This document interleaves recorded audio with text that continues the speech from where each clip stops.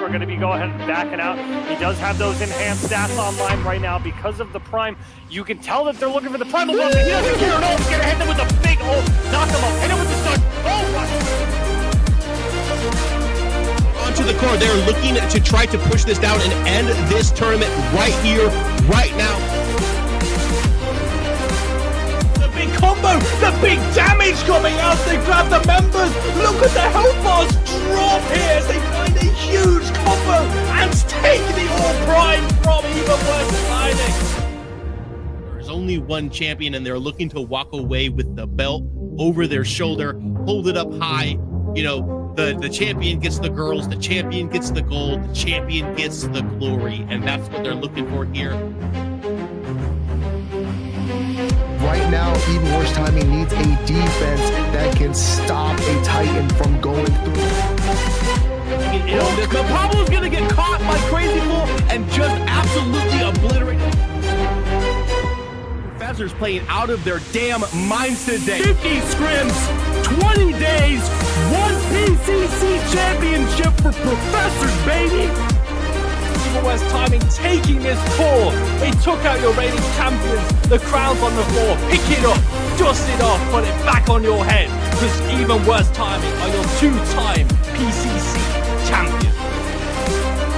You have to put up the wall. You can't let them get this damage across. It has to be Morose. It has to be them. It has to be Man Q who is getting pushed back. They are starting to go one by one. Happy Picker with the pickoff. And it is going to be Dlab that are your PCC9 champion.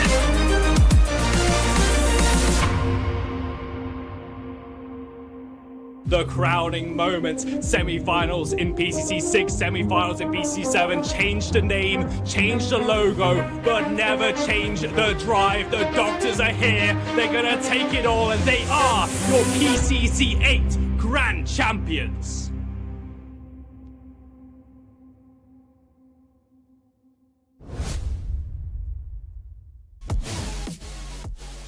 Hello everyone, and welcome to Prime Championship Circuit 9 quarterfinals action, where we once again look to crown the successor of Predecessor glory.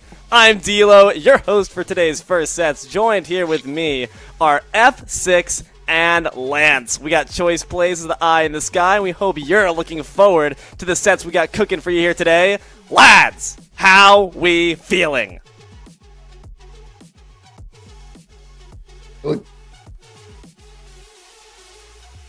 What's there?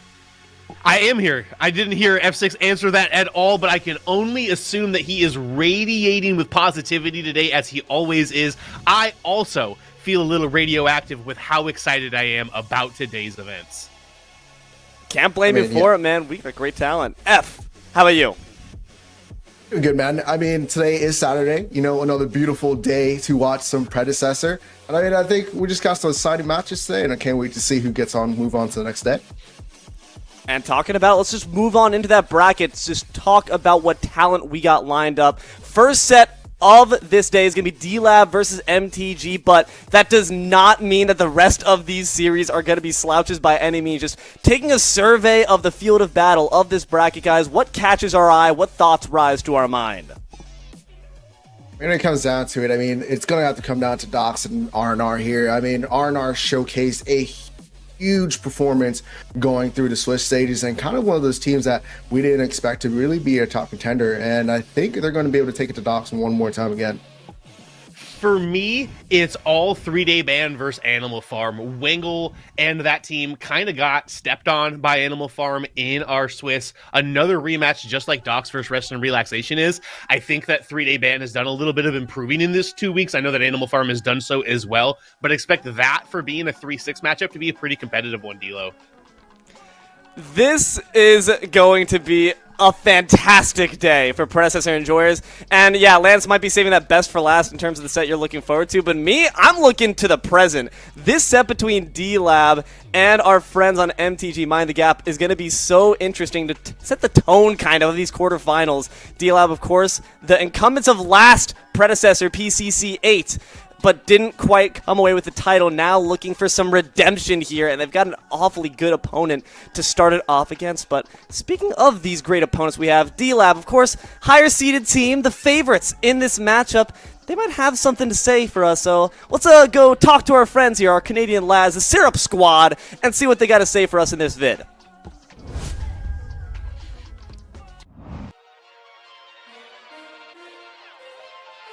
Might be the one who's in trouble. Glacial charges over the wall, but Appy Picker is going to get a kill onto Sneak, stuck on an Ether Crystal. He goes in with the Inferno, but Appy Picker's down. Cure still causing problems. The reversal of fortune does not live up to the name, and Dirt Lake and the boys seem to be finding a team fight win. Hello everybody, my name's Toasty. I play support for Dlab. Hey, my name is Lauber. I play offlane for Dlab. Hey, my name is Lakenator, and I play the carry role for Dlab.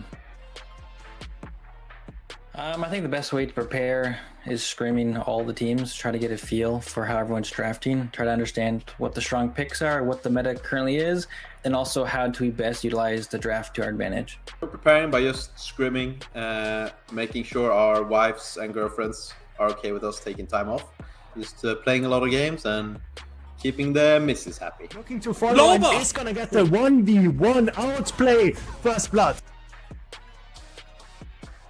Our strategy for Mind the Gap is, I think the name says it. Oh, we're gonna mind the gap because the gap's gonna be massive between us and them. God. Show up, turn my PC on, load up Pred. Well, I think the only strength they have is Dr. Flick, so I'll just keep them in check and should be no problem. I appreciate all the support I think everyone's putting in, even all the teams that really want to compete and push themselves. Dlabs is taking this PCC. I have fans? If I have fans, hello. Hey. We're not going to make the same mistake. We don't have input on our... He can't throw the games anymore. Nothing but good luck to all the teams out there, and of course I hope we win, right? And to the competition, good luck everybody. Hope it's a great event. Enjoy second place, whoever we have to play against.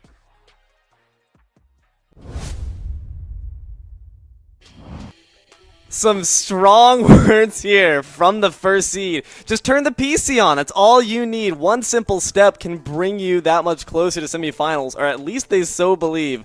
Guys, our thoughts. I mean, Toasty's one funny guy. He's always been a comedian. But, I mean, they have the right to be confident, right? They're prior champions. Mind the Gap, still fighting for their right to be called the champion. I mean, they kind of have a little bit of a leeway to be this confident, but they need to also be a little bit careful going to this first matchup. For me, I love how real it shows that the players on that team are. Lauber saying he's got to check in with the misses for when they can do scrims and stuff. Whether or not Dlab wins this PCC completely on Mrs. Lauber's back right now, it feels like to me. Might need to ask our friends in the production booth to see if we can get stats on how many significant others our players have. I think it's going to directly correlate to how likely you are to take the L. Bro, come on. You can't be having relationships outside games. What are you doing? That's A-okay, though. Hopefully it won't punish them too hard here to actually be able to touch grass. Let's touch on to our other team here, our lower-seeded friends on the side of Mind the Gap. Can they close the gap that they say on the Canadian side is so large? Let's find out and toss to the vid. I'm Pinzo. I play mid lane for Mind the Gap. We're getting our scrims in, getting our VOD reviews. We've obviously got a pretty tough round one matchup, so. Colossal blow here. There's going to be a slight reprieve because in the mid lane, Reversal of Fortune comes down. Does Fake locks down Brandon Knight. The blink comes out. There's the Tesla Dome on the top, and Brandon Knight is cooked. Just trying to get in the best spot that we can before the tourney. Landing on towards Import, trying to get away. A blink from Margot Robbie to give a huge setback on towards Import, back into the mix-up. I think we've got off lane handled, mid lane handled. I think it'll really just be like that duo lane, that 4v4 on the Fang side of the map that'll determine, how we do that pre 15 minutes. Those 4v4s is going to be the game. My competitors already know what I would say to them, so Dlab, they already know. To my fans, stay on the train, okay? PCCX, we're coming for you guys.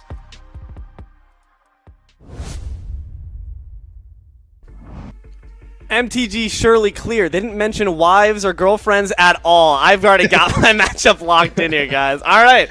We got some strong words from them as well. Feeling confident, but they do put some respect on their opponent's name. Once again, guys, got to ask for your thoughts. I mean, you heard Pinzo. No wives at home, ready to game, doesn't touch grass. And I mean, very confident in going into this. And I mean, you like to see it, both teams confident heading to this game. MTG is not a team to sleep on. I mean, they've played exceptionally well throughout those stages as well. Yeah, listen, they took down Animal Farm in our Swiss stage. They're the third seed coming into this. Could have easily been the second seed, just fractions of points away from taking that away from Professors. Any of the teams that have made our top 8 can take games off each other. The thing is you're just going to have to take 2 games off of them. Did have a little bit of questionable, or a little bit of questions in there, saying they've already got mid taken care of and secured with Pinzo going into Appy there, and then saying they've already got offlane secured with Flick, who is the off-meta king, but he's going into PCC MVP Lobber there, so I would love to see MTG pull this out somehow, but this is going to be a tough one for them. Confidence is a great thing to bear, but of course it can result in your own fall, so best not let that become hubris, or you might see yourself going packing early.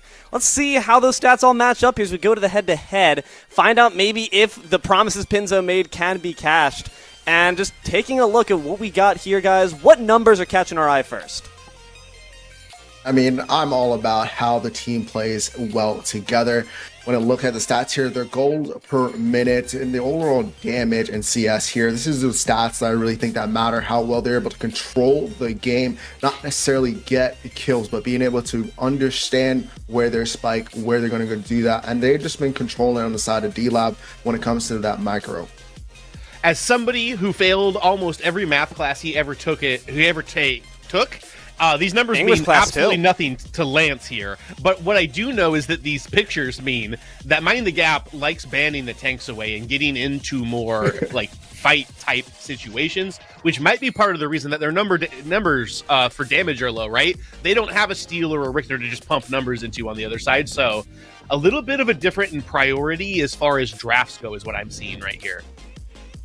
And that's going to be interesting to find out if, given the fact that we're putting a lot of attention, you heard it mentioned by Pinzo himself, that duo matchup, just given the draft philosophy, once we get into that stage of this game, do we expect to see those P's and B's fall mostly onto that side of the map? Yeah, I mean, not necessarily for the most parts. I still think this is very close. I mean, these numbers aren't too far away from each other. And so with the draft, I mean, that's going to come down to specific. Now, Dlab, they like to ban certain things, but it's mostly dependent on the meta and who they match up with. Yeah, I think that we will see a little bit of a change. We also, it is worth mentioning, since we haven't said it yet, we did have a patch 2 days before this event. True. Not a massive one, but there were some shakeups. So some of the items hit, some of the tanks a little affected here. Everybody knows about Lobber and his Severog. I've played him since that patch. Doesn't really feel like he took that massive of a hit to me. I still expect him to be a pretty big prio here, but a little bit of a shakeup, and it does give some of these lower seeds a little bit of a chance to find that one specific spot in the meta that favors them and maybe pull out something that the other teams aren't ready for. Could be nice to see, man. I always love me a good upset. So going up against the 1 seed here, hopefully MTG have brought some fire, but what they've also brought is some beef. Straight to talking here, guys, and heard that there might be a bit of Jets and Sharks action between these two teams. They've presented not just their team interview videos, we got one more on top of it. Some nice drama to build up before the actual duel on the field of battle. Let's kick it to that video next and see what these guys got to say. If you can just play the clip of me talking to Pinzo as much as possible, that'd be just fantastic. I heard Toasty was talking a bunch of shit. I swear to God, he left a Discord call for like 12 seconds and came back and he was like, all right, I just shit on Pinzo in my interview. I was like, okay, dude, all right. If you just have a transition every time it cuts from like gameplay, like of us versus Pinzo into like the desk, just say, Pinzo sucks. Or, Pinzo who? Pinzo Dunzo? Oh, this is so boring. Yeah, I think those are good.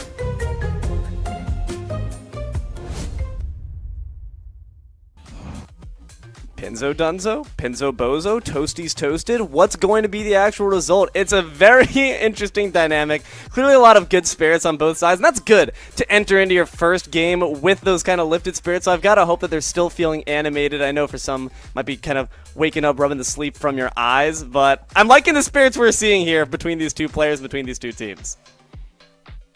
Yeah, I mean, that's what it's here for. Friendly banter, just great competition, and you love to see it. I mean, this first game is definitely going to show who is going to be the right trash talker in that position. So we definitely have to see here if it's going to be Toasty, the big Canadian. I do also like the South Park theme there. Good add-on by choice with Toasty. But, I mean, Pinzo as well is very confident going in, as you can see on both of these videos. So I really want to see this first game, and I'm really excited for it. I'm pumped to see it too. There's a reason you play the games. Dilo said it a little bit ago. I also love upsets. Anybody who knows lands on a personal level, I'm a Cleveland Browns fan, so I'm always rooting for underdogs, baby. So let's go MTG. And let's go into this draft. P's and B's coming at us in just a moment. Worth mentioning as well, just a dynamic that we haven't gotten to quite touch on is the fact that both of these teams are working with some new elements. I believe it was touched on as well by the Dlab interview, but we have changed up our rosters slightly. We have Margot Robbie stepping into the team of Mind the Gap, going to bring a ton of publicity to Predecessor. Can't wait for this game to be revived thanks to the graces of Harley Quinn herself as this Iggy band comes in. I mean, you saw it on the head-to-head there. Iggy was one of the main characters that they banned. I mean, this is kind of probably just a preference here, but Iggy's also one of those characters that allows for you to control these pits, control a certain amount of these fights in the jungle. I mean, I totally agree here. And every time you see Dlab, you will either see Aurora picked on their side, picked against them, or banned early because Conte one-tricks this hero. I have to note, we mentioned the patch we had 2 days ago. Iggy and Aurora both nerfed in patch. The first two bans of quarterfinals for PCC9. Interesting. And now it's going to be interesting to see, of course, what leaves you for these first picks. Of course, Ray's been a high priority in the meta, but Terra has been too. Ever since her release, dominated in PCC8. We're not seeing any difference here with the next one. Going to be that first lock-in for Dlab. Yeah, I mean, Terra's a very good pick. I mean, it kind of got you a nice little CC cleanse to go into kind of any battle. She can kind of force herself in any situation if she has that ultimate up. And there's no really big way to stop her unless you have two characters that can really lock her down in one area. Right, and the other thing about it is it frees up your ability to pick Sevarog, Terra, the main counter to that hero. So if they want to secure that for Labber, but they cannot, because Dr. Flick's going to be piloting that. They're also going to pick up that Decker, who has been just the staple of the support lane since December of 2022 when Predecessor was released to the public. That's showing that prioritization there in that dual lane matchup that Pinzo touched on before. So some nice easy CC with that stun ball. Going to be very nice to try to lock down some of these fights early in that post 15-minute mark that they mentioned as well. Taking away that Sevarog too. Show some respect they're putting on D-Lab's name. They recognize their strategy and they're thwarting it in its place. Twin Blast, nice typical ADC pick. Going to be locked in there for D-Lab. Can't blame him for it. It's solid. It's dependable. Zarus as well. A nice pick to put down that cage. Yeah, I mean, this is also Conte's secondary. He is not any weaker when it comes to the jungle role. Whenever Aurora is not available, Zarus is exceptionally well in the hands of Conte. So they do also need to look out for that. Twin Blast is kind of just shifting himself into a stronger ADC. You're going to kind of typically see him just kind of be here a little bit more. And I think Lincolnator is going to be having a fun time, especially with a little bit more mobility on that character form. And Mind the Gap gonna pick the gadget up. I love seeing that. I feel like it either needed to be picked or banned in this next rotation from Mind the Gap. You can't give the gadget and the Zarus over, especially when they've already got the Terra. Not a whole lot of ways to be able to stop it here. So that's gonna be in Pinzo's hand. Gadget also received a little bit of a nerf to Testadome, not enough to take her out of favor. But then the Zinc's gonna be banned on the side of Mind the Gap too. So no resurrections for Dlab today. no second chances, and we're only in our first game, so that's a-okay. Just taking off these meta threats is the way to go about it. Curious to see if in this back half of the draft, as the second ban is waited for by Dlab, Mind the Gap, especially our friend Flick, known for their kind of crazy cookery in the meta. So wondering to see if it's going to be inspiring the rest of Mind the Gap to maybe follow suit at some point. But it's going to be that ban falling in from Dlab. Just going to keep that energy going, and now we can look to see what's going to be picked up next. I mean, taking away the Wraith here is pretty huge. He did get a slight nerf in the last big patch. But, I mean, Zinx is away as well. Toasty does not get to be able to play Zinx. We know Toasty likes his Zinx and Decker, so that's two of his big main supports kind of out of the way. So, Mind the Gap right now, kind of definitely hitting that support role, kind of great draft between both teams.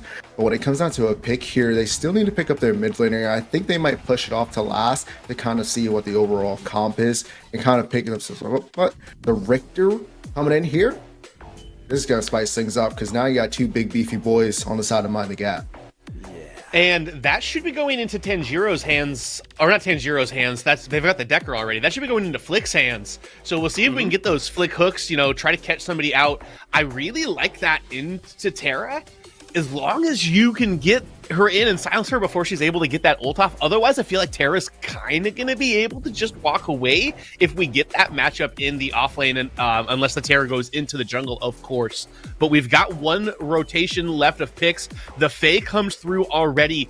This is one of Appy Picker's preferred heroes now that Faye is back into the meta. Appy Picker, one of the few people that were playing Faye even before the buff she had taken a little bit ago. They're going to use the Bellica to round that up, put that into the support role as well. I'm scared to see Appy Picker on anything they feel comfortable with. That is a player who can easily carry a game if you start to get that ball rolling early. So putting them somewhere where they feel comfortable is a great way to start off your set, in my opinion. Comp's locked in for Dlab. We'll wait for Mind the Gap to start to get theirs finished up, and they will with that Grim EXE. Guys, Comp's locked in here. What's the draft philosophy on each side? What are their strengths? What are their weaknesses? When it comes out to Dlab, you're looking at a very divey team here. They're able to control a lot. Faye, like Lance was saying, she's kind of worked herself back into this game, and she is very dangerous. Those 5 traps, have you seen it kind of just determine games, to determine these team fights? And Bellica as well has been working her way up as one of those top supports as well. I mean, overall, Dlab here is looking to punish anybody that gets hit, anybody that gets caught out, and just being able to just burst somebody down. I think this is a very interesting draft for Mind the Gap. Yes, there are not a whole lot of magical defense items for Dlab to be able to stack into them.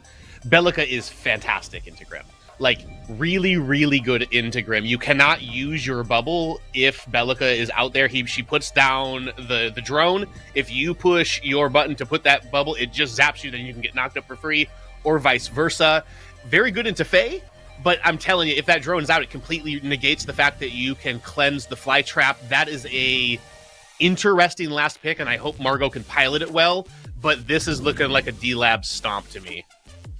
Ooh, all right, so we already got one desk member throwing their favor here to the first seed, and for good reason. They are at the top for a reason. They've played beautifully. They've talked some crap along the way, and Mind the Gap have now got to mind this dangerous comp they're piloting. If there's one hope we think there is for Mind the Gap to take this game, though, despite Dlab and their draft potential superiority, what do we think that is? Hoping that Dlab doesn't notice that they're all just doing magical damage. I mean, that's probably one of their biggest How would they know? But how would they know? How would they know? How would they know? You know, but it's going to come down to working well together. I mean, the Gadget does counter the Zarya, so does the Sevarog. But the fact that they're just on that one base damage and Dlab just kind of winning this draft is just... it's just so hard to come by. They're just going to have to outplay, control, be the better team overall in just general game style, and just have to just not worry about the heroes that they've picked. You got to put your faith in your NA West mid laner if you're Mind the Gap. Pinzo, Dunzo's got to put them in the backpack, put them up there. The only problem is Dlab's got an NA West mid laner too in Appy Picker. Ooh, so maybe just toss it up and hope for the server gods to smile favorably upon you. We're going to have to find out how it all plays out on the field of battle. Dlab versus Mind the Gap. Can Margot Robbie and Tanjiro take a break from their celebrity sabbaticals and make sure to lead the boys to slay the enemy Seed 1? Or will it just be another Suicide Squad? Woofy, GG, Falcon, take it away. Yes, it is I, Chains Liesel, together with Falcon here to bring you this amazing game between Dlab and MTG. And while Dlab trudges the beaten path, MTG, just like the card game, will be all about the magic. Hello, everybody. I'm so mad you put that immediately into the speech. God damn it, Woofy. Thank you very much. And I mean, the desk put it perfectly. There's 5 AP on Mind the Gap, and Dlab, they have a really good composition just in general. So it is definitely going to be a game that Mind the Gap are going to have to try and play from behind. But if you're going 5 AP, having the gadget is kind of necessary. Having that Tesla Dome to have the magical resistance shred means that you can actually do some damage if the enemy team does the stack that magical defense. Then again, they have to get to that mid game at least for Pinzo to come online. Yeah, and that's the problem, right? Because right now in Predecessor, you don't really have a lot of magical defense items that will give you a high burst in early game. So maybe MTG is cooking something fierce and just saying, you know what, we're just going to beat you by the power of the game itself.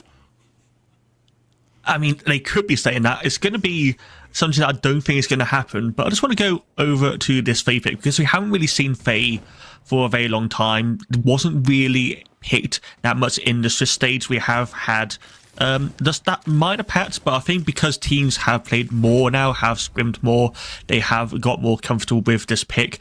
Obviously, the major counter to Faye is that Reclamation that I imagine Tanjiro is going to be picking up on at this Decker. But that doesn't change the fact that Faye can be a lane bully, especially against a gadget. So Pinzo is going to probably have to play quite safe and expect Dlab to try and play through this mid lane. We also have to keep in mind, though, that Gadget has a lot of range available to them. So maybe the range will be a little bit of a safety net for Pinzo against this Faye.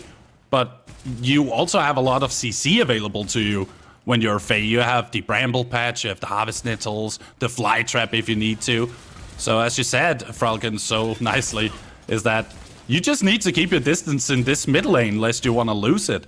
But here in the off lane, Flick and Lauber here, Richter versus Terra. What do you think about that composition?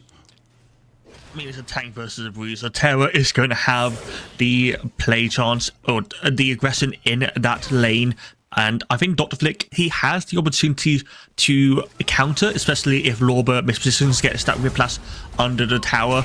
But in terms of just the general DPS, the general stats of both characters, Lauber is going to have the advantage. And we can already see in the duo lane, Lakenator and Toasty, they have the enemy wave pushed onto them. I don't know exactly how that happened because it looks like their wave has gone under the tower of Mind the Gap. But the HP pools are rather even looking at it. HP potions have been picked. But if any jungler can get over there soonest, then there is a potential for First Blood. Yeah, and that is where we look towards Conte, the legendary Aurora player that just stomped onto the scene and was turning up. And right now, rocking the Saris. Tanjiro Kamado, though, very low and will actually fall to Lakenator for the first blood. Margaret Robbie has to blink out of the way. Conte coming from the side trying to get it, but no matter what, Dlab is on the board with the first kill. We didn't even need the junglers. Toasty and Lakenator decided to do it themselves, and that was a great start for them. That is the aggression Bellica can give to this lane. Trim Blast normally requires at least 1 or 2 items to really come online, but Bellica having those base stats, having the Seismic, having the Void Bomb does enough damage themselves to make sure that first blood does happen. Lauber and Dr. Flick aggressing onto each other as much. Dr. Flick actually has the experience lead, looking like he has got that slow pushing into Lauber. Will probably reset once that has gone through the sign buff is not available for him, and we can see that junglers both have reset, gone for their first back. Same with the mid laners, and I'm interested to see what Apipick has gone, because he's gone for the staff here, most likely into that megacosm that you normally see on Faye, because that doesn't build into the combustion. No, but it at least adds a lot of damage to the equation, so I feel that there might be a plan of just getting that online as soon as possible to make sure that you can outpressure the gadget. But in this case, we have Nuxlet here in the dual lane side jungle, trying to see if he can get an engage here, rocking in with the Shadow Slave. He's getting knocked up by the Seismic Assault, and of course, there will also be a drone as well to make sure that the mana is nowhere to be found. Toasty really showing up here. Yeah, a decent blink as well. Conte now looking at Nuxlet, going for a 1v1 in the jungle. Both players not really going for a full aggression. The hunt is actually going to be used on the river buff, making sure that there is no extra mana for Pinzo available. But the damage is coming through. Apipick has the advantage in the later. Nuxlet is going to have to run away. The follow through is going to try and come through. Conte is away. He was going for Pinzo for a second, and now Pinzo is in a bad position. He has to blink out of the way, and he survives another day, but at the cost of a lot of HP for both members of Mind the Gap. Toasty waiting for an opportunity to strike, does miss the Seismic Assault here, and Market Robbie and Tanjiro has to keep their distance. They might even try to go for it now that the jungle is an open field, but they really can't push that much forward because they don't know the positions of their opponents. Yeah, and the fly trap immediately coming in at level 6. Pinzo gets caught through. The fly trap was effective. The harvest nettles and the auto attack is given through. That is just going to be a 1v1. Pinzo should have expected that. He should have known as soon as the level 6 was coming through, the ultimate would follow, but was not in a position and was able to react in time to save his life. That is just a quick clear kill for Apipick. He's probably going to reset. I don't know if he can finish the item. He can actually build into combustion from that staff. Apologies for earlier, but I want to go back to this dual lane, and I love how well Lakenator and Toasty are playing this. They're playing the waves so well. They know as soon as they can keep it near the tower, they can freeze the wave, make sure that Mind the Gap's dual lane can't get close because of the kill pressure, and as soon as they have to push in the other way, they hard push it into the wave, immediately go over to the gold buff we can see here, and we'll try and reset from there. Yeah, and here's Tanjiro as well, trying to see if something can be done about this little situation, because they would like to get that gold for Margot Robbie. However, Legonator will get it successfully with a nice pull at the last minute.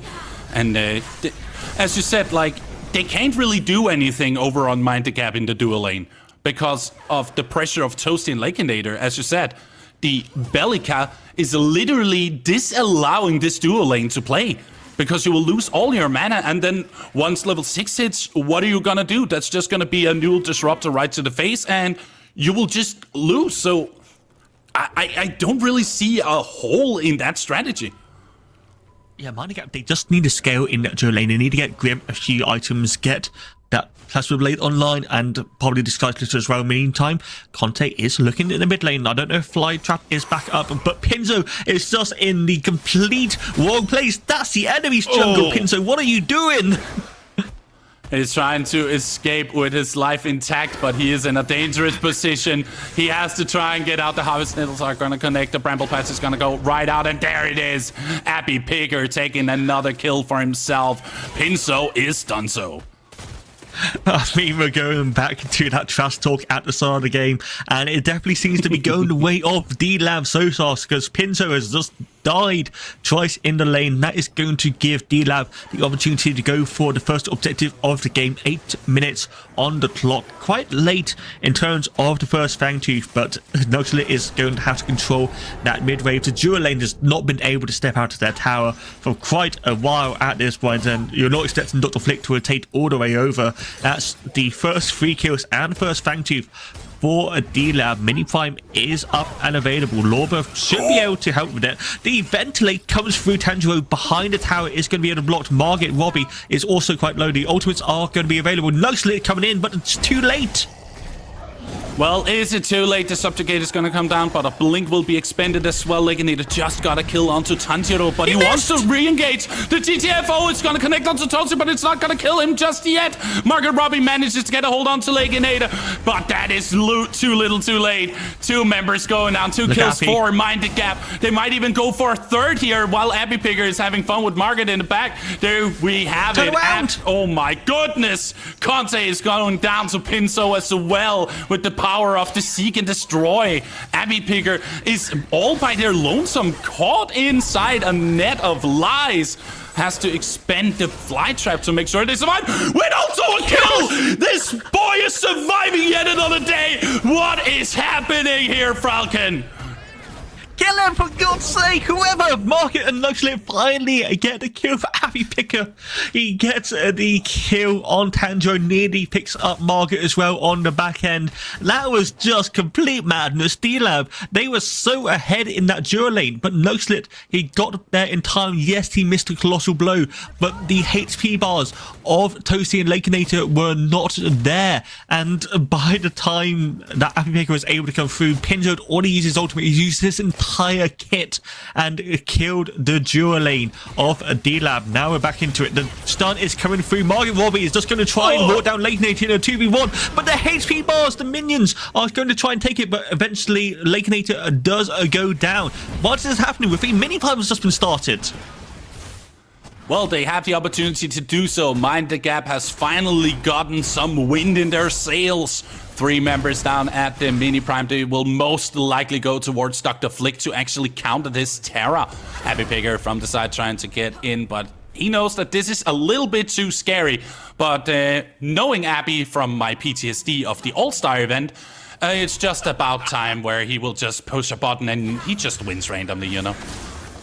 Yeah, but it's not playing Fang now, so there is a chance the reclamation will eventually come through from Minding Gap.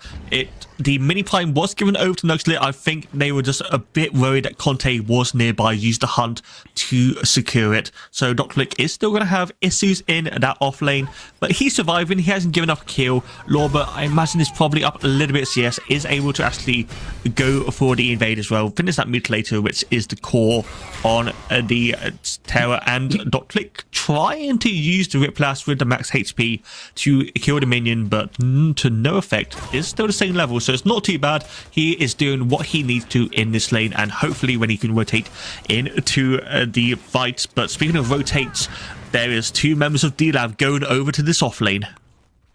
Conte is waiting for his opportunity to strike like a viper in the grass. Lauber going right after this tower to take it down and continue this engage. Flick has to blink out of the way. He is inside the jungle side, but Pinso is there with a Seek and Destroy to show his presence. They might not even go for it. And over on the other side, Margaret Robbie manages to finally get a hold on to Toasty. And now it's such an even playing field for these 2 teams. Nuxlet going right in with the dual lane to try and see if they can get a hold on to Leginator and the tier 1 tower. Nuxlet trying to blast away the consecrated. Oh my goodness, the Iron Strike was literally the final nail in the coffin there. So that's going to be 2 towers going down within a minute. Pretty impressive stuff. Lakinator didn't need to die there. He could have just walked away to his tier 2 and survived. There was no way in hell or heaven or whatever else you want to talk about that he was saving that tower against a mini prime 3 members of Mind the Gap. So that's just an extra kill on to this Grim. 4-0-2 at this stage game. 1.5 items completed. Going that full crit build on this Grim. He is going to be a massive threat come this mid game, and he has the front line. He has the several Victor. Yes, there is a 5 members of Mind Gap that do magical damage, but at the moment in time, no one on Dlab is actually building defense, so it's fine. Yeah, it seems that they know the situation at hand and just say, okay, let's just go for an aggressive item build, because they know that there aren't many magical defense items in the game. So maybe they're just gonna go for a full aggressive play style here with their lane presence. Nuxlet over in the dual lane jungle, waiting for an opportunity to strike, but he notices that they are aware, so he has to skedaddle out of the way just the same. The Fangtooth is spawning, or it has spawned rather, and it might look like MCG is setting up for it. Appy Picker is all by his lonesome there, Conte following suit. They might have to keep their distance because this fight is not one they would want. Again, Mindgap have the team fighting composition. Dlab were trying to go for that lane dominance, and that hasn't exactly worked out too well. Yes, Lorber and Appy Picker are ahead, but the dual lane is not. They have gained access to the pit. Mindgap had to get the waves. We see Pinto retain them to his team. If Dlab are looking for an engage, this is the moment. And there it is. There's a beautiful fence to keep the members of Dlab at bay. They do not want to be caught unawares.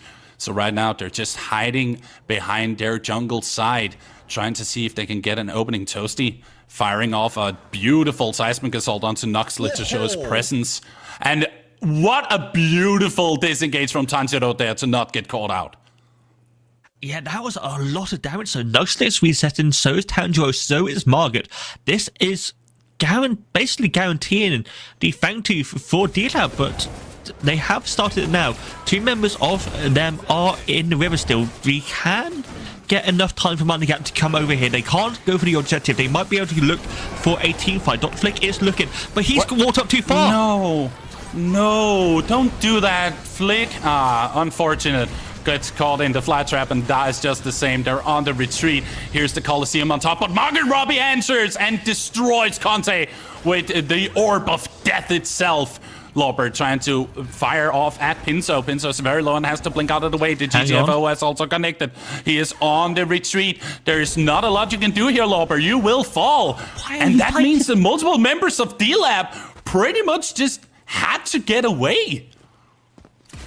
Yes, Mindgap, they lost the second Fangtooth, but they got 2 big picks. They don't gain anything from it. They can't push the mid wave because of the HP bars. They can't push the off lane because no one's there. If anything, Lakenator is actually going to want to get tower because he has the wave. There's only Tanjiro there to stop the wave. Deca has okay wave clear, but I mean, Lakenator, he could look for a potential kill. Dr. Flick has gone over to this duo side, probably for the best, making sure that Lakenator, if he does go over ego, like we have seen a few times this game so far, he would have died. But instead, Lakenator is learning. He decides to back off instead and finish off that Sky Splitter for the Trim Blast. Oh, look! He's learning. Okay, well, I mean, one Egonator later, and we find out that it's an adaptable situation. It was a mistake. It won't happen again, they promise.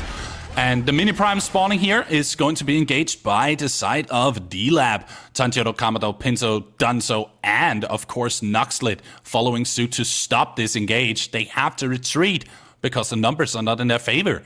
But that opens up the field for themselves to engage onto this. There are 4 members of both sides of this coin. 5. And we'll see who will actually end up getting it. Mindgap have all 5 members here. We've got Lakenator just slip percent on the side. Mindgap really need to get this and make sure that they can do something because they are losing a tower guaranteed. They might even leave a tier 2 if no one actually resets in time. But they have been given it over. I don't see exactly who it is on. I imagine it's probably on Margaret, who is the strongest member of the team at this moment in time. They have got multiple members in this mid wave. They really want to get this mid tier 1 tower and maybe the tier 1 tower in the offlane as well. And Lakenator is just continuing to farm. He's taking the enemy red buff, he's taking the tower, he's gained a lot of gold just from that. I don't really think this has been worth a money gap so far. Yeah, it's a little bit unfortunate that they haven't been able to get more purchase out of their advantages, but at the end of the day, that just shows that Dlab is a force to be reckoned with. They will stop you if you get too far forward, but they also have to kind of take the risk once in a while. It seems that they're playing very safely, and it results in them not really getting a lot of things after getting a kill in a team fight. That is true, but you've got to remember they also scale better than Dlab. They have that Seventh Rock, they have the Gadget, they have the Grim. All these characters are very good in this late game. Yes, again, we have to mention that there is 5 magical damage characters on Mind the Gap, but Dlab, they've only got Mist Meadows on Lorber and Conte at the moment. That's not going to do too much at this moment in time. Dr. Flick missing that Whiplash thanks to Lorber's charge, and I don't mind it. Mind the Gap know that they are even at this series game. That's exactly what they want. They don't want to give a chance for Dlab to come back into the game right now, because if he does, that is basically guaranteeing him third Fangtooth. And I mean, they have to fight there. The Fangtooth cannot be given over to Dlab at this series of game. So if there's going to be a team fight, that's where it's going to be. Tanjiro had to expend a blink to get out of dodge from all of that damage, almost at like 18% HP left. Such a big burst of damage coming out from the Dlab squad. But as you said, the third Fangtooth is up for grabs. And that is something that Mind the Gap really has to get, as you mentioned, Falcon. But they will only get the first if they contest it. But if Dlab gets it, they will get the power and defenses. So here is Nuxlip with the news, trying to see if the Subjugate can connect. It will successfully. The battle will continue. He will hammer away. He says, stop hammer time. The Iron Strike is going to connect on top together with a Colossal Blow to keep it at bay. Abby Picker will fall in battle. But that is almost everything they can get out of that, because the position was not in order there. I mean, Abby Picker is the biggest member of Dlab right now, level 12. The Fly Trap is so potent, but again, that's GTFO, that's the Iron Strike, that's the Colossal Blow, that's the Tesla Dome. Dr. Flick is the only one with the ultimate of Mind the Gap right now. I think Dlab can still look for this in a 4v5. At the very least, they can 100% lay this Fangtooth until Abby Picker's back up. There's only 5 seconds left on this Fae, and once the Fae gets back, then it is just going to be a 5v5 again. And Dlab have all the ultimates. That's a really dangerous situation when you have so many possible tools at your disposal. But it seems that Mind the Gap wants to go for this Fangtooth. They want to stop the advance from Dlab. Will it be too late though? We'll have to wait and see. Right now, Lauber and Conte are situated around. They want to see if they can get there engaged. Conte will actually not steal it. Usually that's the case, but right now, the fight is continuing. The Tesla Dome on top is keeping things at bay. Tanjiro is solo and will fall to Leginator. Nuxlit as well. They're all on the retreat. Lauber is solo. He has to be Colossal blown away to keep it at bay. Dr. Flick connecting a Riplash onto Abby Picker, but it is too little, too late. The Dlab boys turn up the heat.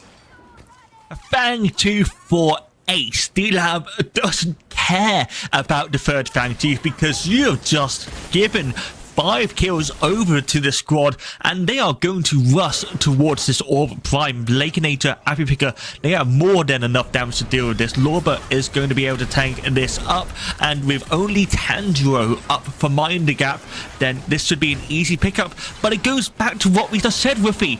There was no ultimates, there was no fighting power for Mind the Gap, and once the Fangtooth was gone, Dlab could just run down and take out multiple members of Mind the Gap. That is going to be the Orb Prime security. You got multiple members of Mind the Gap coming through, but they should be able to disengage quite easily. There is going to be a reset happening, and there is nothing on the map that Mind the Gap can actually gain at this point.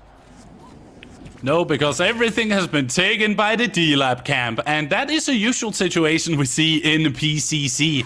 But we cannot deny the fact that MTG has definitely given them a fair fight, where it has gone both ways in multiple team fights. But right now, it's shaping up with the items now that we reach the mid-game that you talked about earlier, Falcon. How is this much different from the early game for Mind the Gap?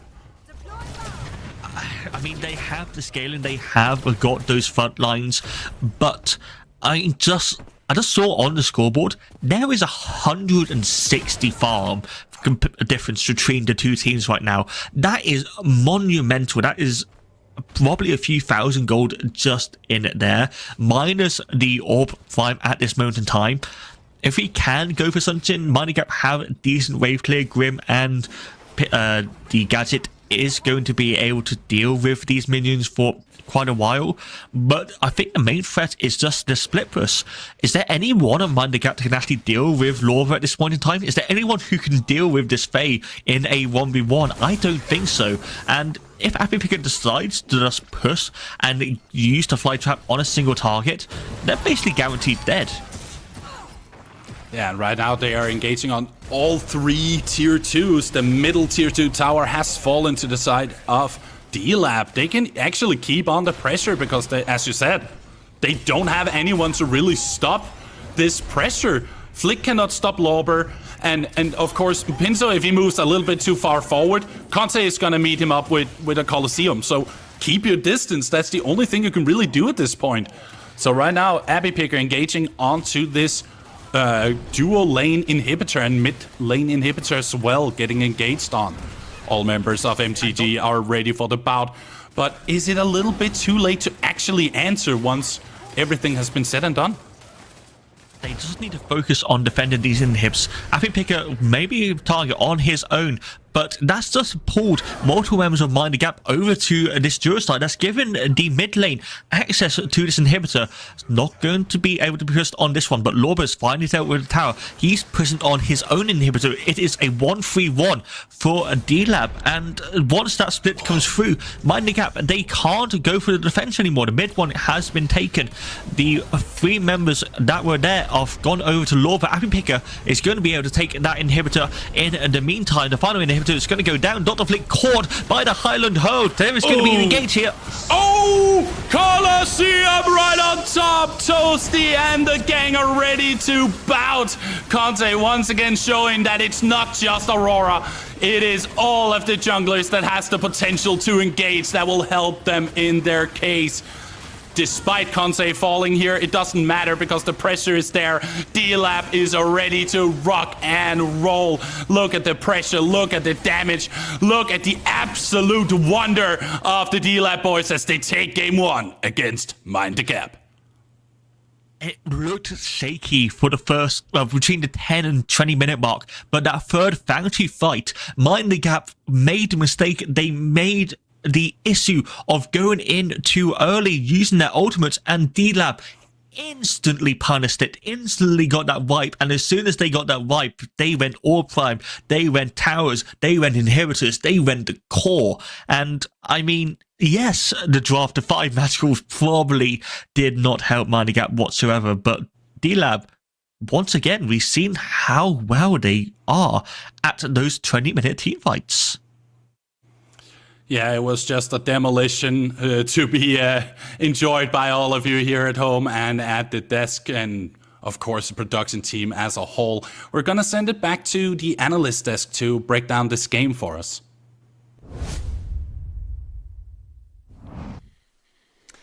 Woofy and Falcon, everyone, thank you very much for bringing us that game. Guys, that was interesting. Maybe not quite what we expected there when we first saw those P's and B's. For a moment, the hope that you made, F6, that maybe Dlab will forget about the magical damage, I think they did temporarily have some short-term memory loss. Then they were like, oh, now we know. And they went back to business as usual. Guys, walk me through that game. I mean, Mind the Gap just kind of started off a little bit rough early. Started to come back, started to show some, presence. And then Dlab said, hey, it's 20 minutes. We're here to close this game out. And they did. Pretty much all I pretty much saw there.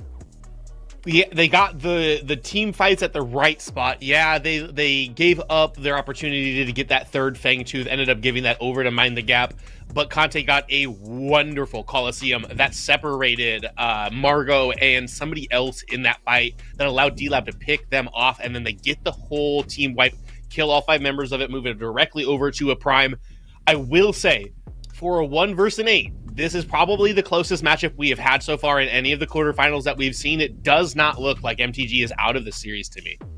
No, not by any means. They had a great showing, and that's on a comp that we had some, I think, very valid reasons to show doubts for as well.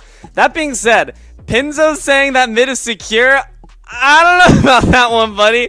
Those first couple kills dropped by that Faye, including some solo bolos, I mean, Pinzo, come on, man. You can't be writing off my man's Appy that easily. So coming in, as we look forward, we look ahead into the next matchup, what recommendations do we have here for MTG to make sure the result screen's a bit different? I mean, one of the big things is the jungler versus jungler. Nugs played exceptionally well when it comes out towards putting presence towards the lanes, but one of the things he didn't do well is farm. I think that's also one of the things, especially on a Severog, you kind of need to build up those shoulder pads to really be relevant. And yes, you get those ganks off, but you'll also need to pay attention to the economy inside the jungle. For me, you just got to stunt. play the heroes you're most comfortable with. Put Pinzo on his main, put Flick on his main, let him play flippin' Narbash off lane if he wants to, let him play Rampage off lane if you want, get Nugslet onto Crunch, pick your comfortable heroes, beat them with what you're best at, screw the meta. There's a brand new patch, set the meta yourself. I like that idea. Maybe just kind of try to take things by the reins. We've seen it happen from Flick before where they don't follow the meta follows them, and hopefully we can follow them to potentially a game 3 in this set should the gods be willing to allow it. But we're going to have to find out only through one way, and that's by getting to the next game. So after the break, we have more PCC9 action coming at you. Don't go anywhere.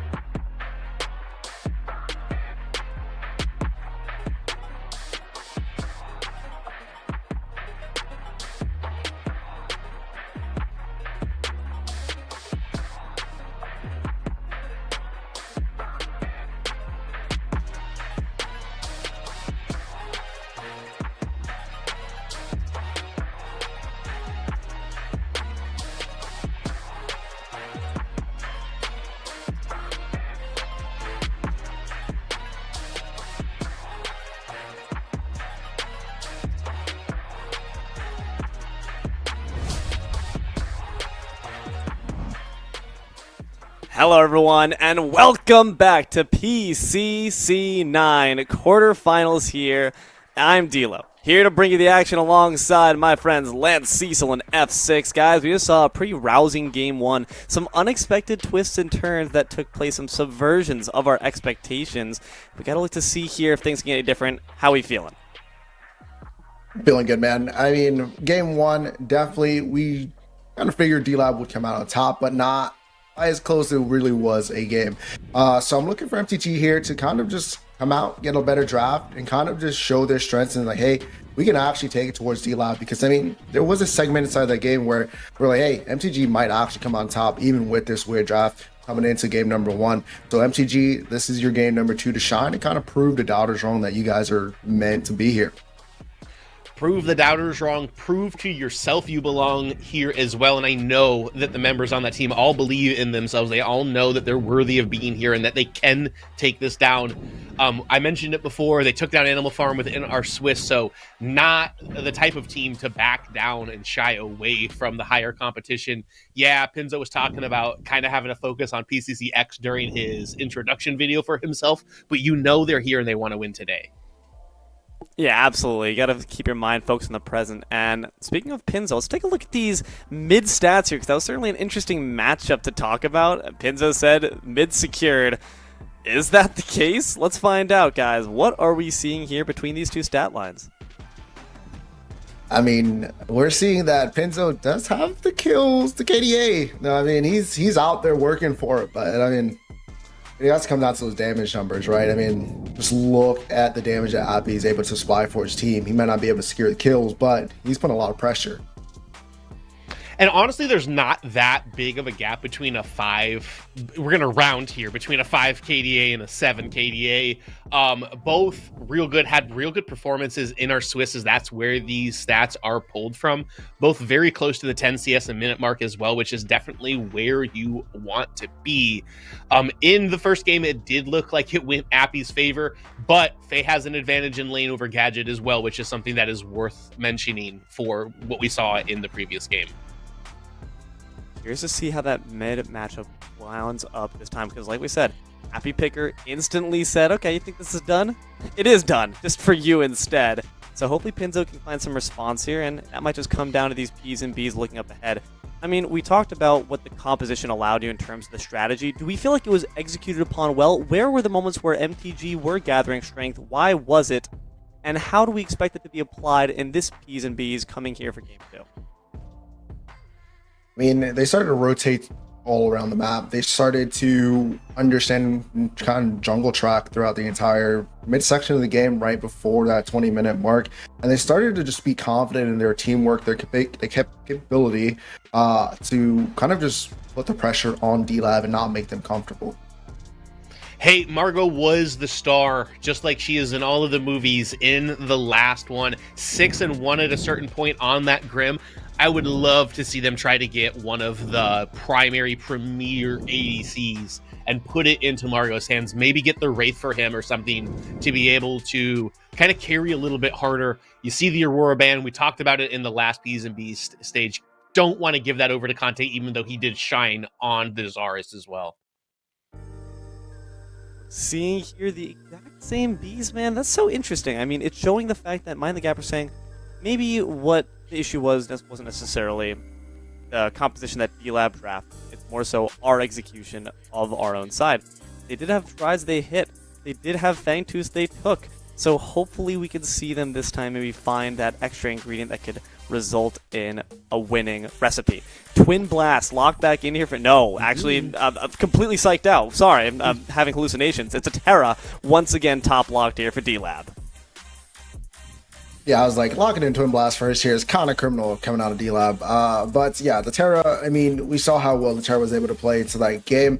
Not anything too shiny, but it's Lobber, able to make the plays that he needs to, able to aggress. And you're going to be able to see that again going into trying to fill out that team comp. A very safe pick for the first one. Yeah, old, reliable Lobber. You just put him on somebody with a huge HP bar, and he's going to do the damn thing. We've got the same draft from last game. Decker and Severog going to be picked up. First rotation from Mind the Gap. I hope that's Dr. Flick on Severog this game.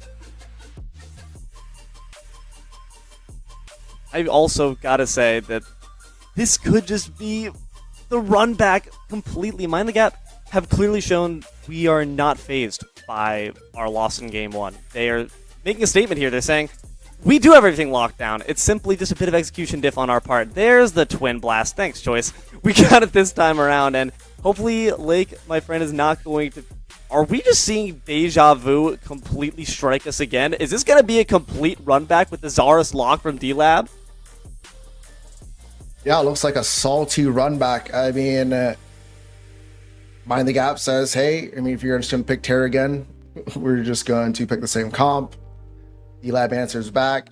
And I mean, hopefully they change the last 4 picks here, last 5 picks. I mean, surely, right? I mean, they can't just run it back. Oh, right? I was rubbing my crystal ball, trying to look into the future, predict that gadget pick coming out for Pinzo, but it's gonna be Argus as well, who's matching the crystal ball vibe that I got going on up here, I must say. Oh, that's it. So a little bit of a change, a little bit more outplay potential for Pinzo here in the mid lane, as Argus has got a little more setup for his jungler to be able to come in as well compared to that gadget. They're gonna get rid of the Zinx, which was the same ban that they had in the last game. So the only difference we're seeing in this draft so far is that Argus going to the side of Mind the Gap over the gadget.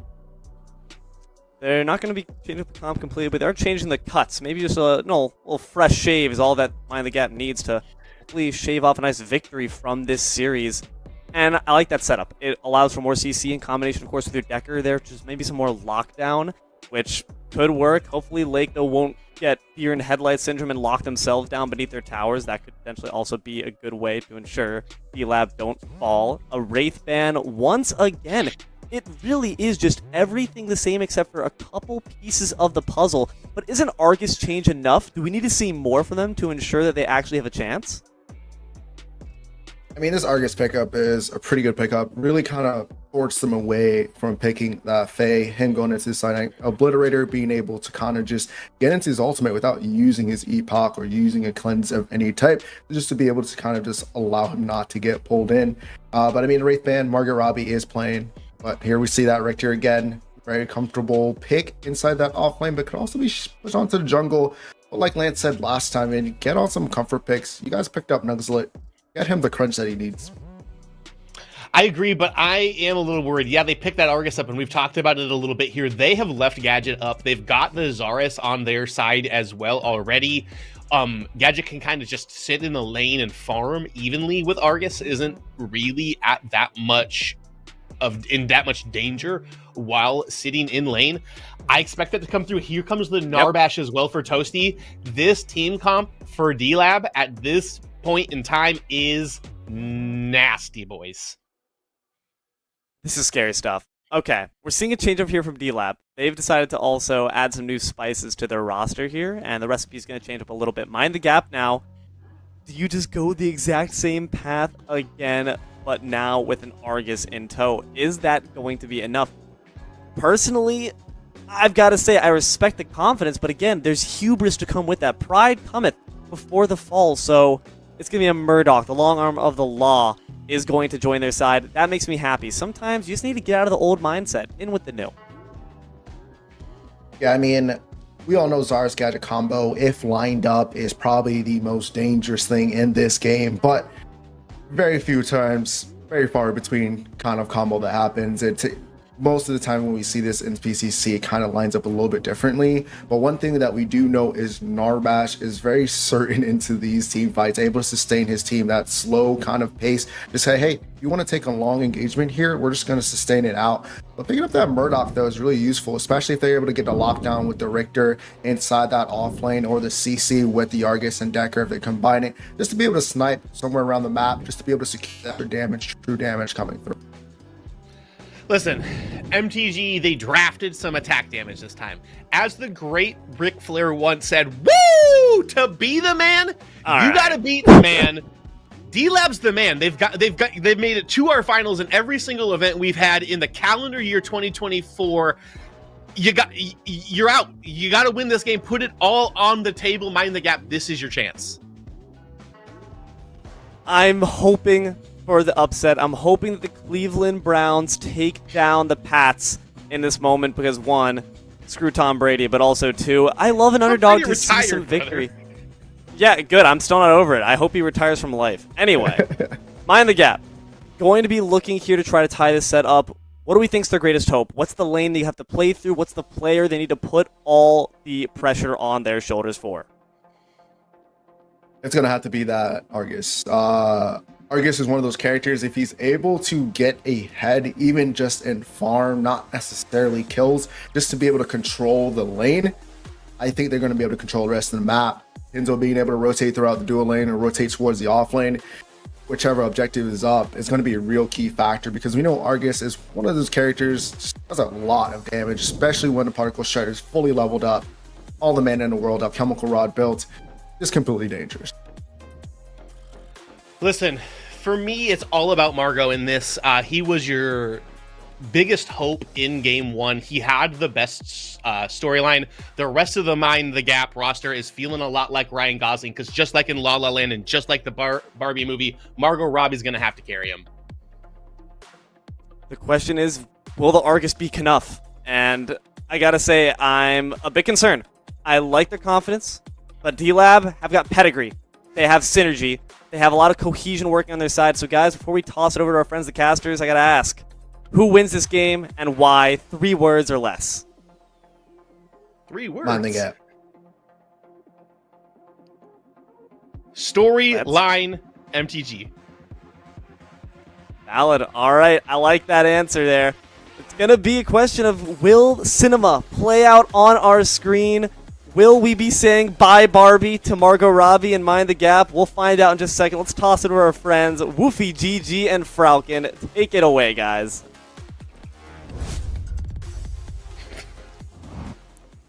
Bring it on, everybody! Dlab versus MTG here in the first quarterfinals of PCC9. This is most likely, unless there is something to be had on MTG, the last game of the first quarters with GG together with Falcon. I can see that you're not on the same copium the desk is. And I am definitely with you. I think this competition by Dlab is just a straight upgrade from what they had last time. I can't believe that MTG just let through the gadget. They had the chance to ban it instead of the Zinks, but they let the microwave come through, and Appy Picker is very comfortable on this gadget. If anything, we can expect the dual lane of MTG to have an easier time compared to the first game, because Toasty is on this Narbas. He hasn't got as much poke. He has got to sustain, but enjoying this nice skin. It is a very good skin, I will admit, but he is going to be struggling for the first few levels. Hey, you know how it is with ogres. They have layers. You just gotta peel one at a time until you get to the core of the being himself in his own swamp. So, yeah, I actually believe in it, because I'm kinda, Narbash pilled, but at the end of the day, I love healing. It's so good, and it allows you to be so much more aggressive early game. Meanwhile, Lauper and Dr. Flick here in the offlane is having a Deja Vu episode sponsored by Initial D, as the pressure is on. I mean, last game, Dr. Flick, not to his offense or anything, but he didn't really do anything. He laned, got to the team fights, and just kind of died with the rest of his team. I don't expect there to be much difference in terms of the laning. Lauper already quite aggressive in this lane compared to the first one. Maybe looking for an early gank from Conte. I don't expect that to come through, because we still have that victory. He still has a massive haste people, but at the very least, very similar in terms of this early game, and we can already see what's happening in that dual lane. We can see Margaret and Tanjiro pushing in this Narbas Twin Blast, which is to be expected in these first few levels. Yeah, in the beginning, it's going to be a little bit tough for Legionator and Toasty to get through this early game pressure from a Murdoch Decker combo. That is one of the most classic dual lanes we have in Predecessor. It is tried and true. And as you can see, the pressure is just there. They have to keep their distance. Meanwhile, here in mid lane, Pinso Danzo is trying to answer Appy Picker's call. But now he's up against the last pick of the last game, where he has to square up against a gadget as an Arcus. What do you think about that situation? I don't think it's too bad for either side. They have got quite a lot of poke, but we can already see that both Pinzo and Appy are basically out of mana. Those robust have just respawned, so the mana is going to come back to them. But there isn't really that much of a kill threat for either side unless the junglers intervene. Saying that, anything can happen in the PCC, and we did see a few solo kills in that mid lane earlier in first game as well. So with both junglers now finished their vertical farming, we can see Conte is going towards the mid lane, Nuxlet looking towards the dual lane. Right now, Conte is not going to have any of it, because the HP bar is way too low to do any engages. But Nuxlet lying in wait, trying to see if he can get a good engage, but he refuses to do anything overzealous. Meanwhile, Mind the Gap will finally have the opportunity for a gold buff. That's a first in this set. Yeah, they're doing really well. They need to keep this pressure up in the dual lane until Toasty gets online with that healing and that aggression, especially once Lakenator gets the first item online from Twin Blast. That's when his wave clear really comes online. They can just keep pushing in and in and in. I would love to see MTG go for maybe an early Fangtooth. The issue with that is Noxlet is still playing this Sevarog, and he really needs to farm compared to the last game. Had a terrible CS score. Don't play getting the Whiplash. Go and take Lorba down to half HP, but we has run out of abilities. Lorba is able to back off, has got that Bloodletter for the extra Omnivan, but Doflick now go aggressive. Yeah, I mean, at this point, it's very safe to say that Lorba just has to keep his distance, because here is Noxlet trying to open up the field, but a high lane hurl stops that engage. Meanwhile, in mid lane, we still have the back and forth between Pinzo and Abby Picker, but we have Conte nearby. He might actually notice that Pinzo jumped down for that river buff. So he should actually be fine for now, trying to find an opportunity to strike. This looks to be an opportunity. Pinzo is getting engaged on by Abby. Abby manages to get this river buff. Conte jumping in from the side, scooches forward with the barricade and tries to get some damage, but here's Noxlet trying to answer the call of the wild. Conte is getting lower and lower to the particle shredder, and he has to escape with his life intact. Oh my goodness, what a start. That was very dangerous for both teams there. Pinzo, knowing his jungler was nearby, did look like a bit of a suicide play, but was able to keep the blink as well, which was the main thing. And then the damage from onto Conte from the particle shredder was enough. Noxlet is not done ganking. The Surge Gate is going to be dodged by Lakenator, so that is going to once again keep those blinks up, which is going to give Dlab so much more safety in this duocide. I am worried. Noxlet has just gone for 2 ganks straight in a row. His left side jungle has been up for at least a minute, especially the 5 and the 2 camp. He really needs to focus back onto farming, especially on the Sevarog. He needs those stacks, that HP, that extra damage on his Siphon, because if he falls behind, if he doesn't get to those max stacks around 20-minute mark, he is going to suffer. I mean, hey, stop sleeping on it. Let him cook on the 5 CS per minute. Maybe there's something. No, jokes aside, I will completely agree with you. Last game was not a fun time for Noxlet because he just didn't have the farm necessary to actually go in and help. He has been so focused on going into dual lane, going into off lane, going into mid lane to try and get an upper hand on one of the lanes. But right now, that's not really what they need on the side of MTG. They need so much more than that. And it's just a classic situation of knowing your macro play and not.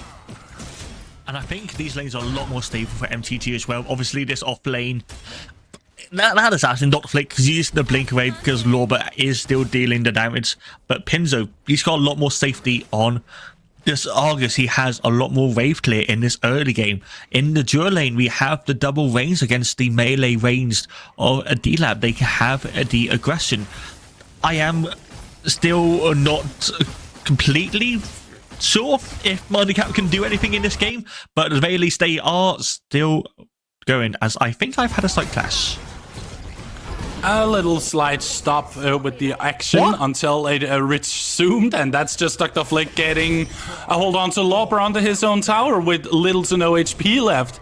There's still Conte, and he could fire off a Spear of Nier should he have not, thrown it out already and is on a cooldown.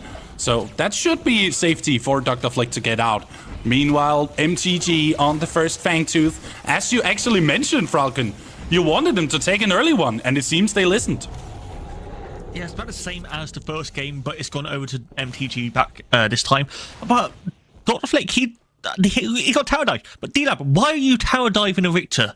Yes, you had the unstoppable force of the terror, but he just waited it out. You don't have the damage to burst the Richter in this game at the moment, especially as 2 bruises.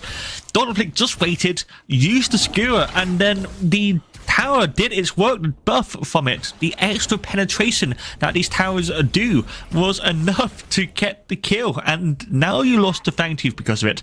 And Dr. Flick has the aggression in this off lane, so you can then rotate your dual lane over here. Pinzo is dealing with that dual side as well, so Legionator and Toasty can't actually get the push either, and then the dual lane of Mind the Gap can go to the mid lane, pick it up, and there's nothing that Dlab can do about it.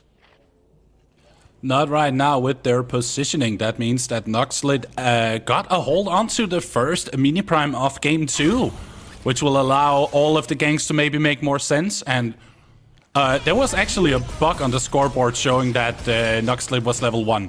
I know that that is not true. So in that case, he's online. He has the Colossal Blow and a mini prime. So maybe we'll see a potential gank soon. I'm not 100% sure if he actually got the stack. That would have been a slight misplay from him. Definitely didn't use the hunt. The skewer does come out from Dr. Flick. Lorber keeping on to the unstoppable force. Noxlid is here. Gets the blink out. Colossal blow. This is but the long arms of law. While he picks up the kill, Conte and Noxlid still fighting. Conte going in with the Colosseum to try and stop Noxlid. He has to expend the blink here. Pinzo Donso coming in as well to meet up with Abby Picker and Conte here. There is not a lot they can do as Conte is on the full retreat. Of course, there's the Synaptic Obliterator being fired off here, but I don't think it'll be enough, and that's just going to be a reset. I mean, Mind the Gap just playing better than game 1, and I don't know Dlab.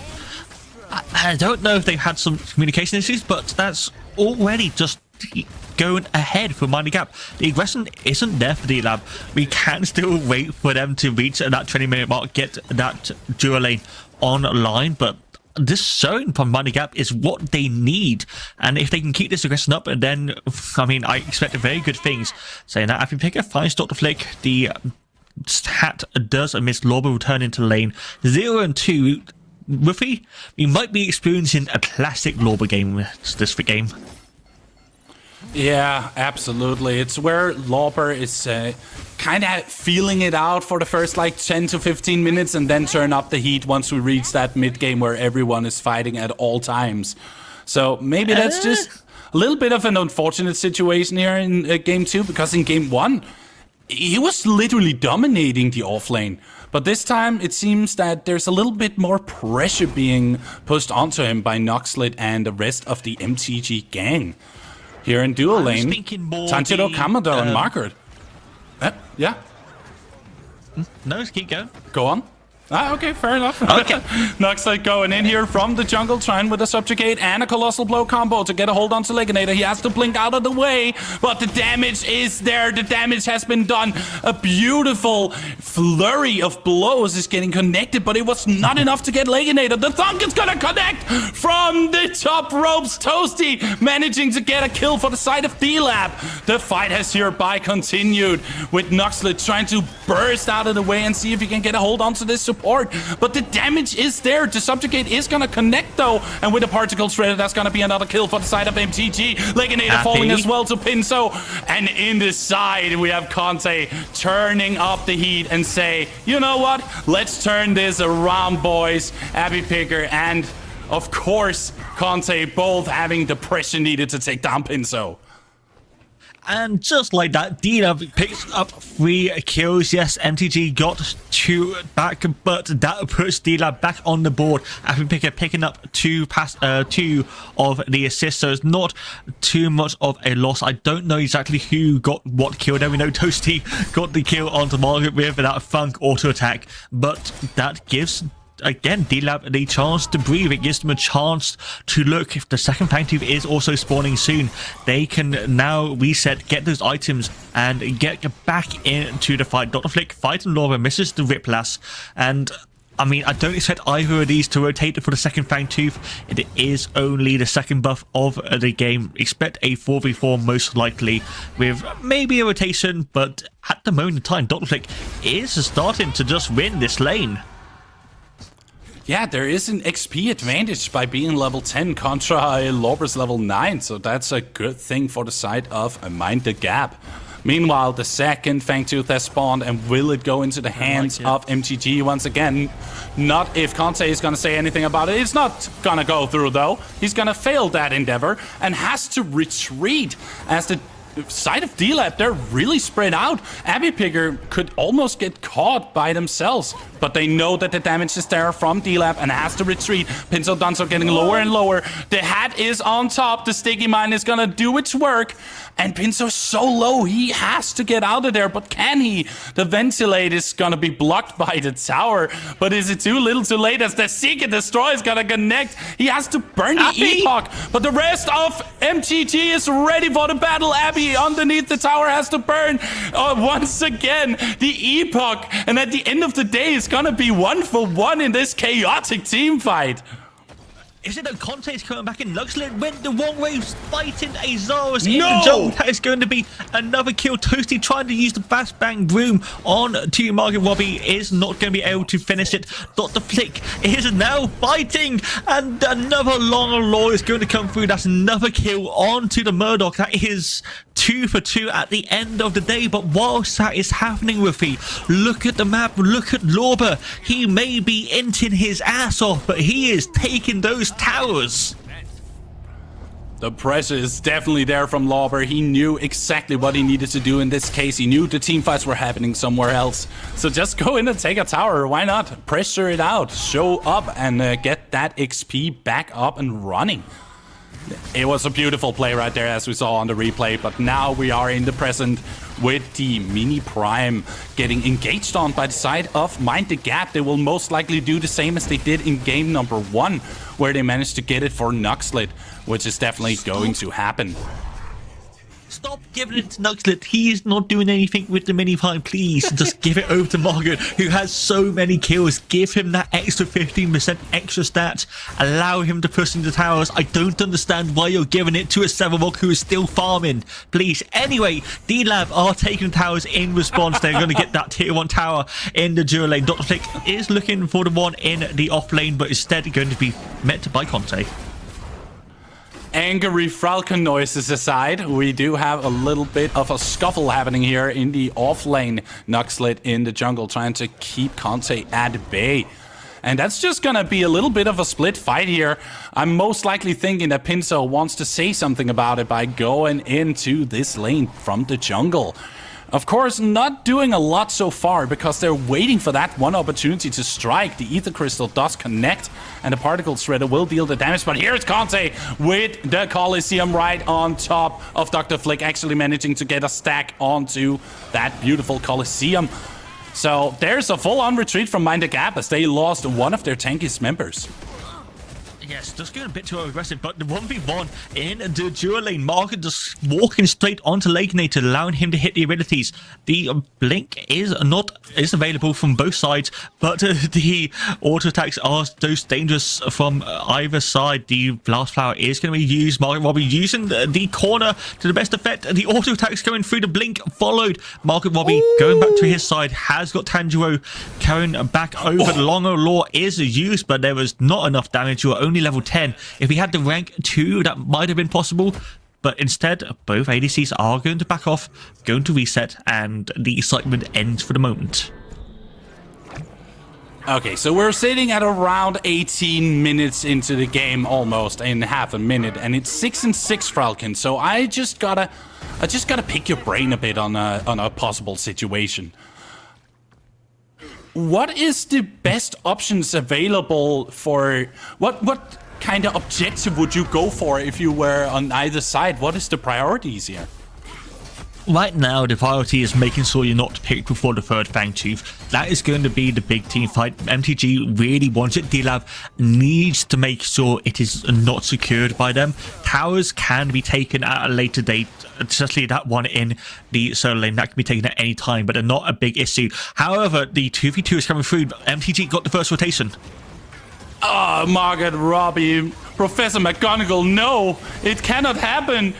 There it goes. Lakenator will get it with a beautiful Vaporize there, taking care of matters here. And with that beautiful Tesla Dome in the jungle, Pinzo Dunzo had no escape. Tanjiro and Nuxlet knows that this is way too little too late to do anything about. And that opens up the field for Dlab to actually take a free Fangtooth. I really hope Nugget doesn't walk forward here. He needs to make sure he stays alive, because if he does die here, they can be even more taken. He walks in, there is no hate. Why? Why are you doing that, Nugget? There is no chance you steal that in the first place with a Spear of Gear plus the Slay. That does an extra death on to the Mind the Gap at the moment. That's should allow that mid tower to be taken because there is no protection. Argus only just respawn from Pinzo. Dr. Flick does take the tier 1 tower in the solo side, but Dlab, they're just starting to run away with this game now. Oh, I can feel your anger from here. It is wonderful. But however, that is just going to be a really weird decision from the side of Mind the Gap, with Nuxlet saying, I can handle this, don't worry about it, I'm tanky. I have 5 CS per minute, remember that. So I can survive this battle 1v4. But with this pressure going on right now, it seems to get more and more in favor of Dlab, as they are just staying competitive and consistent. Yeah, and they've also got the farm lead once again. It was about 90 last time I saw the scoreboard. It's probably around the same at this point in time. Mainly, well, I'm not saying mainly, it's basically on every single member of Dlab's team. Just about 20 CS here, 20 CS there. And I just want to go back to the point because I don't want to be too harsh. I can see why Nuxlet would go for it. It is the third Fangtooth. There is no Orb Prime to actually come up. I, again, don't agree with it, but I can see why he would go for it in the first place. However, saying that now, the Orb Prime is up. And once again, the solo laners are fighting. Oh, of course. It's like, you know, I didn't hear no bell, and they just keep punching each other until they're like black and blue. But not a lot is happening aside from that fight club going on. Mid lane going down for the side of MTG. They do not have their tier 1 mid right now. And the Orb Prime, as you mentioned, has spawned Falcon, which means that there is a big opportunity to actually go for it with multiple members of Dlab ready for the bout. And MTG need to be so careful. They haven't got Lakenator over here at the moment in time, so there's no threat from Dlab of actually taking this seriously for the moment. And MTG, all they need to do is just make sure they aren't picked, get those wards out when they can, make sure those side lanes are pushed. We can see Market going over there now. And speaking of getting picked, Nuxlet is caught by the Tester Gate. The Tester Gate is going to come through the Tester Dome. It's used by Abby Picker. That is a pretty long cooldown for nothing in return, really. No blink or ultimate used by Nuxlet. He is going to reset, so that gives a chance for Dlab to do something if they risked, but once again, Lakenator is not there. That is your main damage source onto this Orb Prime from the side of Dlab. So they're going to all reset by the items, and we can see Lorbat actually going over to the solo side. That's probably the best idea for them at this moment in time. That allows Lakenator to go on to this dual side. That gives an actual threat towards this Orb Prime, and we've got to remember, Toasty is playing Narbass, and that is one of the best supports for this Orb Prime. It keeps your team nice and healthy from the AoE and the damage. So even though it might be slightly slow, they can just poke it through, force MTG to at least check it, and then immediately back off. Yeah, it's a difficult situation for MTG. They cannot allow themselves to lose this Orb Prime, but they can also not allow themselves to get caught out. So they're keeping their distance, and now that they know the positions are in order, they're gonna engage onto this Orb Prime. They are starting it.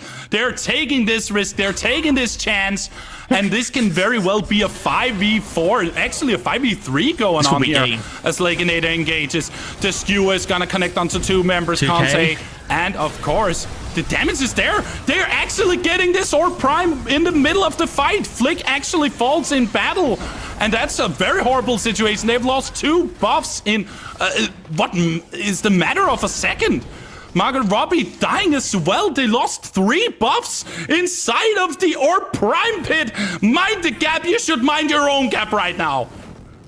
They lost 3, but they gained 2. If they can stay alive, then there's a chance. If they can keep these inhibitors alive, then they have a chance. Pinzo is alive. So they have the wave clear. The primal Fangtooth is not up. That is totally worth for Mind the Gap. And now they can actually hold this. They probably will lose the tier 1 tower in that solo side. They might lose the tier 1 tower or the tier 2 tower in the duo side as well. And they are going to lose quite a bit of the jungle.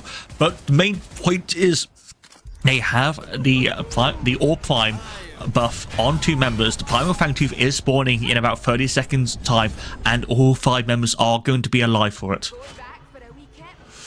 Yeah, that's a dangerous one. If Mind the Gap gets it, they will have so much more power and sustain throughout the later stages of this map. So essentially, Dlab is forced to be here and take this Fangtooth before it's too late. Meanwhile, multiple members of MTG are ready for the bout, already positioned, placing down their vision, getting ready for a little bit of a tuffle. But so far, so good. There is not a lot of position available for Dlab here. Not many wards either. There's none in the pit. So Mind the Gap have a pretty good control of this area. Not let it complete in darkness for MTG. Conte now just seen him. Is going to try and maybe look for the Subtlety Gate completely whiffing. And the stun does come through. They are going to give it up the Whiplash. There is someone that doesn't miss, and that is Dr. Flick with a Whiplash Skewer combo. The Tesla Dome right on top is going to be a big problem, but Flick blinks out of the way, tries to keep his distance. He actually survives so far, keeping a good momentum on their side. Now they have to be very careful, because Conte is known to be very aggressive once the fight starts. So they have to retreat. They cannot stay. Why is Nuxlet staying there? He's up against a giant in Conte. They cannot stay here for any longer. Why do they try to take this fight to them? Pinso is getting hunted down by Lauber, doing the Wild Rush combo together with the Ruthless Assault, and that's more than enough to take it down. They have so many members available, and they could easily go for this tier 2 right now, unless Happy Picker gets caught in the net.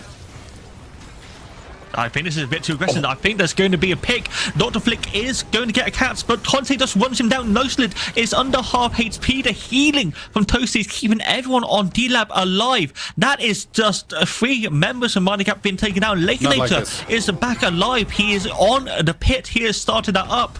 That entire fight, it was Toasty. It was the Narbas that was keeping the HP bars up. It was keeping the movement speed up. It allowed Dlab to run the members of Mind the Gap down. Tanjiro is here. Margaret has already left. This is going to be a secure of the Primal Fangtooth for Dlab. And another kill. Tanjiro is going to be able to blink up across the wall to keep himself alive for the moment. Argus is also alive. Pinzo is going to return. Lorber looking for anything he can do. And now Dlab, they're in the driving speed. They have that damage. They have the true damage dots on all of 5 members, as well as the extra out of movement speed. And I mean, this is starting to look similar to game 1. Yeah, also when it comes to CS, but that's a discussion for another time, because we have already talked about this to death. It's a problem. Noxlet at 26 minutes in game has 101 last hits. So, you know, that's kind of unfortunate when you look at Conte that is like close to 200. So that's actually worse. Oh no. I should not have mentioned that, but I did anyways, because I like pulling people under the bus, because that's how I am as a caster, apparently. But but in this very case, it's very, very grim for the side of MTG. It's not in a good place. I'm trying to see what shoulders Noxlet has. It's definitely not max rank. That is for sure. But now we got the push coming in from Dlab. They have 2 lanes push in solo lane with Laura, 4 members of the rest of Dlab in that mid lane. They just need to wait for the minions. At least a blessing from Mind the Gap. There is no All Prime to be taken for the side of Dlab, so these minions are going to be relatively easy to kill. But one misstep, one movement too far forward, and they are going to be caught. They are going to be killed. And now Lorber has the pressure in the solo side. It's going to force 2 members of Mind the Gap to go over there for the moment. That is going to leave this tower exposed. And it is opened up with a Colosseum, but answered with a Colossal Blow. Oh my god, the Colossal Blow saves the day. Nuxlet doing work, but Abby Picker had a hat on top of him, making sure that that will be another fallen comrade for the side of MTG. They lost their tier 2 in mid. They've lost their tier 2 in the off lane. They almost got their inhibitor pressured up against them. So they just have to defend right now, while Dlab has the perfect opportunity for an up prime. And Luxley is the one that died. That's the jungler. That is the one that could go for the potential steal. This is where you would go for that Hail Mary play. But with that jungler dead for another 15 seconds, MTG, they need to do something here. I don't know what, but good luck to them. Well, you could say that MTG is feeling very toasty right now, as the heat is shaping up to be a big problem for them. There is so much damage from Lauber here in the corner, while the Orb Primal falls to Dlab. And that just makes sure that this is easy pickings. Even though there's a skewer, it's too little too late to try and save this situation. A hat is on top of Tanjiro Kamado. He has to get out of the way, but can he? With the power of the rocket boots, it's not going to be enough, even with defense. Because they're very offended by that. They're offended. They do not like you trying to escape. So how about a stagger, fine boy? Yeah, that will work. Pinzo is running towards the enemy's base. That is probably not going to be where he wants it. Lorber is just going to wait for the Epoch to run out, put the spray down for disrespect. The Ether Crystal is going to keep Pinzo alive for a little bit longer, but with the help of the minions, Lorber eventually kills the Dwarf, and the rest of Dlab are pushing down the mid lane. That is the biggest stagger I have seen in PCC history. A very unfortunate situation for Mind the Gap, but this is proven to be the truth. Dlab, once again, as always, will reach the semi-finals of PCC with PCC9. And, I mean, the game looked close. The game was so good for Mind the Gap for the first 15 minutes. But once again, the farm difference, and that is what, 120, 140 CS more for Dlab at this stage of the game in 30 minutes. And it just becomes a problem of, once you get enough farm, the items will come in, the experience will come in, and then it doesn't matter how many kills MTG has. It doesn't matter how many Fangtooths they have. Dlab can just play better. They can play those team fights so much more cohesively, and then they just win the game. And that's just the end of that. Mind the Gap could not mind their own gap and ended up falling in battle. But that is everything from me for this PCC, and the end of this set between me and Fralken. So we're just gonna go and send it back to keep it on the D low, take a chance with Lance, and F6 is so powerful he doesn't need a 7.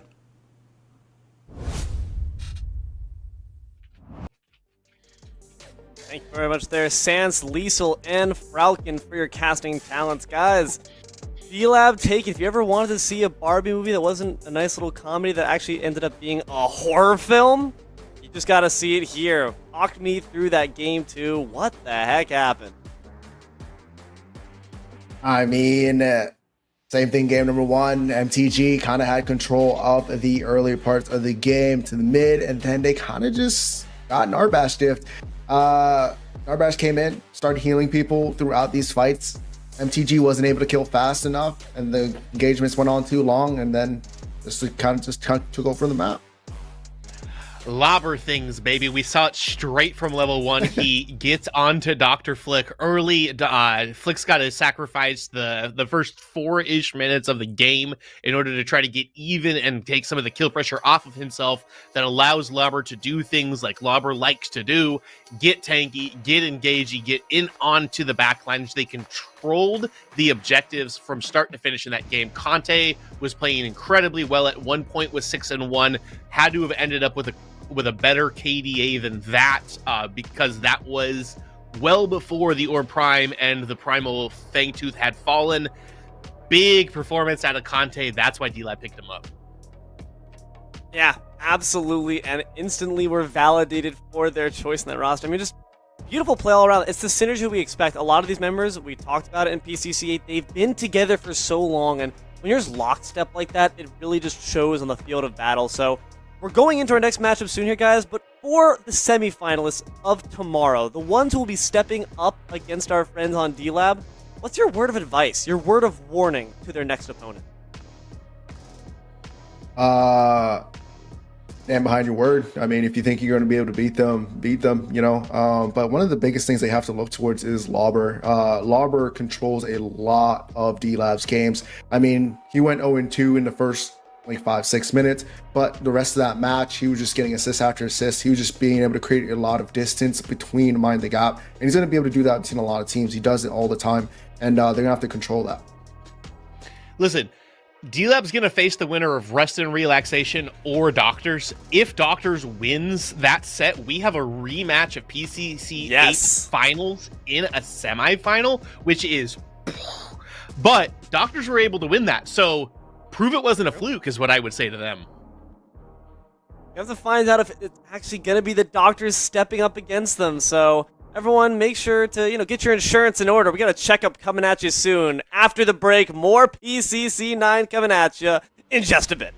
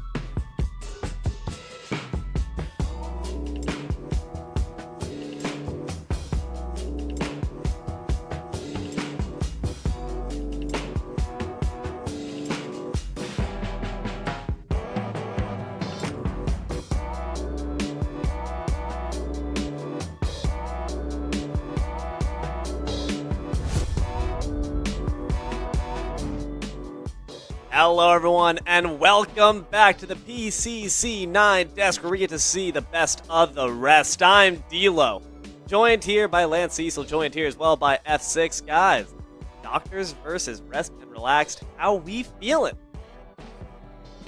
I mean, I'm feeling good. Game 1 and 2 out of that series was outstanding. I mean, Mind the Gap actually contested Dlab. Unfortunately, they weren't able to really kind of keep up at the end of those games. But I mean, it was a great start towards PCC9 quarterfinal. It was a great start, and I think this is the premier quarterfinal matchup of the day. Maybe it might be one of our next two as well, but Rest and Relaxation, we're able to take a game off our defending champions in Doctors in our Swiss. We showed that one on broadcast. We're going to show the whole series this time between the two of them, and Doctors is out for revenge here. Doctors out here to become the first PCC incumbent champions of all time. There's a lot on the line here. Their PhDs might be revoked if they don't quite get this game on in, and Rest and Relaxation are trying to prescribe them a nice and long nap in the grave if they can have their way. So the question, of course, becomes, who are we focused on here? What players do we think have our eye from either team? I mean, for me, it's going to come down to R&R with Mercy, one of the greatest storylines coming into the Swiss stage and then now into the quarterfinals today. Big gamer, big time fan. I mean, I think he could definitely change up the game here. We've seen him do exceptionally well against the Docs. Lance mentioned it earlier on when they played them throughout Swiss. And I think if he has anything to say about this game and this series, he's going to try and come out on top. Yeah, listen, Mercy's my dog. Also a Cleveland Browns fan, so big shout out to my guy Mercy there for the long suffering he has had to endure. But for me, this is an ADC matchup. I love this. Plu, I've been a fan of Plu for a very long time, from all of the different names he's been, from Natty to Unga Bunga to Ooga Booga, or whatever one I think he was Ooga, to Ooga, now to Plu. He's playing with Bard as well, who has been with him for the entirety of his career. I'm a big fan of them, but Cure came in, was a rookie in our last PCC, could have very easily won the MVP himself, looked to be one of the best ADCs in it. I cannot wait to see Cure and Plu go head-to-head here. I mean, it makes sense to be focused on the ADC. Of course, a role that's always impactful in here when you have players of this pedigree. Makes all the more sense. And speaking of pedigree, let's take a look at our higher seeded team here, the Doctors, our reigning champions. What do they have to say about this matchup? Let's go to the vid. Yeah, my name's Kier. I'm the ADC for the Doctors. I'm Z. I play support for the Doctors. I'm Mav. I'm the jungler for PCC team the Doctors. Mainly just trying to do anything that's like against the grain, trying to go against the meta, trying to make any kind of weird adjustments there, try to throw people off and whatnot. We're going into this weekend with an open mind. I think we have a game plan, and as long as we execute it, I think it'll be pretty proficient. And there comes that Stoneforge Soul Baby. Look at the kills. Look at the health as they full on initiate. Scrimming a lot, trying a lot of different things. There's been a few patches between Swiss stage and this event, so I don't think anyone really has a good read of what's going to happen. So we're just trying to be ahead of that, on top of just working on communication and all the normal team stuff that goes on there. I mean, come on, man. Like, we don't really need any preparation there. I mean, our roster, their roster. I've just been playing some like Roblox, get ready for those guys. So, I mean, just another day for us. Obviously, I can't dive into specifics, but we do have a pretty solid game plan for that.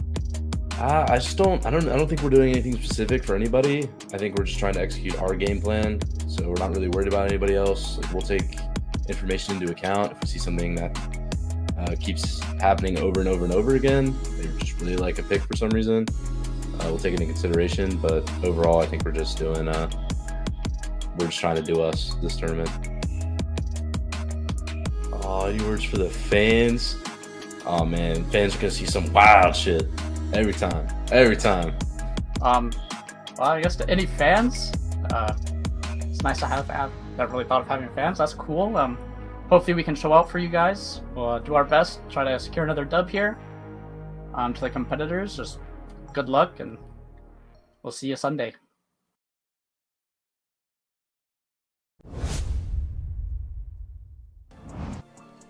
I'm telling you, man, you can tell they went through some med school trauma. Those stone stoic voices, bro. That is a cold medical machine coming at you. Come on, guys, where's the animation? Please, a bit of arm movement or something. Hopefully the doctors will not be declared legally dead before they step to the pitch. I mean, Lance, I gotta ask you, you're an expert in the field. What's the insurance premium you'd recommend for anyone stepping up to these PhD bears?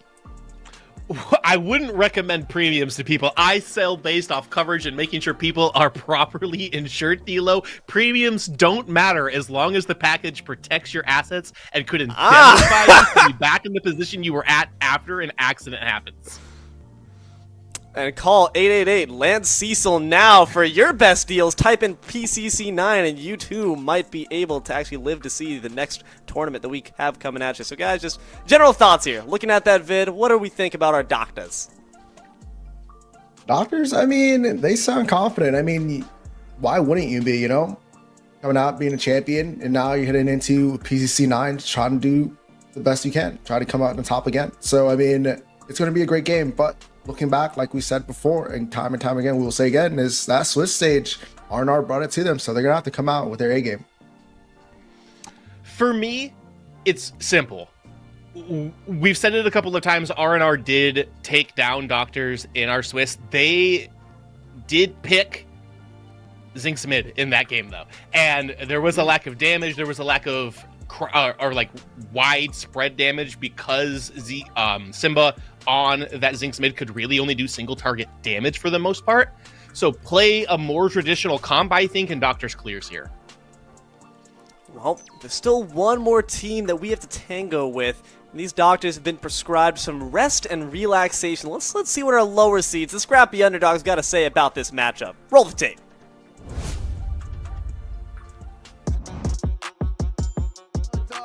And they're going to be pushing it back, forcing blinks, forcing resources. Mav 1 HP. Maddie's going to be able to pick that up. And now it's going to be a fight that Maddie's going to try to clean up. One more kill, and there is my goodness. He's going to get dropped finally by Bartledew. This is a game changer. I'm Maddie. I play mid for R&R. My name is Bartledew. I play support for Rest and Relaxation. We've been scrimming. Unfortunately, with our team schedules, we haven't been able to scrim too much, so we try to get a lot in over the weekends.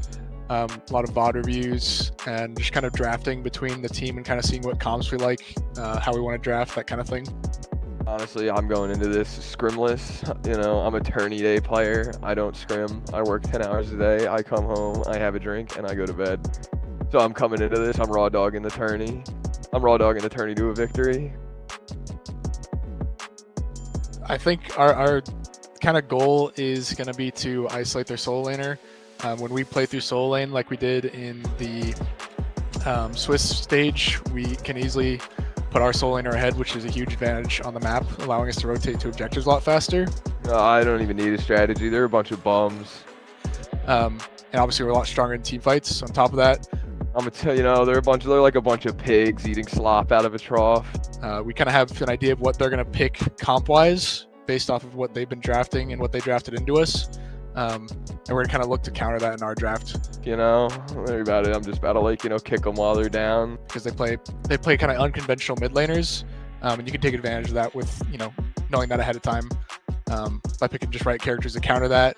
And they lose a lot of damage with, especially when Simba plays the Zinx, they lose damage, and it's a really gankable character too. So we can either look to take it late game against them with like a Narbash composition, or we can kind of look to just bully the mid lane and the solo lane really early with maybe like a Richter or Decker pick. Yo, I'm about to beat everybody in this tourney with a bottle of Jameson in my hand.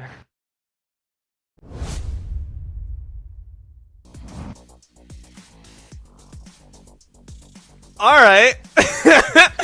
Okay, man. Rest and relaxation. Definitely feeling rested and well relaxed. Though I think you guys made a mistake there. The pigs and slop. That's Animal Farm. That's a different quarterfinals. Okay, guys. Our thoughts? They do say opposites attract, and you can tell in that dual lane, those are two different personalities, but they somehow work it out. And I mean, Maddie's him, is just going to be able to get through there. I mean, he's confident. He sounds confident. Sounds like Stone Cold cracking a cold one before getting into a game, getting into a match. Yeah. So we'll see. As a degenerate sports gambler, as I am, you are always looking for those little advantages, those little things you can pick up in the storylines to try to get yourself some sort of an edge. If Maddie's playing with a bottle of Jameson in his hand, they have to win in 2 games, because if it goes 3, he's going to be too drunk to play.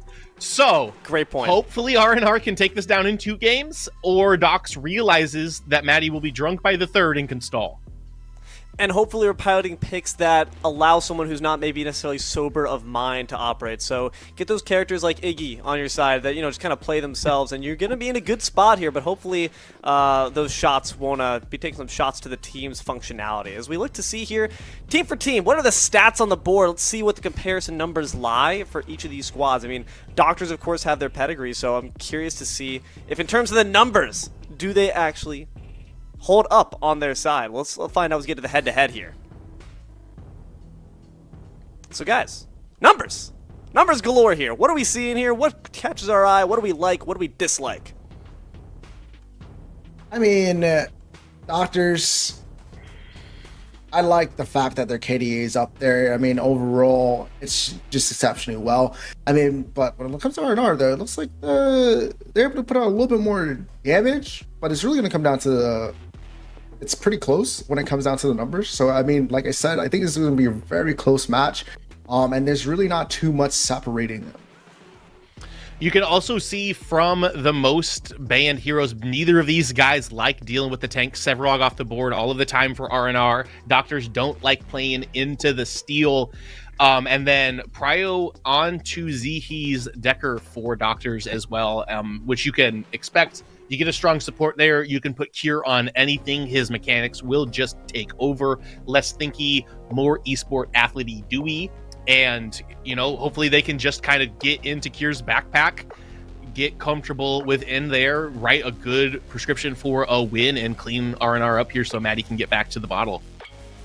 And if this is an ADC matchup like you alluded to earlier, Lance, I mean, not only is the ADC going to be working that dual lane, you want to make sure your support's going to be backing them up. Sometimes it requires that stepping stool, that pat on the back from your friend to make sure that they can rise to those new heights. So having that Decker as their most picked is certainly interesting. Going to have to find out if it actually ends up being slotted to their side, because it's high priority no matter what here. And as we wait to see these P's and B's, what do we think about just knowing these two teams? The draft philosophy. Are the Doctors, much to their interviews kind of vibe, going to go cold, calculated meta picks? More comfort here? Grandma's chicken noodle soup from home cooked nature? Or are we expecting something between the two? What do we think is going to be the ideology on both sides? Coming in from the Doctors, they are more strategic. They kind of draft like Dlab. But for Rest and Relaxation, a lot of comfort picks. They play very well when they're on their comfort characters. So that's definitely going to be a thing. They're different styles, but I think they both work out for both of the teams' play style. We see the Steel Band, just like we had just seen in our graphic, their most banned hero. I'm surprised to see that they did not change the strategy just a little bit here. Anybody who has been in the scene for a little bit knows that Maddie's preferred hero is Wraith. Almost every team against them in Swiss banned the Wraith against them in that first rotation. So Rest and Relaxation now has the opportunity to put out a ban that they think will be the Prio, which will be Terra. And then if Doctors does not pick up Wraith here, Rest and Relaxation, I would almost guarantee will pick it in their first rotation. And that'll be the first time we get to see it grace the stream all day, so gotta make sure Doctors hopefully have been doing their homework and have not become complacent ever since they graduated from med school. Wait to see this first pick come in. That prioritization around damage, I think, is going to be key. It's about these mid and ADCs. It's about the damage, the back lines that you're relying on to bring back the damage. Zarus, though, is going to be that first pick. We're just relying on the Gladiator Coliseum instead. Does leave that Wraith still open. Yeah, I mean, Zarus definitely a comfort pick for both teams here. We know Mercy likes to play the Zarus, and so does Mav. definitely going to be one of the first heroes picked up throughout this entire series. And it just provides a lot. We saw it in the last series there. Just that Coliseum is such a game changer. We've seen it through the last 3 PCCs thus far, how this character can just pretty much change the game. And how many PCCs in a row has it been that Zarus has been the prio? You know, barely either making it through the picks. I am wrong. I'm glad I didn't put any stakes on it because I guarantee that they were going to pick Wraith. They do not. Aurora Twin Blast, great first rotation, though. I think Twin Blast is unquestionably the best ADC in the game right now. Aurora did receive a little bit of hits, but it probably just pushes her closer into being balanced as opposed to being ridiculously OP like she was before. So I like this first rotation, even though they're not going to pick up the Wraith for R&R here. Lance, notorious sports gambler, nearly losing their mortgage right there by hedging their bets on that Wraith. Not going to come through, and neither will it on the side of the Doctors in response. It's the Decker and the Sparrow. We saw Decker being prioritized there when it comes to those comparative head-to-head stats. They're making good on it. The Sparrow, though, now walk me through that pick and the philosophy behind it. I mean, she's got some recent changes, a little bit of a buff. Items also kind of gave her inherent buffs going into this, but I don't think this is very strong as all around in the first phase of picks, getting her third. Maybe the Doctors know something that we don't know. But right now, not seeing a lot of peels for the character, and this allows for them to pick up the Wraith. So I'm a little bit skeptical on this because right now, Twin Blast and a Wraith over there is looking very dangerous towards that Sparrow. A lot of ways to get to Sparrow, blow her up. You get the rewind onto her. You get all of the long range damage that they have with the Ventilate and with the knock-knocks from Twin Blast and Wraith. Sparrow, very stationary hero. But if Kier can get to the point that he's got what he needs within his kit, has the Eviscerator online, can just kind of go pew, pew, pew, pew, pew, pew, pew with Sparrow. A lot of increase to the on-hit builds within it as well with, I believe, Solaris being the new on-hit item. I apologize, I'm not an ADC guy. But they're going to ban the gadget. Love to see that, although I do think Wraith has a good matchup into it. You can't give the Coliseum Tesla Dome combo over.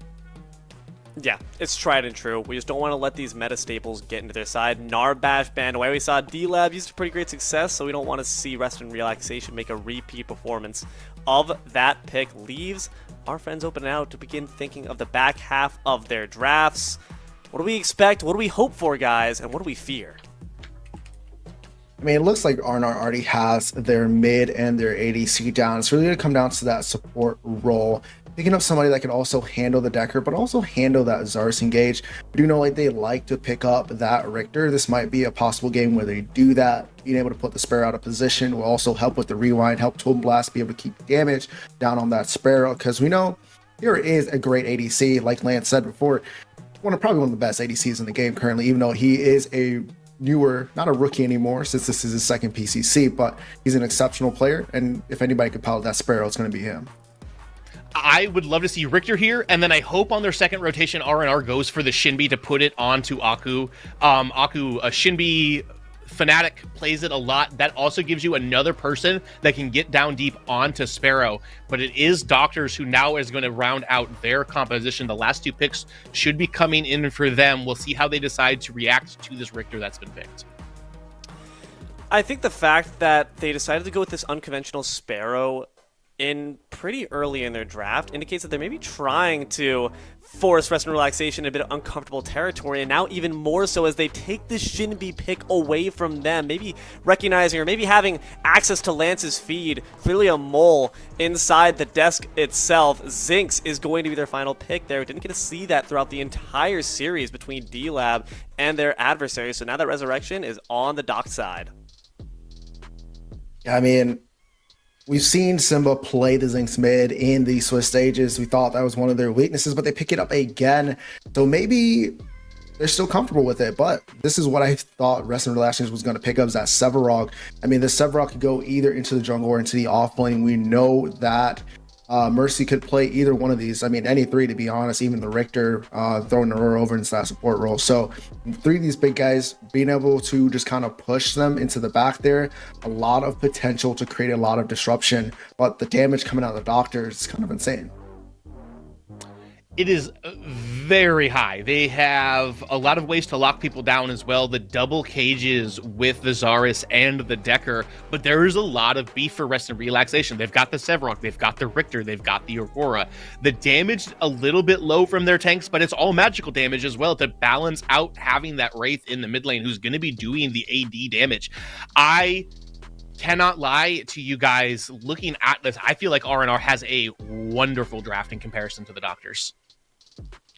Yeah, and I think you've just kind of given the answer a little bit at a time, but I gotta agree, R&R have definitely got some great tools locked in, whereas Doctors, it feels like, are playing a bit more reactionarily, trying to take tools away while not focusing on what they need themselves. So, I'm at the same question I did before, with a different word count though. Guys, 5 words or less, who wins? Why? R&R, Mercy, Goat, Big Dog.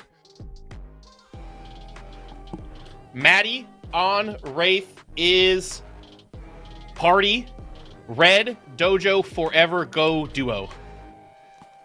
If you know, you know. I think we need to learn what 5... I think we need to learn what 5 is. You clearly don't know that, but that's okay. We'll talk about the arithmetic, the basic facts and math afterwards. This guy's selling you insurance? Couldn't be me.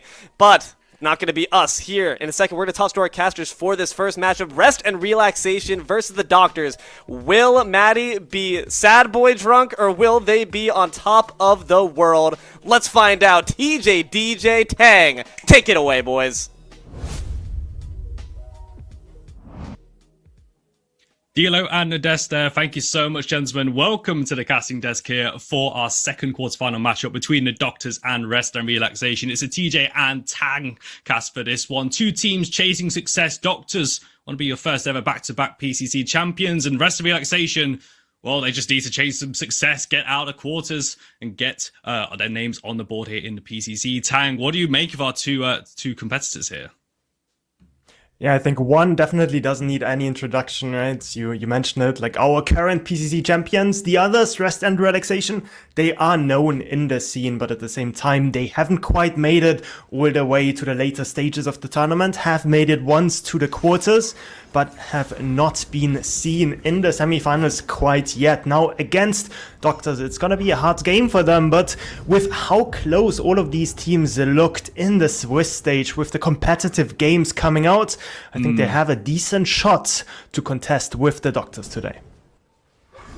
Well, they definitely need to have a good performance against a team like the Doctors, as they wanting to make it back to the finals there. I mean, normally, as we start these casts, we want to lay down a bit of the groundwork, lay down the foundations of the series, what's at stake for both of these teams here. But honestly, the Doctors, I think, first of all, I want to talk about their composition. But right now, they're currently grouping up here 5 points into the blue side jungle of Rest and Relaxation on your Dawn side as well, getting the vision down. Rest and Relaxation deciding to take a little bit longer to recuperate as well, make sure that none of them walk in towards that jungle, trying to catch out and get some information on where Mercy is going to be starting on that Sevarog pick perhaps. Yeah, can't catch out anyone from Rest and Relaxation because, of course, they're just chilling under turret. As I say this, though, see, almost looking at Matty there. It's going to get pushed out by Blue. It'll get some really good trades on the Decker. That is going to be a half HP start already, but nothing really gained from that because they just get some deep wards into the blue side. But since Sevarog starts on the red side, all they know is, okay, Sevarog is not there. They are gonna know he's gonna be on the red side, but they don't know his pathing. And by the time that Sevarog is gonna make his way over to the left-hand side, that is gonna be the Sevarog or like all the wards already being expired. Well, knowledge is power in this game, and the vision does help, but also absence of vision can reveal a lot more as well when you understand that the map as it stands here. Opening few exchanges, everyone back towards their waves. They are going to crash. Let's see a little bit of trading here. I should say Zeeky starting at about half HP here, but Plu and Baraldu already feeling the pressure, so Zeeky is going to be pretty chill in this left-hand side. But my eyes, Tang, are going to be more on this mid lane here, because this damn cat, this pesky cat, is now made its way in towards the mid lane, and Simba, we know, has been cooking with this pick, and hey, now's the time to see what it can do. And we can already see as well, Doctors, they realize that Simba, if he gets ahead, he is super dangerous. That's why Sihi already close to the mid lane. Gets a good stun onto Matty. That is not going to be a kill, but that is a lot of damage traded in. Good cage coming out as well. Gets a few more basics. trying to make the lane as easy as possible for the Wraith. As the offlane, as the dual lane also gets ganked, Blue has to blink away, but it's not enough. He's on the retreat here. There's going to be a double blink follow. Cure gets himself first blood for the Doctors, and Mav hits another stun onto Bartldu, but the damage already done, and the ADC is down. Kill, most importantly, going to Cure on that Sparrow as well. Mercy is in the blue side jungle. Mav trying to take away some of this free camp, utilizing the pressure in dual lane. Mercy's going to contest Mav. I think actually got both there with that Spear of Near on the retreat as well. So Doctors already setting off a good pace in the opening few minutes. We can see that they are not afraid to rotate. That is always one of the strengths that Zihi has on that support. He is always all over the place, and Mav as well, making it happen, clearing his red side, going instantly for that dual lane gank when it does look like it is actually them in a numbers disadvantage with Zihi in the mid lane. He makes it happen. A bit of an overstep by Blue. It's gonna be his blink down. Bartldu still has it up. Offlane, we haven't talked about it too much, but Oku, it does go really low. Oku's going to have to blink. Sneaks with the blink follow as well. One more basic will do it. Sneaks puts him on the board. Solo, bolo, every single phrase I want to say on the Lance soundboard as well for the right-hand side. Doctors finding their second kill. And Zihi rotates to the mid lane once again, trying to find another stun on towards Matty if he decides to overstep here. Doctors, I said that they were setting their pace here, but right now they're really starting to careen ahead. ZC double jump forward. Stasis bomb is going to connect. Matty stuck inside a containment fence. Will have to burn the blink to get out. He's going to try and dodge, duck, dip, and dive. Will use that blink, keeps himself alive, but Zihi will get the blink burnt in the mid lane. Doctor's just everywhere right now. That's so frustrating for Matty. To no fault really to his own, he is gonna have his blink blown again with a good decker rotation. Bartldu can't really punish it on the other side of the map with that hook not connecting with that Sparrow. It's just gonna chill behind the turret. It's just gonna farm up regardless. So with that pressure on the left hand side, they can't really do anything off it. But I'm seeing on the other side of the map, we see things connecting with that. Sarah is looking for the invade towards the red side. It's going to have to be careful here, but it seems Doctors have got their eyes more on Ok in that right-hand side. Maybe potentially waiting for Ok to step forward, or either Mercy to show himself on the right-hand side. Doctors just putting a bit of emphasis on that right-hand side. Zihi, watch that river. Honestly, Zihi is becoming a bit of a menace, making sure that he's able to, I think, take a river buff there on the 5-minute mark, just to make sure and keep himself in a pretty powerful spot right now. Eyes on Mercy, though, on the right-hand side behind Shadow Curtain. Not made a gank attempt just yet here, as Mav's already made one. But I don't think Six is any real danger unless he steps a little bit too far forward. Goes for the wave, goes for the trade. Okram with that simulacrum. There's no blinks available here, but Sneaks doesn't need it. That's a sidestep. And also the disco dash gets the distance, and that gank will not result in anything. Yeah, that was not it for sure. Now Blue and Bartldu fighting in the 2 versus 2. Mav is on the left hand side. They can't overstep, they can't overforce the hands, but again, Sneaks might be in danger. Mercy, only level 5, does not have that colossal blow, but is he gonna need it? Sneaks is gonna dash away. Another sidestep. It's gonna give him closer and closer to the turret. He's gonna make it to safety, and he is just styling on Mercy. Absolutely, doesn't even need that blink cooldown. It's a slide to the left and a slide to the right, and Cha-Cha slide yourself all the way out of danger. Mercy is still here. Sneaks gets hit by the subjugate. Mercy moving forward. Sneaks has got the ultimate now, the all kill available, but can't get out of that one. Mercy Siphon Soul gets a stack onto the Doctor's solo laner and gets out with his life. Yeah, but what we have to realize is that Mav is living rent-free in the blue side jungle, and now he has a timing to go for blue still. No blink up. Barricade Stone is going to land, combining to Stasis Bomb, combining to a very dead Twin Blast. Blue is down, and a blink out from Bartldu as the Doctors burning resources and making plays in every single map here. Mav is set up in this left-hand side jungle, as you say. It's up for the rest of Relaxation to try and weather this storm. Bit of a misplay there as well by Cure though, because he misread Blue's name. He thought that was Flu instead, and he eliminated it instantly. Gets the kill as the Sparrow against the TB, and that is, if you ever played carry in Predecessor. That is not something you want to see, because a Fat Sparrow is just gonna run all over you towards that mid to late game. That is one of the strengths of her. If she is allowed to free fire, if Cure is allowed to free fire in any of those team fights, it's just gonna be a nightmare. You have those tanky members like a Mercy, but in front of a Sparrow with that inner fire, that is still just another body to collect. Honestly, Tang, I just can't get this image in my head, really, of Cure just looking at Blue, thinking it's Flu, and then like the Kill Bill sirens start going off in his head, just seeing blood. Honestly, here definitely showing that there is a cure to the flu, not to the common cold. I mean, cold is the sub for the doctors, but hey, you know, that is quite a first world problem really for the doctors when you have the torn between those two ADCs. Fangtooth starts up left hand side. Why the doctors? Unsurprising, they have got the first pull on this one as well. Should be a relatively free secure. There's no contest coming out here from Rest and Relaxation. Definitely taking a lot more on that first part really with the resting here, and doctors walk away with a free neutral.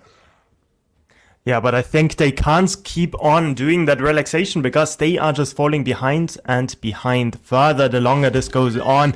We didn't get a tab screen in those last few seconds, but just looking at those waves being dropped, I would be surprised if there was no CS lead opening up. Also, kill score in favor of the doctors, and they weren't able to respond with that mini prime after that Fang take. Now Mercy might be caught out a tiny bit too deep. Simba is making his way over as well, but it might actually be TB in a bad spot.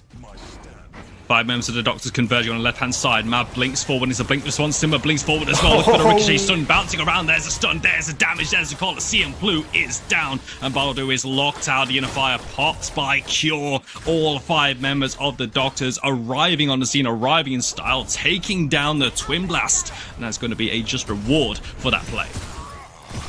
And DJ, I'm getting flashbacks from our last finals that we had with Math just sort of being the MVP, not sort of, being the crowned MVP of that grand finals, just jungle gapping everyone, just ganking whenever he has the timings, and also not afraid of using his abilities. We can see it right there. Barricade stun, blink instantly on top of Blue. Once he blinks away, there's the instant follow-up coming in from his team. Simba with the blink ricochet stun as well. We can see those teams, they know exactly what they want to get. Right? They're not holding abilities. They're not waiting for somebody else to make the play. All of them are 100% locked in. All of them know exactly how they want to play those fights.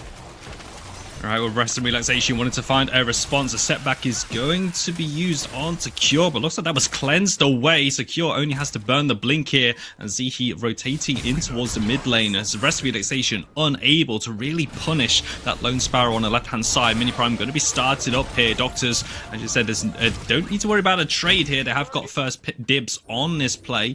Waddle-Doo moving in towards the mid lane. Zihi just crowding out Matty at the moment, and honestly, the Rest and Relaxation really struggling to find ways of getting in towards these pits, and the mini prime will be secured. Waddle-Doo does hit that Riplash on towards Simba here, looking to try and burn him down. Setback will be used, but Simba does have that neuroregenesis. He's going to try and chase down Waddle-Doo here, but in the middle, as Mercy's going to throw out a colossal blow, trying to find damage, trying to land abilities here. Health bar so low, and it looks like it's only going one way. So Doctor's going to find another one. Neuroregenesis will give Mav a new lease of life, and now Mercy's in trouble. No ultimate, no shadow glide, no way out. 2 kills in the mid lane. Doctors pulled this one to a 6-1 game. No mercy was given, and yet he falls in the mid lane. We see all waves being pushed in as well. Good rotations again coming out. Not only getting that mini prime on top of the doctors, but also getting those important kills. Getting the comp that honestly is pretty late game focused ahead in the early game. It's definitely not what you want to see as a Rest and Relaxation fan, but just looking at it right now, I think a lot of it is going to come out from that 4 versus 4 with the Chimbi just mainly wanting to split push. So I think it's going to be on Okiram. We did hear in those interviews before the game has started, they want to get their solo laner ahead. So far though, even with all that attention being used on the right hand side by Mercy, hasn't been able to play out that way. No, Sneak's more than happy to just be on split pushing duty, because as you so eloquently put it, a 4v4 is quite nasty. Bartledy does hit the Riplash. There's the Impale as well, trying to get damage on towards Cure, pops it in the fire. Bartledy is the one who starts it, and Bartledy is the one who has to blink to keep himself alive. Blue, though, looking for a move on towards Cure. Mav gonna see him step forward too far, and Mav delivers a 4th death towards Blue in this dual lane. Bartledy no longer with a blink to his name, no longer got any HP to his name either. Dual lane down once again. The Doctor's truly running the show. Okram's going to hit a nice Hoarfrost on his right-hand side, but really the Doctor's, you know, not really wanting to kind of breaking the Hippocratic oath there, really making rest and relaxation hurt. Yeah, they're definitely not finishing their degree as it's going right now. Mercy against the Saris is gonna dodge away. Sihi there as well to body block Mercy that can just jump around, be frustrated. The dinosaur can't be caught by him, but Matty connects with the knock-knock choke and is gonna get the shutdown onto that Saris. That is some important money in his pockets, but is it enough? Next Fangtooth is gonna spawn in a few seconds. They might have a bit of a timing advantage with the Saris still in base for another 8 seconds. It's a window of opportunity, but that window is going to feel very small right now. But Fangtooth will be able to be started immediately on spawn. Doctor's still in the lead here at the moment, but that numbers advantage, that opportunity taken well by Rest and Relaxation. What about the team fight afterwards? It's all well and good getting into the pit, but you still need to get out. Bartledy hooks into Zihi as the Fangtooth secured by Rest and Relaxation. Doctor's pulling back here. Zihi blinks 3 members, 4 members hit with the Riftwalker play. Set back will throw Zihi back to exactly where he was. He might be able to go down. Neural Regenesis from Simba keeps Zihi alive, and Zihi stays that way. Mercy is going to fall. Bartledy is down, and they're shooting fish in a barrel. Doctors really piling on the misery. 4 kills and a Fangtooth for the trade for that Fangtooth. Yeah, Doctors looking like veterinarians right there. They did see that raptor going down and they're like, we are part of some organization and we are gonna help this guy out. Didn't make it in time to save the raptor, did make it in time to get the poachers away from him though, getting a bunch of kills. Simba with that neuroregenesis, saving his supports, making the team fight just a wash, nobody falling in the end, and getting so much off the map as well due to it, right? And that is one of the strengths from Doctors. One small overstep by Mav, but they don't lose focus, they don't lose sort of sights on what is winning them the game, and with that, even with the Fangtooth secured, it's Doctor still in the driver's seat for this game. It's a minor setback, if anything, with how the Doctors have been playing this game, really running the show, dominating every single lane. The state of the game certainly is a just reward for how the Doctors have opened this up. And what about a statement game as well, as your Doctors first showing here in the main event of PCC9, the reigning champions wanting to put on a good display. And we certainly have been treated to this one as well, 2 kills to 12 in favor of the Doctors.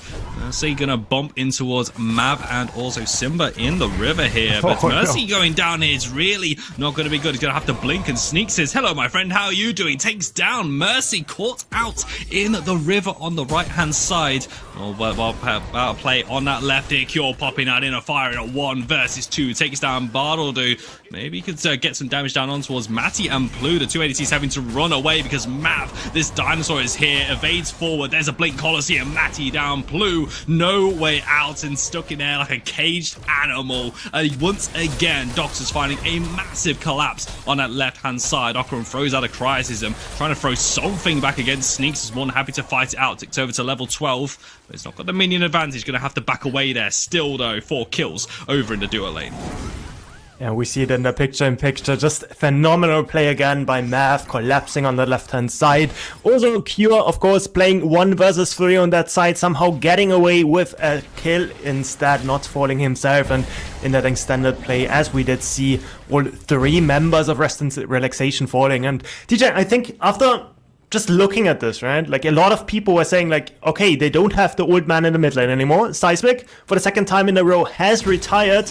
How is Doctors gonna keep up, right? How are they gonna stay on the same level as they were when they did win that previous tournament? But I think we are seeing it right here. We're seeing it in the Swiss stage 2 weekends ago as well. They are as strong as ever, and Rest and Relaxation, they have to feel the brunt of it as another mini prime gets claimed by the Doctors. Says the Doctors finding their stride in this game. You're absolutely right there. I mean, replacing a player like Seismic, certainly no mean feat here, but Simba honestly holding his own out, and really the Doctors feels like, you know, with just any change into a roster, you can see how much it changes the team dynamic. Doctors just seemingly unfazed. It's back to, well, back to your regularly scheduled programming here. They just need to wait out to close out this game in such a commanding position as well. Pushing down these structures. Tier 2 tower in the mid lane, Tier 2 tower on the right hand side. As the rest of the Relaxation team really are kind of hemmed in right now. Only that one play towards a Fangtooth was their one shining moment here, but immediately Doctors snuffed that out with the team fight win. Maybe a collapse onto Sneaks, maybe trying to find something on his right hand side. Crisis, some Sneaks blinks away. There's the all kill, full stacks on towards Occam, does a lot of damage, but that's 5 members of Rex Relaxation looking to try and get Sneaks down, thrown by a colossal blow into the subjugate, into the death, but that required all 5 members of the rest of the Relaxation crew to take it down. Meanwhile, Doctors decides, you know what, no one's to defend this, yeah, we'll take a mid-lane inhibitor, why not? Honestly, that's pretty worth it for Western Relaxation, because now Occugram can go into the chat on Discord with Sneaks and say 1v1 smiley face, because that is gonna be the biggest advantage for them, because I think they have to look at the next game already, because they are just getting shoved under turret. We see the Severog supposed to be tanky getting exploded by Q, barely making it to safety, but now the inhib is still under threat. Oh, Boladu actually hits the Whiplash on towards Cure the Impale, locks him in place, but Simba is there, the bodyguard cat Nora with Genesis, but immediately walks into the Hoarfrost, and there's a shutdown on towards Cure. Plu is able to confirm, and now Rest of Relaxation, they see members of the Doctor's low health bar. Zihi falls, Matty gets a killing blow, and they want more. They sense blood in the water, and they are on the hunt, so Peekaboo will hit on towards Mav. You just need a CC to land, but Matty's got a knock-knock joke, and Mav is not here to answer it. He's gonna fall, and just in time for another Fangtooth play, but Matty stepping far forward because Stinks is back, and Stinks wants some revenge, and already the Doctor's looking to turn this around with only Stinks and Simba down. Falls Mercy, Baladu trying to play frontline, trying to protect Plu, but hacked down where he stands. It's 2 members, Simba and Stinks, versus the world, versus all of what Rest of Relaxation can bring, and the Doctors win it. And Sneaks thinks he's playing Diablo or something, like an action RPG, because he is just absolutely slaughtering through the lines of Doctors. Fresh off the reset, just had the feeling of having to fight against 5 people on the right hand side, but makes it back in the jungle, makes it back to just clap back, get 4 frags for himself, gets the Fangtooth as well, when it looked like Rest and Relaxation did get at least something back off a really good hook from Bartledew, catching onto Cure, but it's just not enough, as we see right there. A lot of kills were still being given over, right? That is sort of the only bright spot now for Rest and Relaxation. Lots of shutdowns, especially on that Ceres, actually Ceres didn't go down if I remember correctly, but on that Sparrow at least. So that is gonna be some important cash in their pockets for those next few fights, but still, gold advantage still heavily in the hands of the Doctors.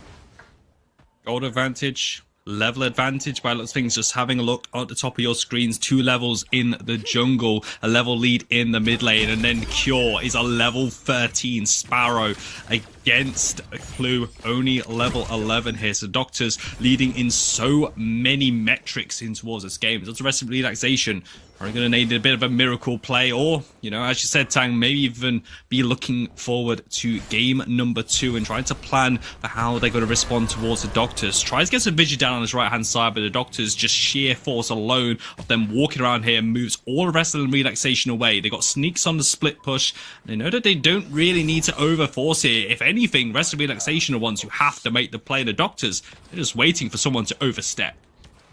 Yeah, if they see anybody go to the left-hand side trying to help out Plu against Sneaks, that will be the moment they pounce. Or if they go a bit too deep into the Prime Pits, but with good wards they don't have to quite yet. But Sneaks on that left-hand side is going to have so much pressure against the TB as the Prime is getting started now. They are on a ward though. We see Mercy and Richter both in the front lines, but they can't be caught. Mercy is looking in. See, he trying to zone here, got Containment Fence, got Stasis Bomb, Iron Strike, Riftwalkers, full kits available just to stop Mercy going into the pit. Oh! It's gonna cost him his life. Severog is down for the play, but rest relaxation, that might be what they were looking for, but they still gotta hold this base. Sneaks, takes the left-hand side inhibitor. Plu pumps in the damage with the ventilate. Rocket dashes forward, trying to get the kill on towards Sneaks, who's happy to play this one out. The shield popped here, but Plu shuts down Sneaks on the left-hand side. A massive power play going towards rest and relaxation. Boladu can't find the Riplash here. Rest and relaxation, something going their way, but the Doctors, they're still not scared. They're unfazed by this tank and still moving forward. They do not care about the purple hue on their shoulders. Riftwalker play from Zihi. There's going to be the Impalers while Mav going low. Colosseum throw down. Matty's taking down one. Matty taking down two, but there's the Unify from Cure ripping through some health bars as well. But 3 members of Rest of Relaxation crowd out the Doctors, force them back, force them away from their base, and it might be enough to hold on here. Simba gets a return frag though onto Matty, at least preventing the full team fight wipe after that one. And what an overstay that was, TJ. Now the Severog secured that prime, and then with those extra resistances they managed to win a really good team fight. Good ultimate, good skewer coming in from Bartoldu, catching onto the Daka, catching onto that Saras as well. As yeah, I mean it's just crazy, honestly, because with that they actually have a realistic way back into this game as well. Oh my word, I don't think we can really understate the power of that play here for Rest of Relaxation, what that must do. Here was me singing their swan song, singing their eulogy about them looking towards game number 2, but Mercy takes matters into his own hands. An all-prime steal from the Doctors, who were so far ahead, breathing new life in towards this team, but they still have to keep alive. Zihi hits the cross-court shot, and Plu will burn the blink. 1 resource down already. But right now, the Doctors just waiting this one out here. They really don't want to fight in towards this all-prime buffed up team, and they're more than happy to, well, wait out this buff.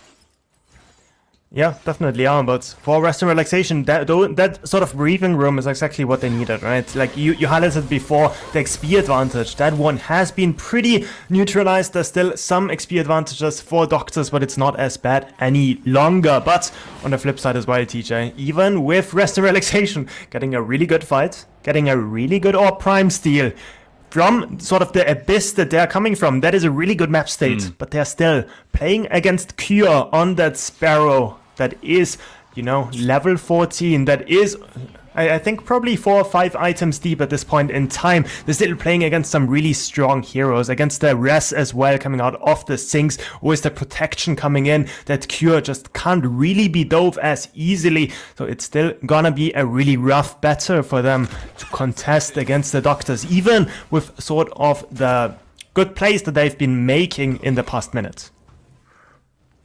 Sure here, and also as that timer is going to tick up as well, you look at the composition of Rest and Relaxation, the late game potential, not just a double AD carry, because feels like, you know, Matty is online. Near enough 3 items, still has that fully stacked Soul Chalice as well. Mercy Dome moving forward, Doctor's laying a trap here, and if they get picked on towards Matty, that will be huge, and Mav decides he understands the assignment, jumps forwards, but it looks like he was taking the wrong test, having to go back. Mercy low, but Mercy's still able to saunter on out there alive. Doctors very, Rest of Relaxation very low. Okram is gonna fall, they lose their Soul Later, and now the Doctors see an opportunity, they sense the wind blowing back in their favor. Down goes Matty, down goes Bartle. Mercy is able to get back to safety, so is Plu, but just like that, Doctors remind everyone who is still in control of this game. This fight looked like such a coin flip, but it's still Doctors coming out ahead after that fight. Mercy actually living for such a long time, splitting the fight up, but Mav really good. Colosseum coming in, locking down a bunch of members from Rest and Relaxation that are now pushing down the core. Only Mercy and Plu there to defend. Another 15 seconds for the rest of the squad to rejoin. It's up to the Doctors here. Their health is not too healthy either. Zihi and Mav going to be low. Zihi goes to the blink to go for the Riftwalker's play. All eyes going to be onto Plu, and the Doctors take down the Twin Blast. All members combining and now looking towards the core. Look at that base drop down. It wasn't funny, it wasn't pretty, it wasn't clean, but the Doctors able to pull this one back and take game 1. Yeah, honestly, TJ, I only watched the first 15 minutes. Then I didn't see anything for the next 10 minutes. And then, of course, Doctors won as we were expecting. No problems for them whatsoever.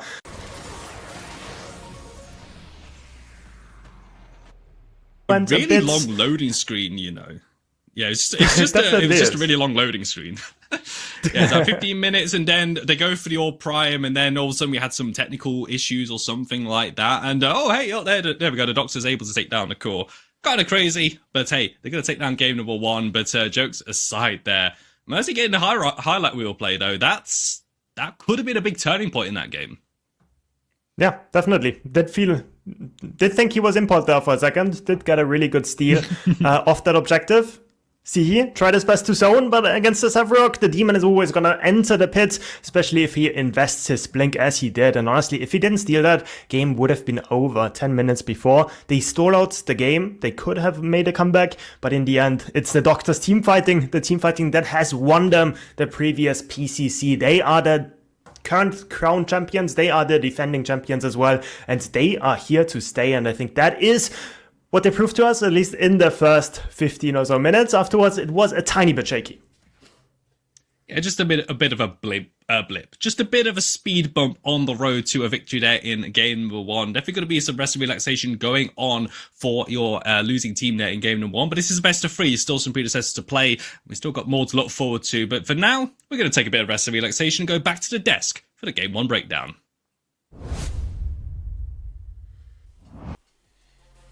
DJ, and Tang, everyone. Thank you guys very much for the cast. Guys, welcome back to the post-wrap desk. Doctors take game 1.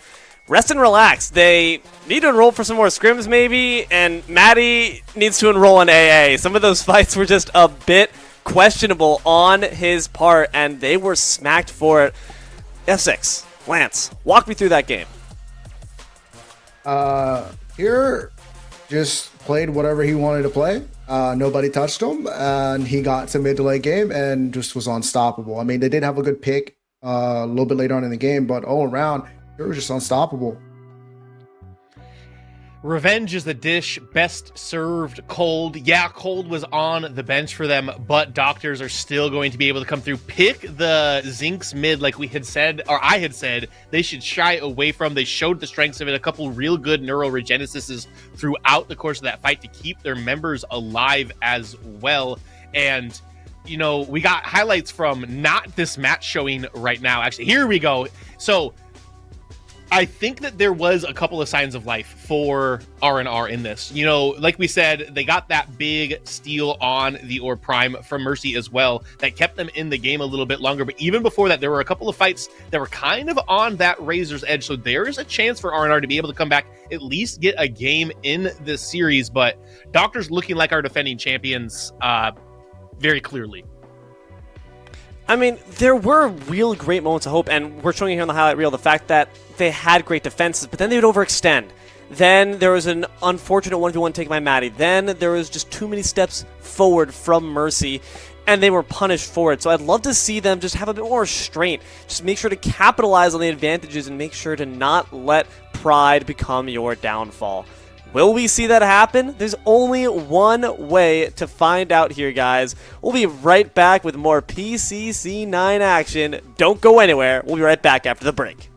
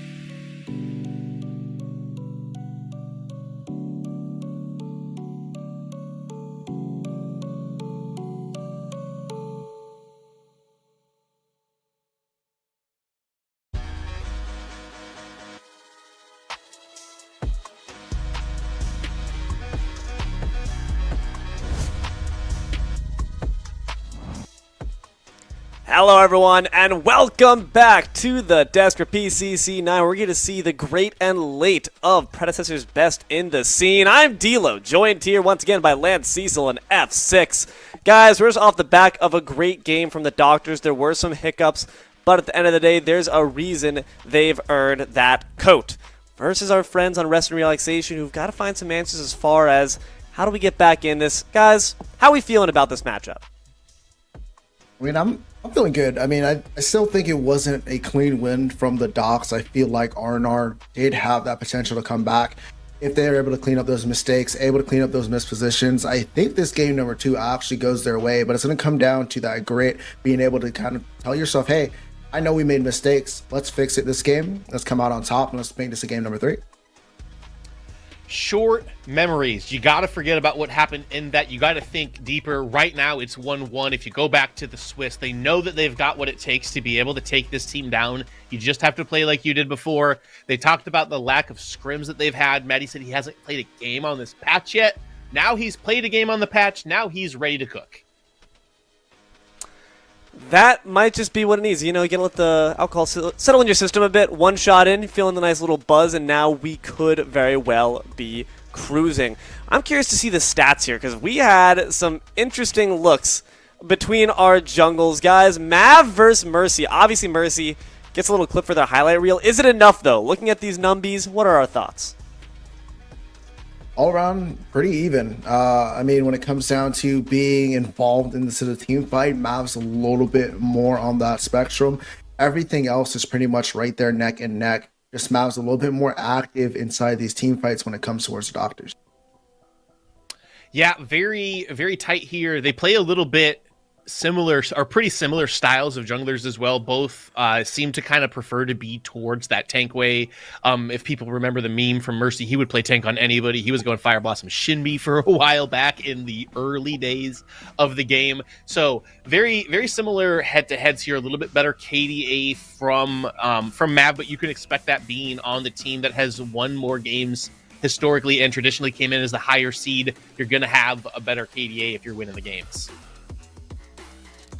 It's just so interesting to see how it all falls out, because on the battlefield, it might just very well, you know, numbers and data, they have bias of their own. They tell a different story sometimes than what we see on the field. So I'm looking forward to seeing Mercy hopefully put some more clips in that highlight reel and hopefully bring their team up to a tie series so we can see it move forward to a game 3. Question, of course, is going to be, will the P's and B's reflect that? Is there some weakness that we saw from the picks and bans on the side of our friends Rest and Relaxation that we're hoping to get patched up this time around? Yeah, I mean, we were all expecting Maddie to be the game winner and to kind of be the person to kind of lead this team. But Simba was able to play that Zinx exceptionally well. Also, Mercy not being able to keep up with Mav there and the Zaris. Mercy known to be comfortable in the Sev, just did not produce what he needed to go against the Docs. He wasn't, but now they will not have to deal with the Zaris that Mav was piloting in that last game, as they are going to take it away. And I like to see that, as the band has, you know, Zaris has been creating a lot of problems for every single opposition he has faced so far. We are also going to get the steel ban, as we see from Doctors consistently time and time again. Makes sense. Docs don't have any real reason to fear a pick quite just yet. Of course, Mercy was looking a bit scary for a moment there, but even on the Rampage, still not going to be enough to quite get in the game, so why change things? Why fix a bridge that's not broken? Aurora going to make a return here on the field of battle. It's the first pick for Rest and Relaxation. A lot of priority here being thrown into this pick. Yeah, I mean, we talked about it last time during these P's and B's. Aurora just gives him the ability to either put in the off lane or put into jungle with Mercy if he's not able to get his comfort pick. But at the same time, we saw what Akram was able to do with the Aurora last game. Wasn't effective, wasn't what you wanted to see. So hopefully either Akram could start playing Aurora in a little bit of higher level, or he's going to be able to go to Mercy. Right, and that's the flexibility that you see. Doctor's going to get that pick for Zihi. We saw the work that the Decker put in that last game. Also going to pick the Twin Blast up, which I have said before. I will say it again. I believe Twin Blast should be the prioed ADC for this entire tournament. He seems to be at the top of the meta right now. And that's just scary when doctors can seemingly follow the exact game plan they put on paper. Any team that's done their homework knows that this Decker pick is coming. Any team that has seen doctors' game tape knows that Steel Band's coming. So how do they respond? It's going to be with a Narbash and the Drongo. This dual lane's already being set up for a point of interest for Western Relaxation. They want to quickly lock these picks down, nail them to the floorboards. I mean, they are. I mean, Narbash was got banned last PMBs, and now they're able to pick him up early. This is a big game changer. We know Bartle Bash is a threat inside of that dual lane. Picking up on Drongo as well. Plu's very comfortable with this Drongo if he's not able to get that Twin Blast. So now we get to see that dual lane. I think this is going to create a little bit of a difference when these team fights are going on. And the Terra comes out as a response to the Narbledew and the Drongo from the side of Rest and Relaxation. And now this is about stalling for Rest and Relaxation. If you can get Drongo and Narbash to the point that you are late, what Narbash provides for a team is so strong and so potent. Terra's going to be the answer for that. That CC immunity, really only the Aurora Wall going to be able to stop that from the side of RNR. We're going to get the Iggy ban as well, as they don't want to give that over to Maddie, but it does leave the Wraith up if they want it. Now it's RNR's time to ban. I like the Iggy ban. I think it's great to force Western Relaxation into more confrontational standpoints, because that's where they struggled. When Western Relaxation had to make that tough decision between, do we pursue, do we force the fight, or do we retreat fully? Iggy kind of plays a middle ground where they can just hang back a little bit, so forcing us onto more aggressive picks that are more do or die is interesting. And this ban is interesting as well. Guys, our thoughts. We have not seen this guy being picked up at all, so what's the philosophy behind locking him away? He just got a big buff heading into that last big patch. Greystone is one of those characters that causes a lot of commotion, takes away a lot of resources, takes away a lot of time. Just being able to have the extra life, just being able to just have a lot of resources in your kit. He's definitely a very dangerous pick. Not seen a lot due to the comfortability on most people, but there's a pretty viable ban. I think it's very viable as well. If you watch the highlights from Doctors, a lot of that comes from Mav playing on the Greystone, getting the Stoneforge Souls there in the right spot. But if it isn't broken, you do not fix it. And Sneaks played very well on Shinbi last game. They're going to rinse and repeat. They will put it out again. Smart movements on their side for Doctors to pick that one up on their side this time around. Locked in, it just feels like Doctors have the comfort. They feel good about what they were operating with in Game 1. Why change things for Game 2? Rest and Relaxation have made some important changes, I think, in this duel, but that Aurora pick is where we're going to be seeing if it ends up being in the same spot. Wraith and Kwang are going to be the final lock-ins here. I don't mind seeing the Wraith return at all. I think when Maddie's reined in, if you just put them on a bit of a tighter leash, make sure that you just limit them to maybe 1 or 2 shots per game, they could pilot this very effectively once again. Yeah, I couldn't agree more there, but I do like this Kwang pickup. I believe that's going to be going pushed off into the solo lane. Definitely a more viable option against that Shinbi, able to trade into each other and just being able to have an even matchup. But it's really going to come down to Doctor's last pick here. If they're able to kind of capitalize, try and find somebody, and that's going to be that Kira to kind of just potentially go against the ADC mid versus the ADC mid. It's time to talk about Twin Blast mid. I was curious when it was going to be shown in this tournament. Apparently, it is the 4th game into the quarterfinals.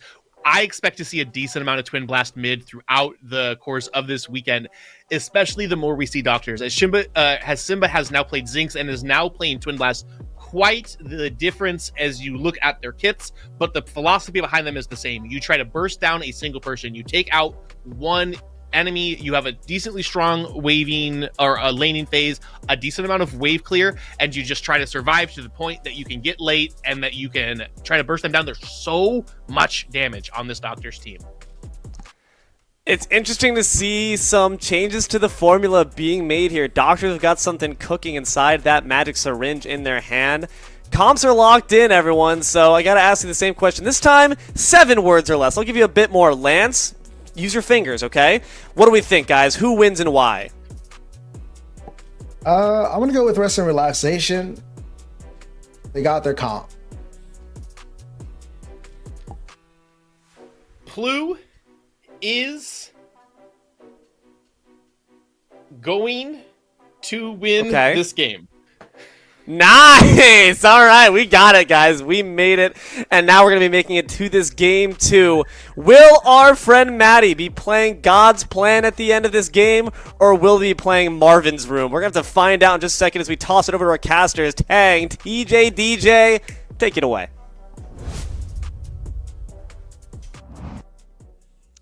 Thank you so much, Dilo. Welcome everyone to the Spooky Sanctuary map for game number 2 here of our second quarterfinals between the Doctors and Rest and Relaxation. They've had a little bit of a break, some time to think here. Your team on Dusk's side now, Rest and Relaxation. Tang, definitely feeling the pressure from the Doctors a lot during that game number 1. Going into game number 2, does this draft solve their problems, or is the problems a little bit deeper than that?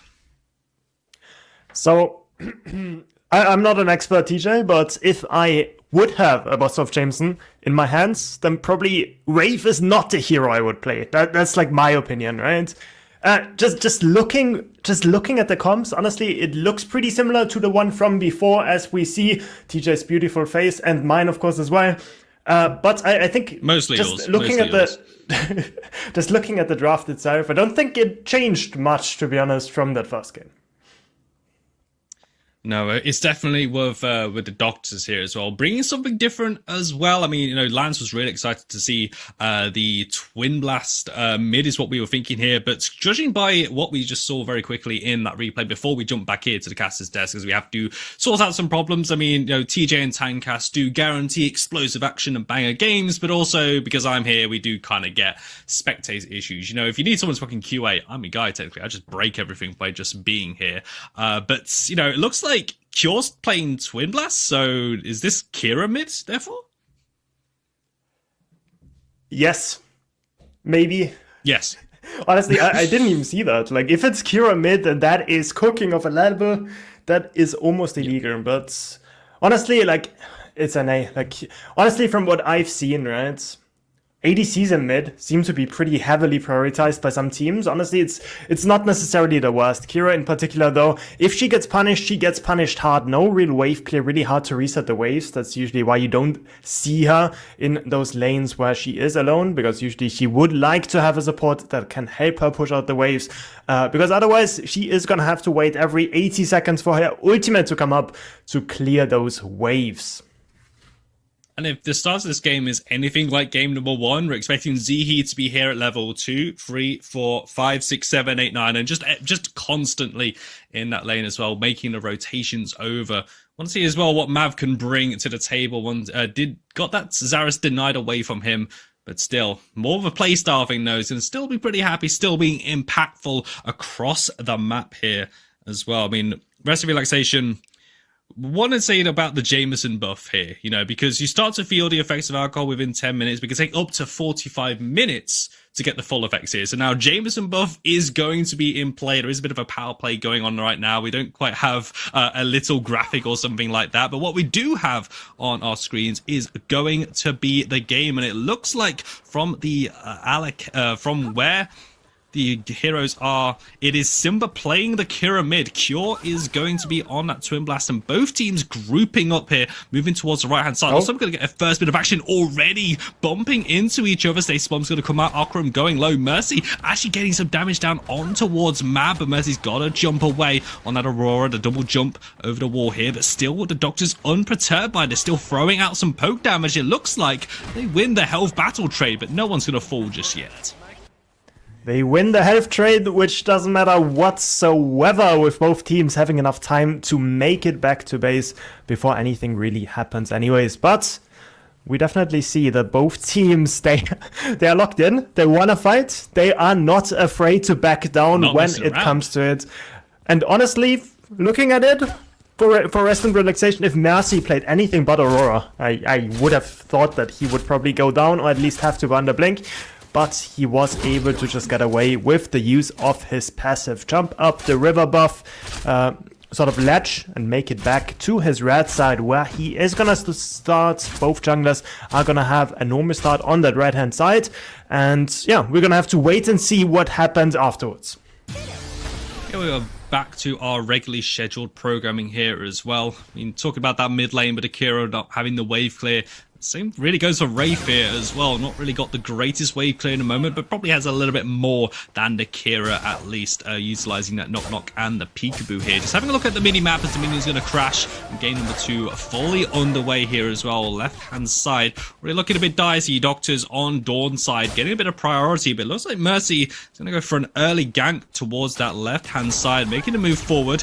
Trying to at least burn a blink. Hoarfrost not going to find the mark here. Cure just dips down his left-hand side. Zihi stands his ground.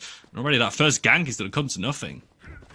Yeah, Battledo and Blue with that Narvish lane is really hard to get any sort of priority. They want to leverage that for the Aurora to get a good gank in, but instead it's Mercy in a really bad spot now, has to dash away, has to use her passive to get to safety, get under turret, has to utilize that blink to get away from Simba as well, and the 2 camp is gonna get stolen away by Math. Just like what we saw in game number 1, it's the rotation from Zihi and Mav also there as well, just to deal out a bit of extra damage, taking away the free camp, really trying to put Mercy behind on tempo, make sure that he cannot impact these maps as well. And we're also seeing Mav, the first real moves of this game as well. Going to be ahead in jungle tempo, going to be ahead in the jungle CS as well. But not really a massive gap here in the early game just yet here. But honestly, with how the Doctors are playing, once again, they want another statement game. They want this game over quickly. I absolutely, like, I would hate to play against Zihi so much, TJ. I'm gonna be honest, like, if I was in the shoes of Rest and Relaxation, if I was in the shoes of Mercy, I would just absolutely freak out at Zihi just being everywhere at once. Good cage coming in as well. Blue does not have much HP left. It's gonna make it to safety, but Battledo is the one suffering, and Cure and Zihi on the left-hand side are just terrorizing Rest and Relaxation. We're just not at this point in the game where the Narbash can sit there and just top up their health bar, beating out that rhythm on his drum kit. And Cure and Zihi, your reigning champion PCC duo lane as well, still firmly in control of that left-hand side. Just checking in on Mercy, I think it's very important as well, checking on this one, because honestly, Tank, I fully agree. I think I would have ult F4. Not really best practice you want to see here, but, you know, all chat will be absolutely lit up, is what I'm going to say here, if Zihi was making my life a misery, as I'm able to hover around. But looks like Rest of Relaxation doing a bit of hovering around as well, as the dual lane have rotated over towards the mid lane here, but Simba looks like he's going for a reset. It's not really going to matter much. Zihi on the way over, as well as the junglers right hand side. Okram surges forward, bit of damage on towards Sneak. Okram seems to be doing a bit better in the solo lane this time. Definitely does. As the Quang against Shimby, he does have an easy early game, but the late game is the one that I'm afraid of. Of course, last time we saw it as well. Sneaks being a demon in that split push. That is one of the strengths of the Shimby. Usually you want to draft a 4 versus 4 team composition with the Shimby being the split push and always having the pressure on the side. But mid lane again, Metzi getting caught by Mav, forced to blink away, and he does not get any reprieve. And we see Mav showing his presence again. Mav shows his presence, and also Zihi's stasis bomb as well came from left field. Once again, they move into red side jungle, try and take away from Mercy, but this time Plu and Battledo are going to be in position to at least try and get Zihi away, try and get Mav away from their own jungle here, and that might have been doing enough, but Zihi is waiting around the wings here, maybe going to try and stop Mercy on the recall, but Mercy cancels it for him. He's going to bump in towards Zihi, and is just going to simply dart away over towards his Fangtooth, where Mav and Kyo are already on the scene to start this up one for the Doctors. That was the most awkward stab battle I've ever seen in Predecessor, but nobody gets baited. Both of them back off, both of them think that the others have sort of reinforcements close by, but still Fangtooth does go over to the Doctors again, getting a really nice early objectives, and it's 6 minutes in, TJ. Like, Mini Prime hasn't even spawned yet. That is going to be at 7 minutes, and again they just get away with the steal, utilizing that early jungle sort of pressure that they got from the invade towards that Aurora to sneak that objective away from them. I'm wondering if they can make a similar play here on the right hand side with the Minion Prime spawning at the 7 minute mark.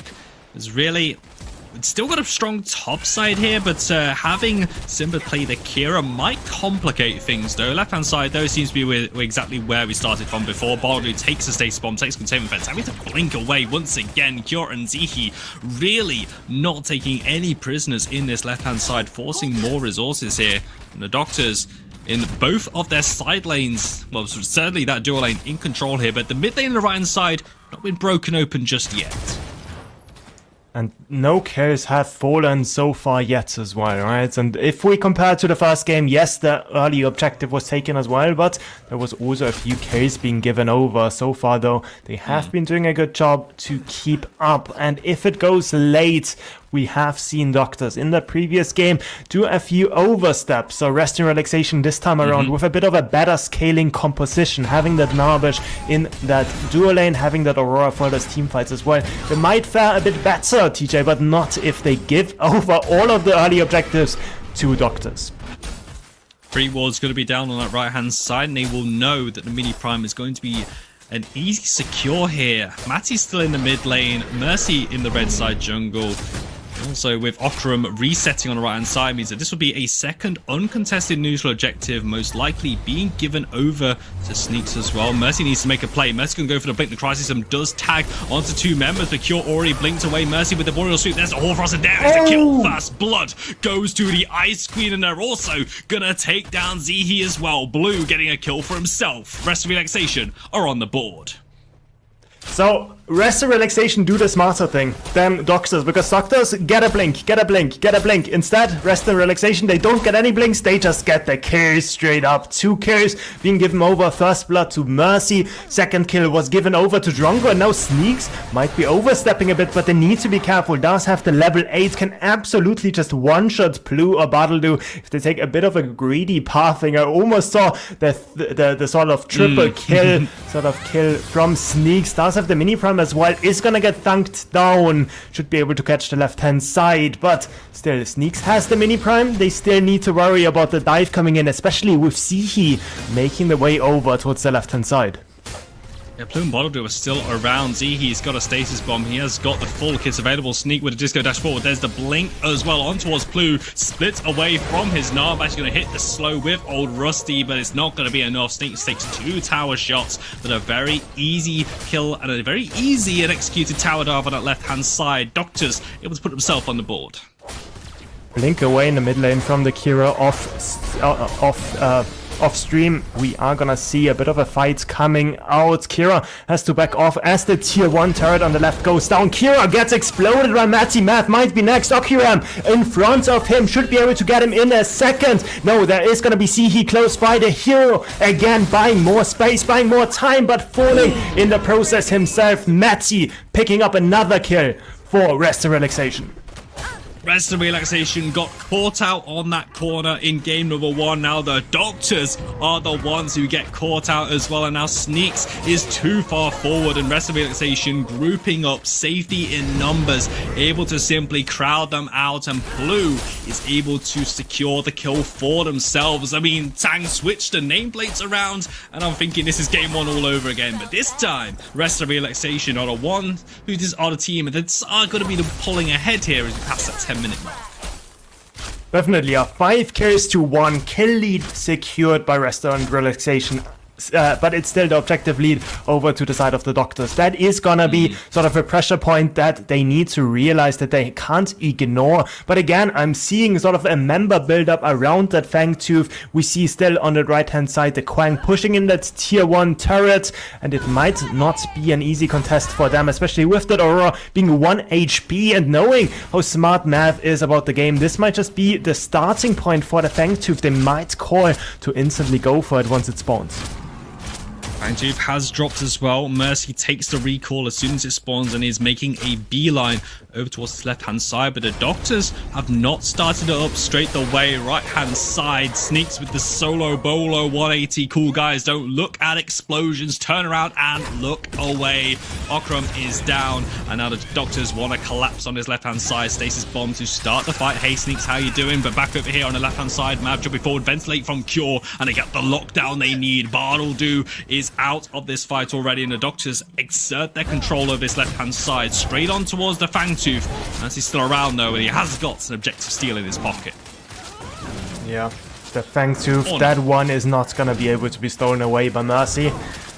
Just no contest. After a bit of an overstep right there, was pretty smart of them to trap instead of going straight for the objective. They didn't have perfect vision. They did see Sneaks on that side lane getting the solo kill onto the Quang as mid lane. Now Matty's getting caught out, having to blink away, but as we're saying, Chimbi on that, or like I should say Sneaks on the Chimbi. That gets 2 outer turrets so far. So much money in the pocket of the Chimbi. That is just gonna be unstoppable in the 1 versus 1 in the side lane, and that is one of the problems that you always have to sort of realize when you play against Doctors, because they are one of the teams that really love to pick that hero. It's one of Sneak's favorite picks, but now mid lane might be the target instead. Mercy looking.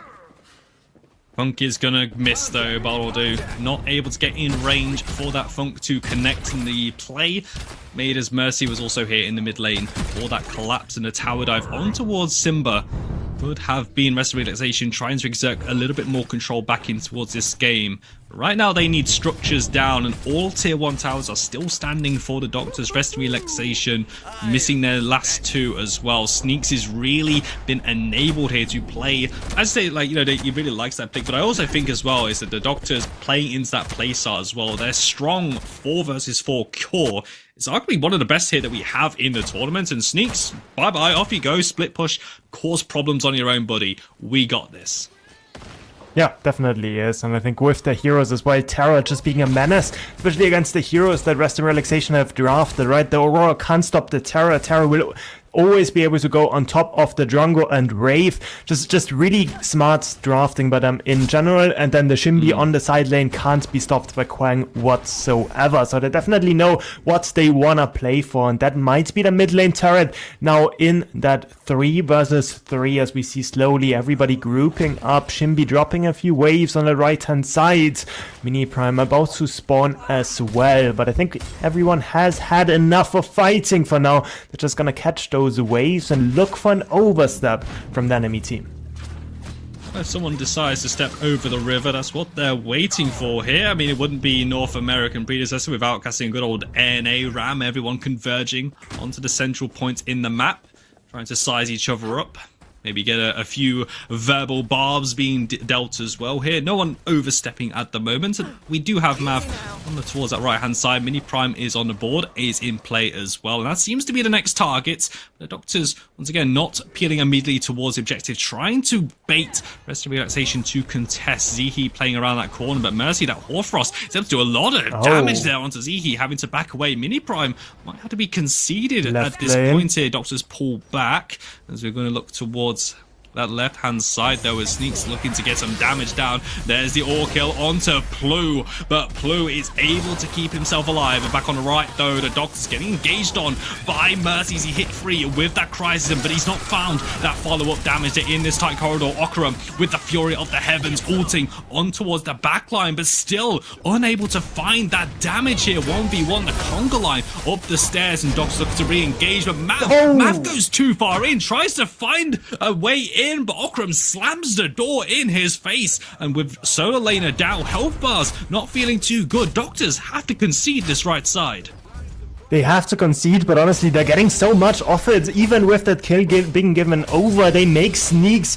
Sneaks takes the tier 2 on the left-hand side, most likely. Wave is gonna get cleared out. Mini Prime about to fall as well. Mid lane fighting should be fine for the Wraith that has to back off. Sneaks barely not getting that one. Akiram still on the chase, but all in all, Mini Prime secured another kill in the pockets for Rest and Relaxation as well. Everything happening in the span of a moment, but Rest and Relaxation coming out ahead of this play. But the next one, that is going to be the important one, TJ, because Fangtooth is going to be the third one. That is going to be the one that Rest and Relaxation just can't give up. Otherwise, all of those team fighting buffs will be just to their detriment.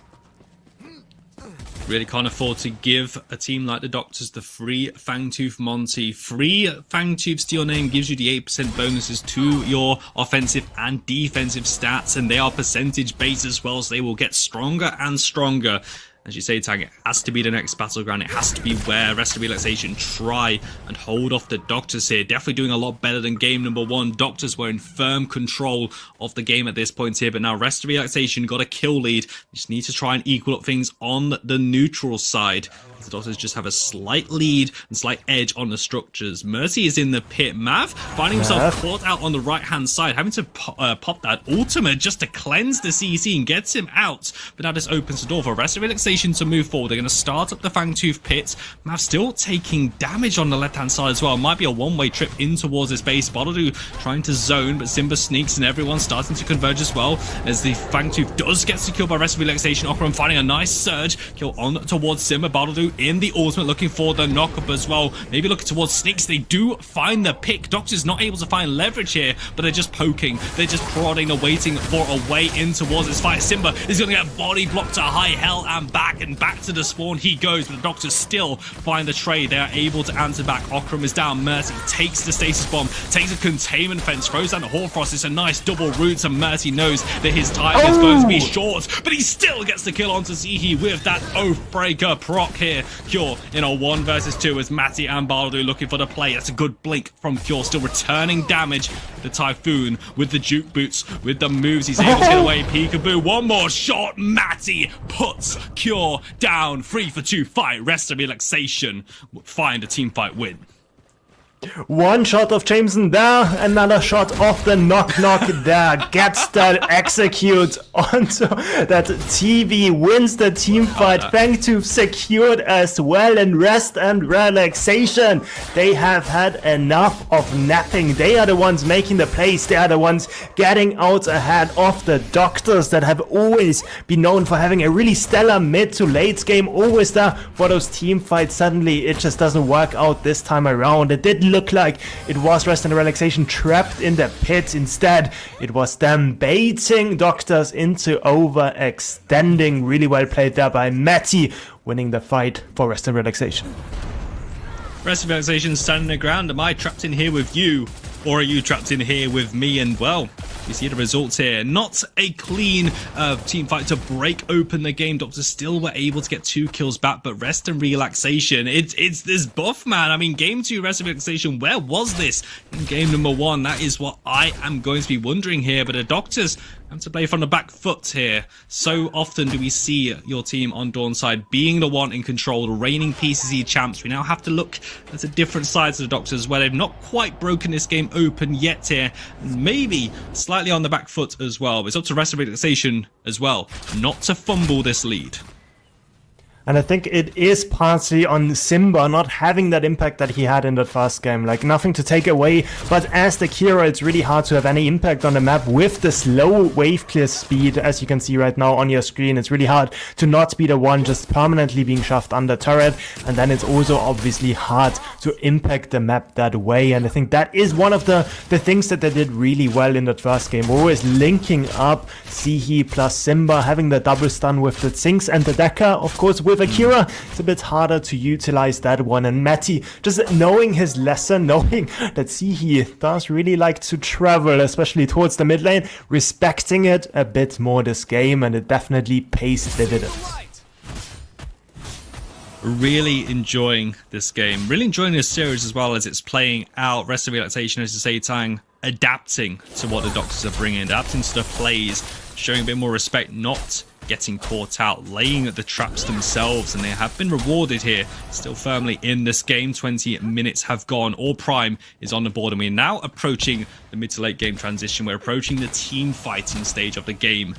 We're going to be looking towards the 5 versus 5. Well, we should be. I mean, Sneaks is most likely going to be on split pushing duty, but this 4v4, Rest of Relaxation certainly taking solace in the fact that they're able to match what the Doctors are able to bring here, Tang. I mean, what do you think is going to happen in the next few moments?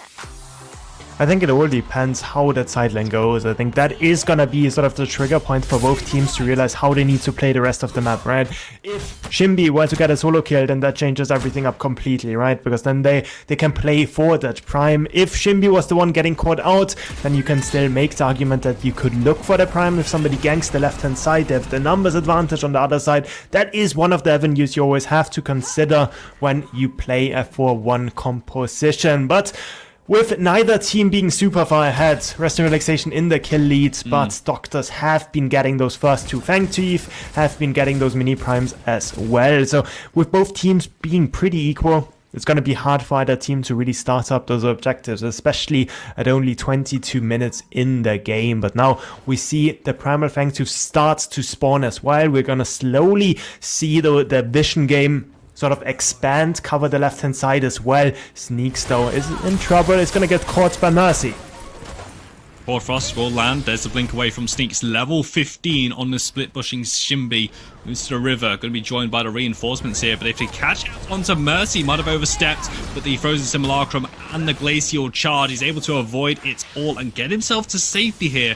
But once again, the Doctors are able to find a window of opportunity with the Primal Fangtooth now spawning. And Mercy's got a reset here. So this will be Primal Fangtooth and also the free Fangtooth Monty as well. They're going to start this one up, and Rest Relaxation need to take this fight. It will be a 4 versus 5 because Sneaks has joined the team. But Sneaks is a little bit weaker here. Primal Fangtooth dealing some fair amount of damage. Matty caught out on the left-hand side. Okram hits free with a tether. Okram goes in with the Fury, trying to burn through the health bars. They take down Sneaks, and they're going to take down a little bit more. Down goes Mav. Down goes Simba. And down goes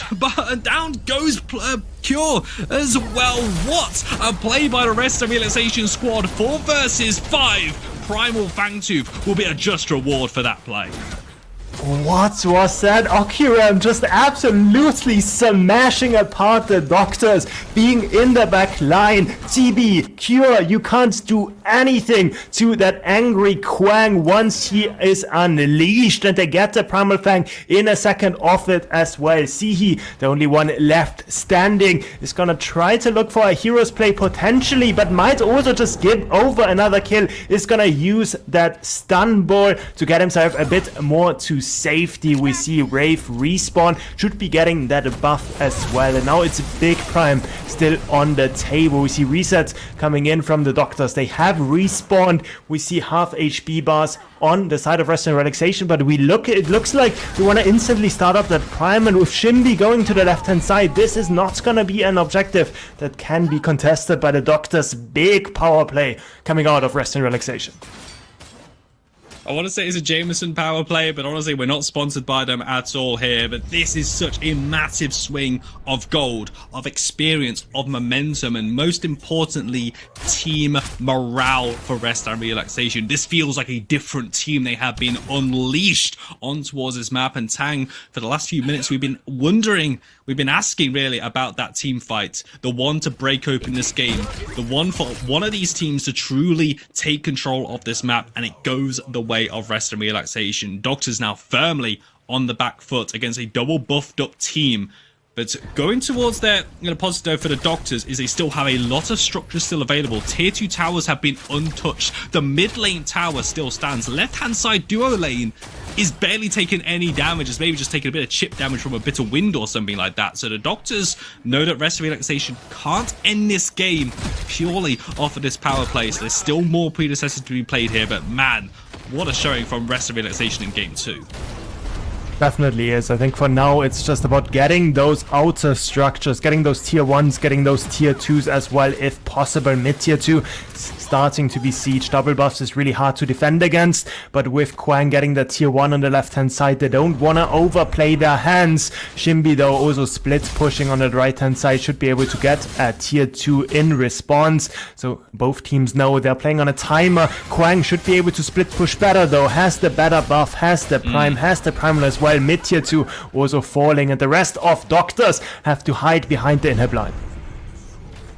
Gonna be an interesting situation now is for the Doctors. Is do they keep Sneaks on the split pushing duty? Do they feel confident enough to hold off a double bubble buffed up team now sieging onto the mid lane inhibitor?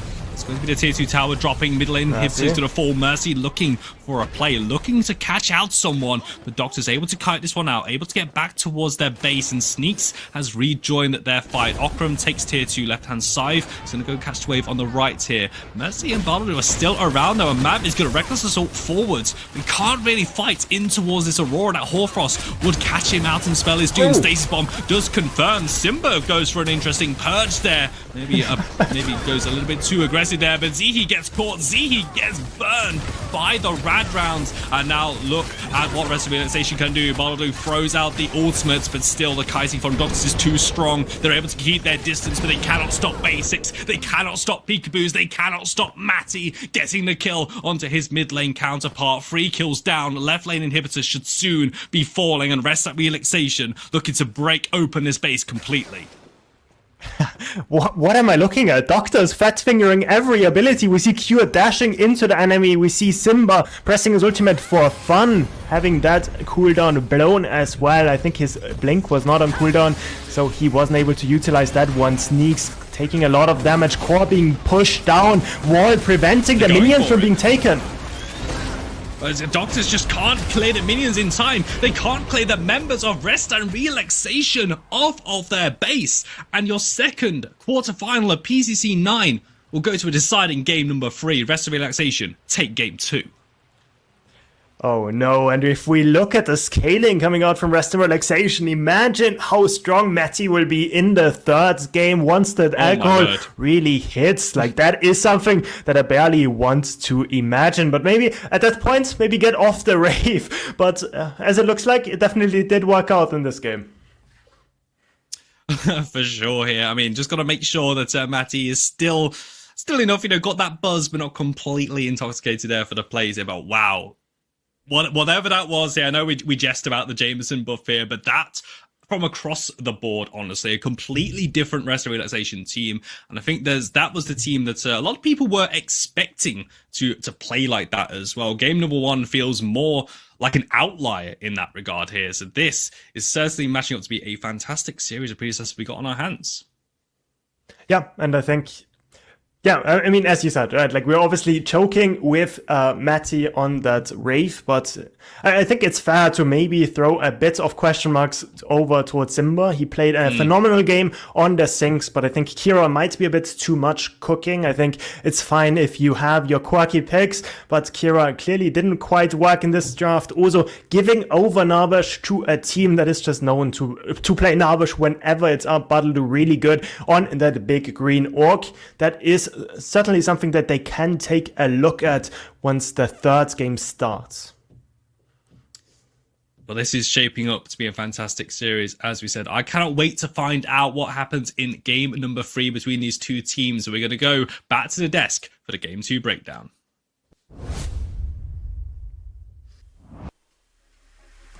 Thank you, TJ, DJ, and Hang. Welcome back to the post-wrap desk. Lads, that was a botched surgery for the reigning champs. The Docs did not use enough anesthesia. Now R&R are wide awake. Walk me through what just happened in this game 2. They let the big dog Mercy off the leash. The man was everywhere he needed to be, and it allowed Bartledew, big Narbash player, to just be able to be there for his team, facilitate, being able to heal up, and then Matty, like everybody was saying, the extra shot just finally kind of kicked in, and he's kind of unstoppable through that game. Yeah, Narbaldu looked very strong in that. I don't expect them to get through and give Narbash over again. And then Matty grew up. He is Matthew for the rest of this event, as he is playing like a grown-up finally. Matthew finally reaching drinking age, now can actually use those shots to their advantage, knows how to handle their tolerance, and will no longer tolerate the Doctor's nonsense. They just got put down, fight after fight, objective after objective. There were moments where I was worried, like this fight we're seeing right now in front of us on the screen around this Fangtooth, but they answered back. They dedicated, they persisted, they chose fights where they stood to win. And Aquaman on this Kwong was absolutely mollywhopping. Walk me through just the fights. What did we see that was different this time around that we just didn't get to quite feel from them in game 1 that resulted in that W? They were not scared to take the fight to the Docs. As you can see there, Akram fully committed, understanding that the team is behind them, and just trusted that the kills were going to come, and that everybody followed up, flew behind, Bartledew trying to heal in the back end, and just with faith was able to plow through there and was able to turn the game over. And I think that fight right there was a determining factor of that game. I think so too, and I think that comes from Ock having a better time in the laning phase on a hero like Quang as opposed to the Aurora that they were in the game before. Soul Reaper's best friend Mercy also having a really good performance on that Aurora instead of putting it in the offlane, putting it in the role where it feels like it just does a little bit better overall. But good things top to bottom, honestly, from R&R there. We've got a series on our hands. We gotta find out who takes it on top this time around, and sadly there's a break to separate it, but I can't wait to jump into the action, so do not go anywhere. Deciding game of this breakneck series coming at you in just a bit.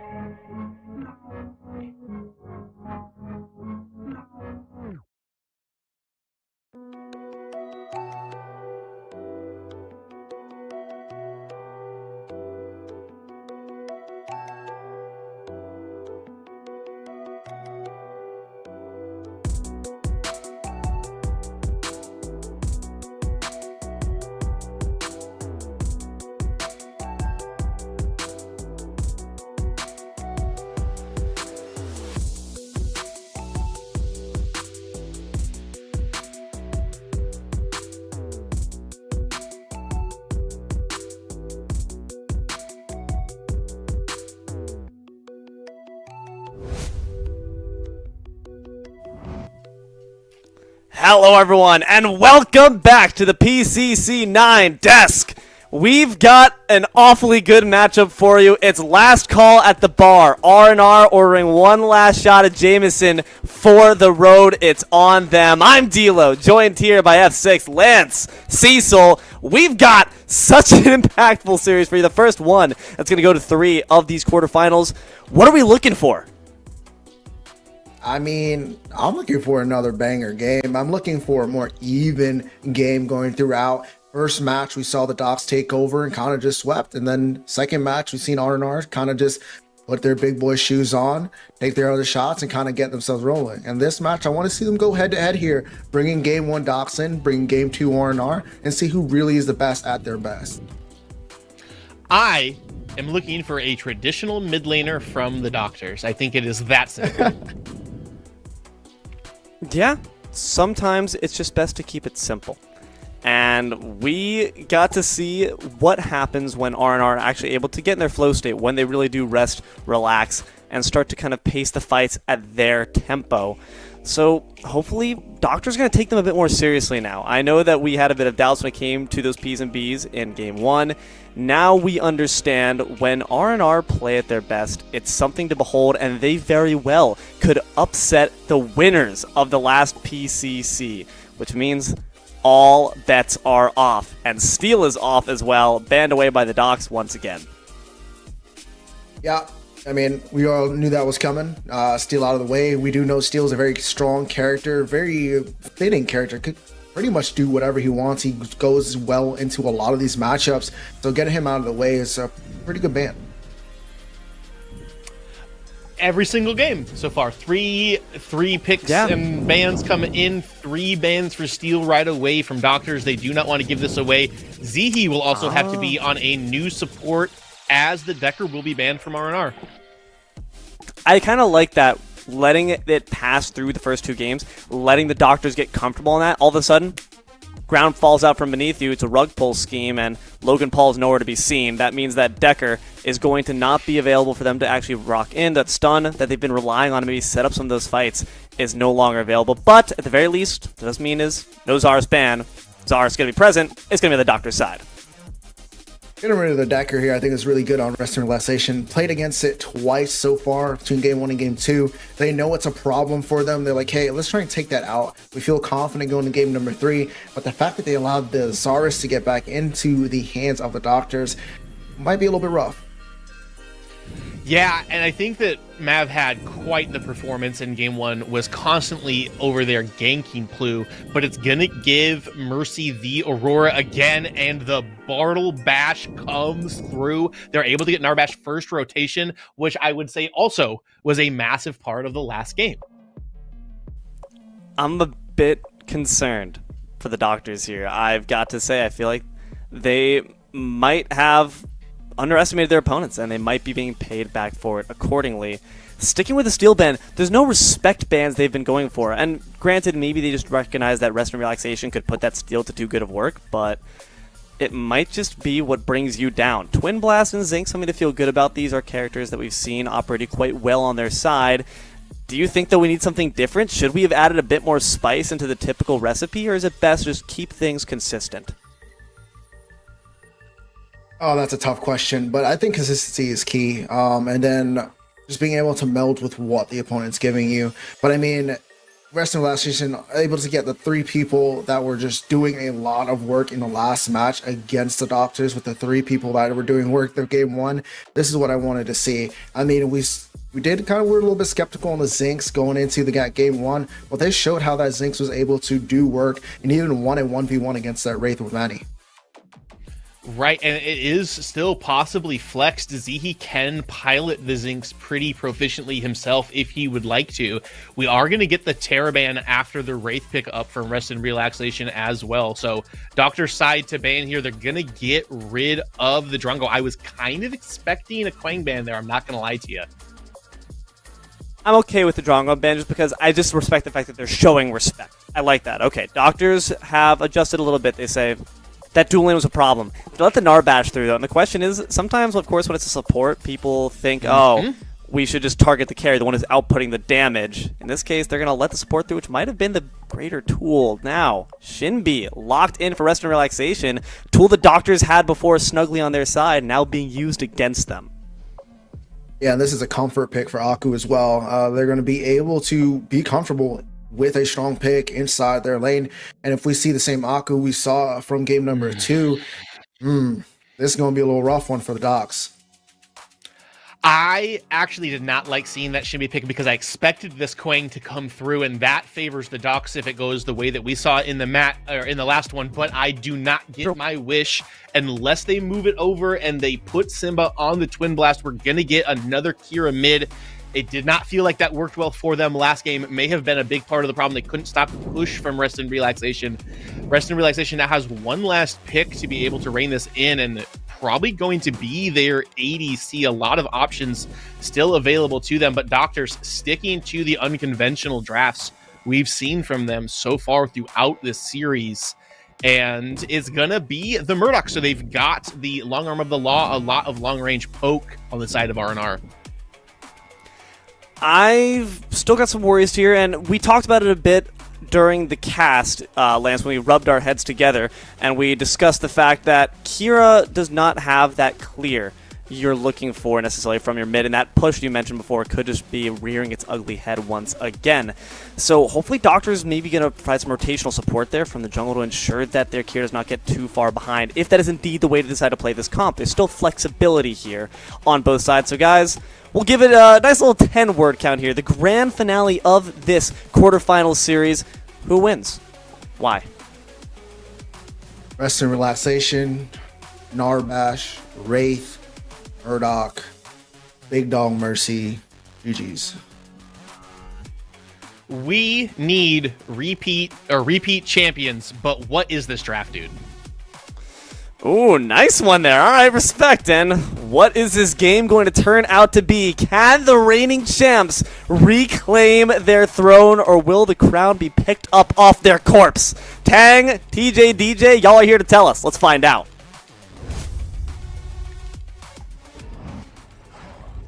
Thank you so much, Dilo. And as we go and crash down onto Spooky Season Sanctuary for the last time in this quarterfinal match between the Doctors and Rest and Relaxation, I promised you a banger series in game number 1. That's what happens when TJ and Tang are here on the mic. And honestly, Tang, I could probably watch these two teams play against each other all night if I had my way. But unfortunately, elimination's on the line. One of these teams is going home.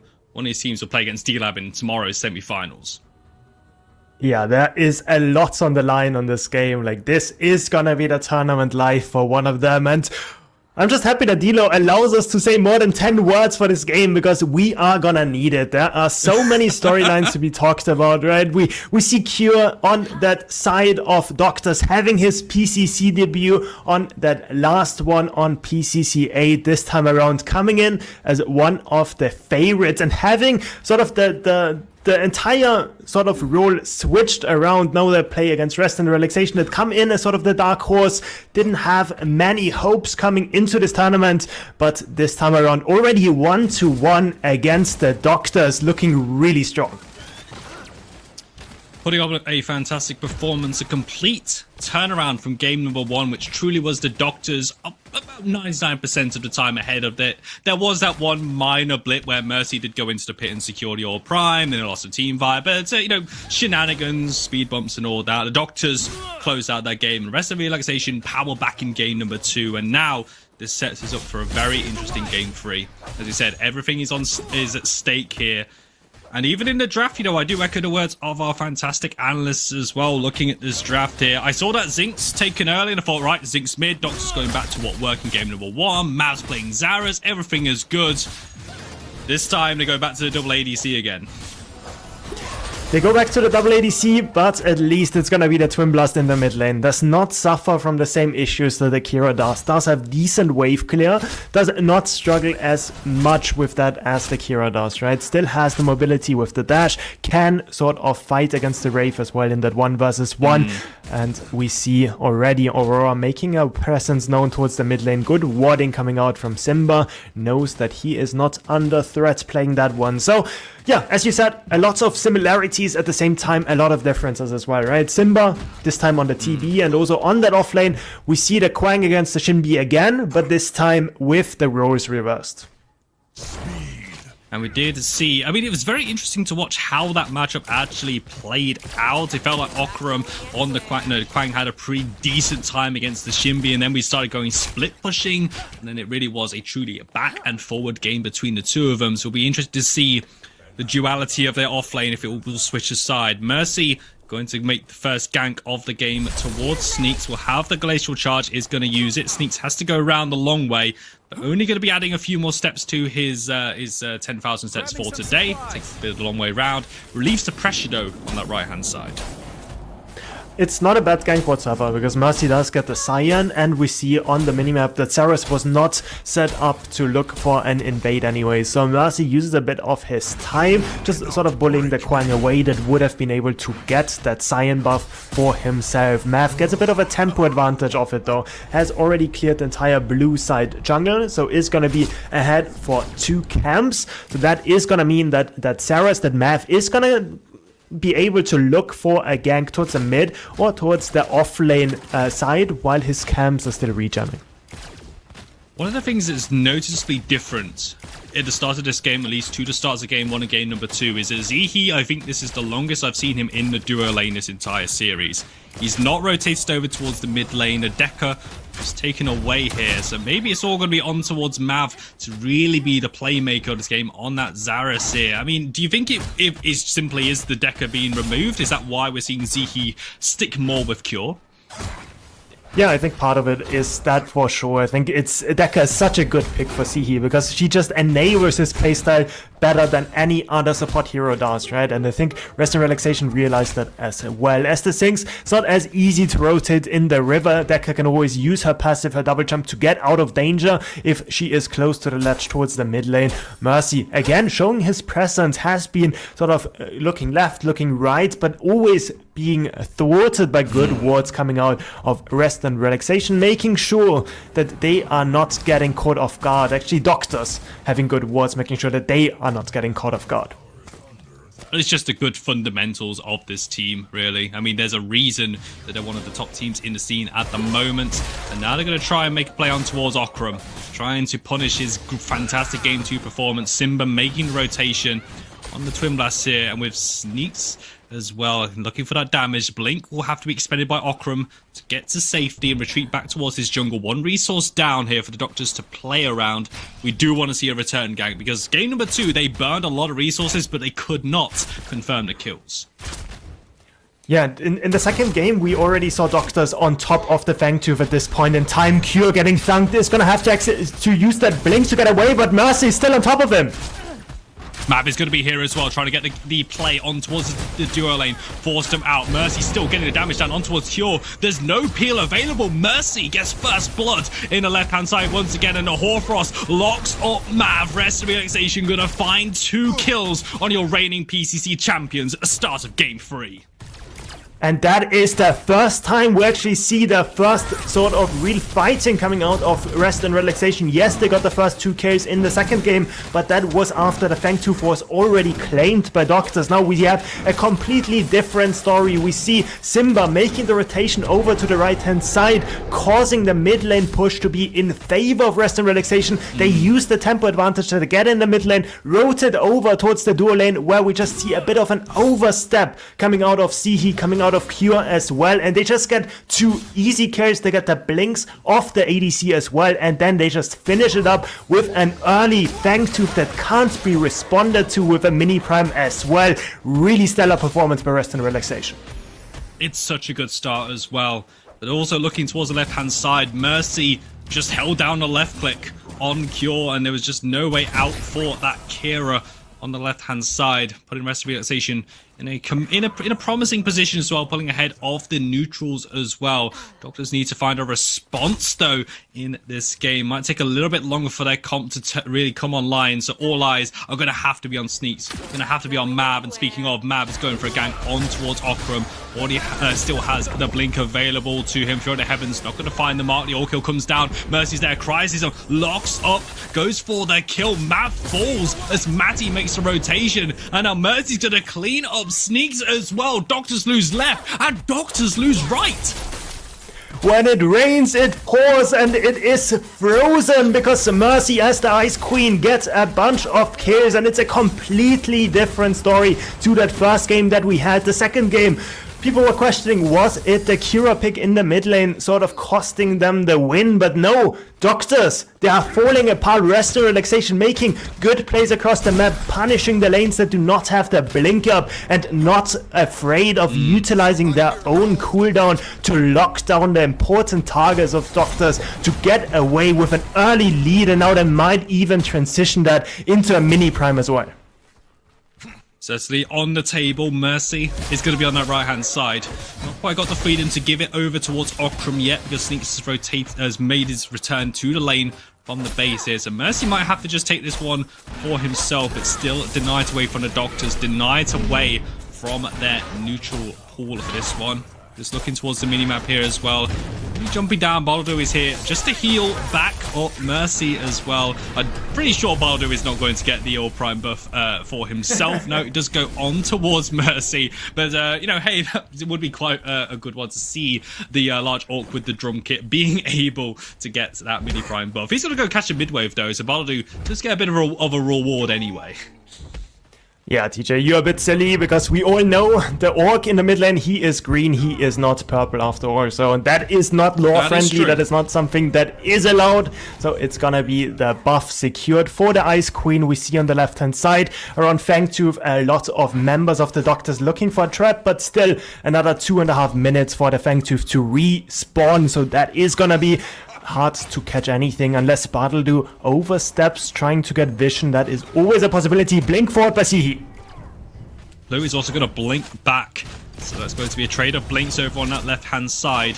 Health bars still remain were remaining healthy here as Kyo is able to proc the Dusk. Blue takes a big chunk, but thankfully he has got that the power bank that is a Narbash, able to heal him up. Mercy is here. Matty also rotating as well. Rest of Relaxation maybe going for a tower dive play on this left-hand side, trying to catch on to Cure and Zihi. There is a ward though. Mercy did walk over it, so Cure and Zihi do know that Mercy is going to be around, and that's why Mav is in this blue jungle. But it's still underneath this tower. They're still feeling the pressure. Might be a 3 versus 3, but Mav can't catch onto Mercy. Channeled that recall and was able to make a quick getaway. Mav, though, was angry, evades forward, looking for someone to catch. But truly, the Doctor's chasing shadows right now.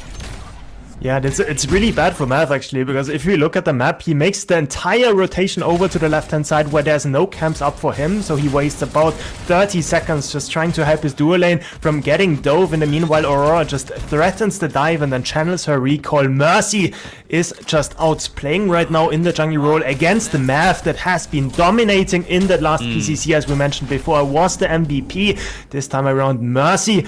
It's Mercy's world and we are living in it, as the saying goes. Fangtooth is gonna spawn up in a bit longer, and Mercy is already in the vicinity. Is gonna be the one that is gonna have first move. Shimbi also thinking about making the rotation over, but the wave is actually crashing under her turret, so she can't really be the one rotating. Kwang, though, in spawn, might just make his way over immediately.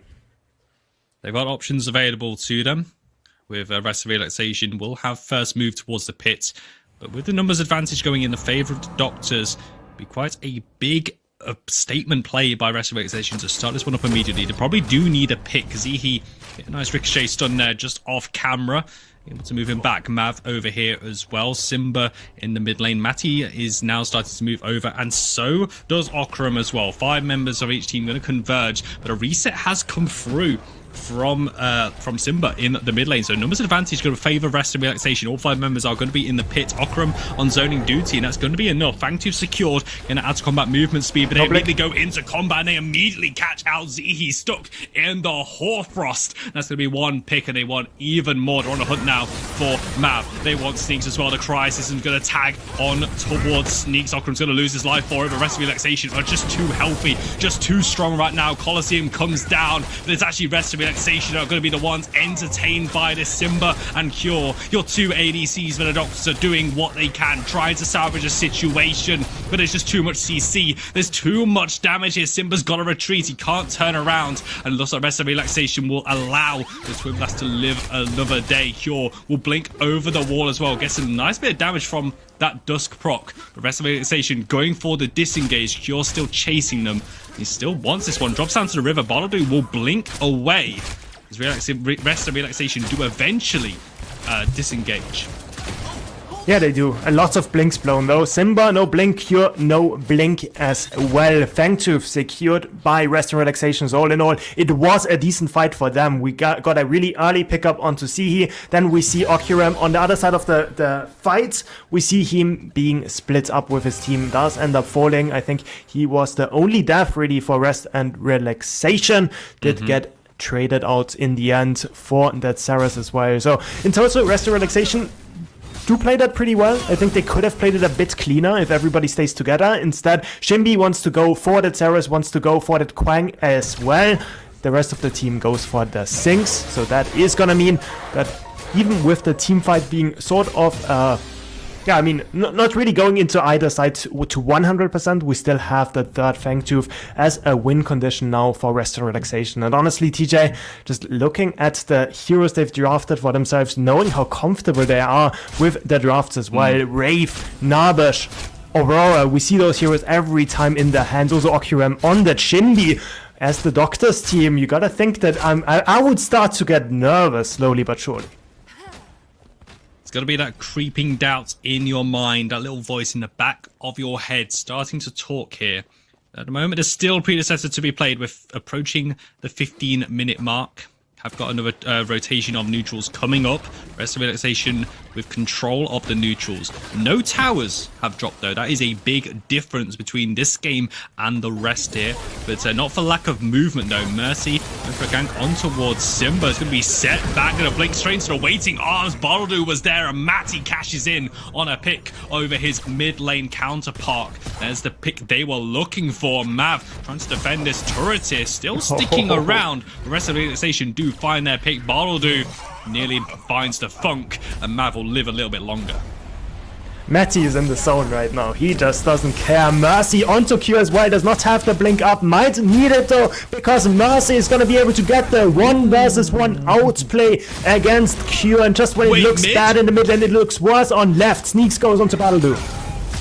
Six has got to try and salvage this. He's got to take down Baldu at least. But this Orc with the drum kit beats out the rhythm. The movement speed keeps him going. Sneaks needs to find a tether, needs to find something, but he can't decide. He has to back away with his tail between his legs. He's going to go for a play, but misses the surge. He does get the kill on towards Baldu with the lights, but it might just be the trade though. He drops the tether, but Mercy, the Ice Queen, shatters the heart of the Doctors off lane, and they find a 2-for-1 in favor of Rest and Relaxation. On the right hand side, Simba might be able to make this a 2-for-2 trade, and he will at least be able to answer back. Kills even, but the structure first, the first brick is going to fall. And now in the mid lane as well, a tower dive from Mav to take down Matty under the tier 1 tower. Action all over the map, Tang. Okay, let's take a breather. I hope both teams also take a breather so we can actually calm down a bit. Because what is going on? Fights on right, fights on mid, fights on left, tower dives, we see jungle invades, we see everything right now. And I think they need to take a step back.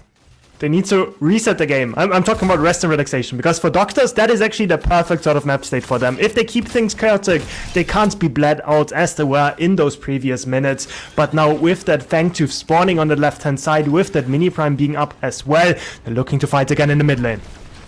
Sneaks drops a Tether, looking for the collapse, and that's going to be Bartledew dropping. Blue does get back to his tier 1 tower. Mercy, the Crisis connects on towards Simba. Neuroregenesis pops early on towards that Twin Blast in the mid lane, and Rest of Relaxation will back away with only the 1 kill going on towards Bartledew. Fangtooth has spawned, and the Doctors, with that 1 pick, moving over towards the left-hand side, trying to put a stop to the Rest of Relaxation free Fangtooth Monty play.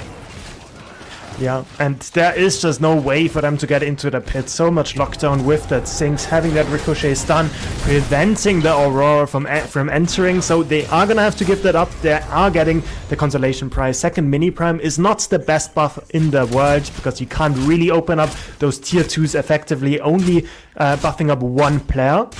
But it at least gives them some reprieve, right? Like, they give up the Fangtooth, they get something on the other side of the map. That's always beautiful to watch, instead of having to sort of go in too deep, trying to contest it from a bad spot. Instead, they accept it. We are gonna give up that objective. We're gonna trade it for something on the other side of the map. Sneaks is a bit overextended towards the enemy red side. It's gonna steal away that buff for himself. Well, Mercy's going to try and steal away some of Mav's jungler. It looks like he will get away with it. Okram is here just to shadow and make sure he goes down. Mav takes a very awkward bit of pathing and takes a big chunk of damage from Matty, and so does Zihi as well. But the setback will come through into the waiting arms. The Hoarfrost locks down Zihi, and the cat is taken out of the bag and back towards spawn. Tier 1 tower in the mid lane will also drop, and Rest of Relaxation grouping up, starting to deathball here, and the Doctors starting to become a bit rattled here as it's going to siege up with the mini prime buffed up minions. A good wall from Mercy to make sure the minions are going to be protected. Sneaks re-engages the fight, going to be surging on towards the backline, nearly going to get him down. He's going to have to blink away. It's going to be Mercy Crisism to disengage. Simba is in the backline, sees his name in lights, but we only see it on his death notification. But the Doctors still want to fight this one out. Cure going forward, but Okram has entered the fight, and he's going to hack down this Kira. He's gonna take down Cure, gonna take down even more. Zihi is here just to watch the remains of his team, as this tier 2 tower will not be standing much longer. The mini prime is still on top of them, so they're gonna push down the tier 2 with no problem. Zihi, the sort of cat that has been declawed before, needs to worry about doing the same again. Has no teammates anywhere close by, so she is gonna have to retreat, give up the inhib line, and now they could potentially look trying to catch somebody off guard, but an insta back from everyone on Rest and Relaxation is gonna mean that they're gonna make it to safety. They still secure that inhib in the mid lane for themselves, gives them a bit of pressure with those minions not having to be cleared. But on the flip side, people could argue that that allows Doctors as well a bit more XP getting those minions. Okiram and Sneaks fighting again. Mercy trying to get away. That was looking for a collapse towards him. Mercy takes the ricochet stun, but able to get away. Sneaks in a 1 versus 3 with Okram, Blue, and Bartledew. Really don't want to commit to this fight here. It's going to be a blink out from Okram as well. Sneaks keep themselves alive here. Nothing really on the board to fight over. Just trying to get some exit frags after the mid lane inhibitor was broken. 20 minutes as well, and lots of Doctors trying to use this to their advantage, taking down the tier 1 tower in the mid lane, trying to open up the map, trying to give themselves some more options here. Rest of Relaxation still in control of this game for sure here, but the Doctors making sure that they do not take this one lying down. Yeah, they definitely don't, and I think that is pretty smart from the Doctors. Every time they see a numbers advantage, every time they think that Rest and Relaxation is overstepped, they are just forcing the fights, and honestly, it has been working out for them pretty well. Considering how far behind they should be, and just looking at the score line, just looking at the kill score, just looking at the objectives as well, they should not have any business contesting in those team fights, but they have been making it work, have been forcing a lot of blinks lately as well. I think it's only when Rest and Relaxation gets a good rewind with that Wraith, get a good setup for those team fights, that's where Doctors really struggle. We did see he overstep a few times, getting caught out, but if Doctors are the ones starting up those fights, it goes a lot better for themselves. And it's also the target prioritization from Rest and Relaxation. They've targeted Zihi first. Yes, that Neuroregenesis would be able to answer back, the setback in towards the Hoarfrost, in towards a Funk has been a combination Rest and Relaxation have relied on here. That Neuroregenesis is a little bit of a spanner in the works, but take down the cat. There's no ultimate available. Mercy Glacial charge forward, looking to try and get a pick on towards Mav. As the rest that's quite a tongue twister actually. The rest of the Relaxation squad are on the scene here, forcing Doctors out of their red side jungle. They're going to start up the mini prime. Sneaks is on split pushing duty though, so this will be a 4 versus 5, but Sneaks is on the way. Be a bit of a contest. 6k, that's a big prime. Sarah is on the front line, could be able to make it into the pit. Mercy, good wall. He's going to jump in. Rest of Relaxation, no. Mercy is going to be on lock with that hunt, but the team fight. The Colosseum comes down from Mav. They need to win this fight, and Cure gets the first kill. That's going to be Bartledew falling for now here, and Sneaks enters the fray in towards the backline, sees the low health bar members, sees blood in the water, but the rest of the Relaxation squad are going to scatter. They're going to keep the all prime buff on 3 members. Blue is still there with the bookshot. Blue's still going to turn around. What? Doctors fall, and the Doctors are ace. Blue, what was that? What are we watching? We see the minions in the base as well. 15 seconds for the Saras to make the comeback. We see Wraith charging down the mid lane. So is Shinbi. So is everybody that is alive. Murdoch, Wraith, and Shinbi. Can they end the game? 2 seconds on Mav as the minions going to take down the core, but the rest of the Relaxation squad are Matty, Plu, and Okram. Eyes on the core, and just like that, in game number 3, Rest and Relaxation eliminates the reigning PCC champions and advance to the semi-finals. What did we just watch? They are just Blue blinks in, gets the double ADC kill. What is this? 3 members remaining. Suddenly the game is just over. 22, almost 23 minutes in the game. Okura, Mercy, Matty, Bartledew, Plu. We see it right here. Rest and Relaxation. After the first game, everything seemed doomed, but they got the buff. They woke up and they ended up beating Doctors to make it to the semifinals. I'm still trying to get over that. Just how decisive that game ending was. I'm this is not a good trait for a caster, by the way, to be speechless. But honestly, I'm like, wow, okay, that's an upset. I did not see that one coming. But what I did expect though was a fantastic series. There's a lot. That's what a lot of other people were expecting as well. I am just completely out of it, Tang. Honestly, please save me.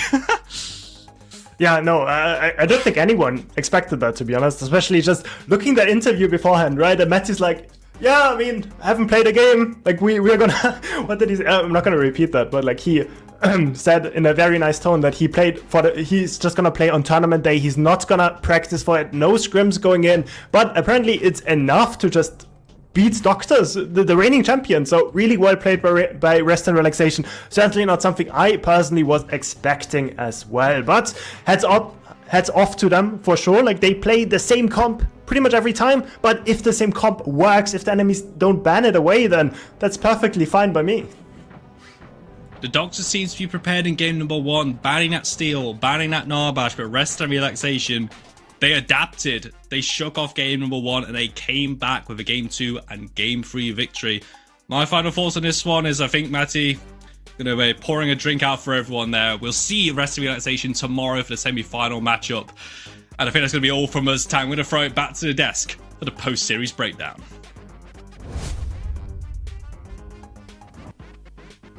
Thank you, casting duo, for covering what was an amazing set. Oh my god, the incumbent effect just continues to curse. Any team that wins a PCC will soon find themselves losing the next. The bar is open, the clinic is closed. It's a round of Jameson on our boys, and for R&R, the Doctors have to hang their heads in shame and walk back home. Cecil, and also F6, what the hell did we just see? One thing my dad always told me, when you got that dog in you, it's GG's. And I mean, right there, Mercy unleashed himself, unshackled, unchained. The man, the legend himself, absolute monster of a game. And then the rest of the team just following up, and Plu with that play at the end to secure the double on the duo ADCs. Man, what a game coming out of R&R. I said it at the beginning of the series. Woo! to be the man, you gotta beat the man, and R&R has beat the man. They take down our defending champions. They've got a date with Dlab tomorrow, so it only gets tougher from here, but quite the performance out of R&R. Red Dojo forever, baby. Only thing I'm worried about is just after what I imagine is going to be a killer night of partying here from R&R, that hopefully Maddie's going to be able to wake up for semis tomorrow after the hangover they'll be feeling. But maybe they just play better underneath those circumstances. Flu game? Nah. Completely wasted game, absolutely. Just looking at what happened here, where did things go wrong for the Docs? Because they obviously had paths to success. They saw fights that they won. They saw games that they won. They just couldn't come away with it. What was the X factor? I mean, you just saw that blink right there. I mean, Plu, the man, just gaming all day. I think the X factor was just R&R just came together as one team, and they said, hey, this is game number 3. We're going to do one of the biggest upsets we've seen in PCC thus far, and just coming out on top. I mean, throughout the Swiss stages, we were looking at this team. Nobody believed in them, and they're showing us right now. We all saw what Mercy just did. I need it to be known. Mercy was dropped from a roster like 4 days before Swiss. Mercy was picked up by R&R like right before this tournament. I don't remember what that team was. Look at me. Shame on you for dropping Mercy. Cleveland, this is for you. Absolutely, we're bringing it back. This is the king. This is the LeBron of PCC9 coming back in, and the rest of the boys are just Bronny Jr. stepping in, just trying to hope to fill those same shoes. It's beautiful to see an upset like this happen in a quarterfinals too. So we don't get the Dlab run back that they might have been hoping for, but we get something new, and we get something fresh, and it's gonna be just as good. I'm asking us the same question that we asked after Dlab's victory. A word of advice here for Dlab going up against these monsters on R&R. Don't underestimate them. I mean, after game 1, everybody was like, no, the Docs got this, but they're able to change their game plan. They're able to come back from a defeat. So understand it might go to a game 3 for you guys and for Dlab. They gotta hope that Maddie lives in one of those states where you can't drink on Sundays or where the liquor stores aren't open on Sundays, I think. And then I must say, Toasty, it's gonna take more than turning on your computers tomorrow. Yeah, you might want to actually like plug and play. Pick up a controller or something, because otherwise you could find yourself in a world of hurt. With that though, guys, that's the series. We raise our glasses to R&R. It's not Jameson, apologies. Just got water here, but that's A-okay. We salute you, our friends. Well done to a series that moves on to those semis. And with that, we're going to be moving on to the next quarterfinals as well. I'll be taking a bit of a sabbatical here. We'll have our friend R-Dog back at you, though, when the desk returns. So until then, guys, more PCC9 coming at you in just a bit. Don't you dare go anywhere.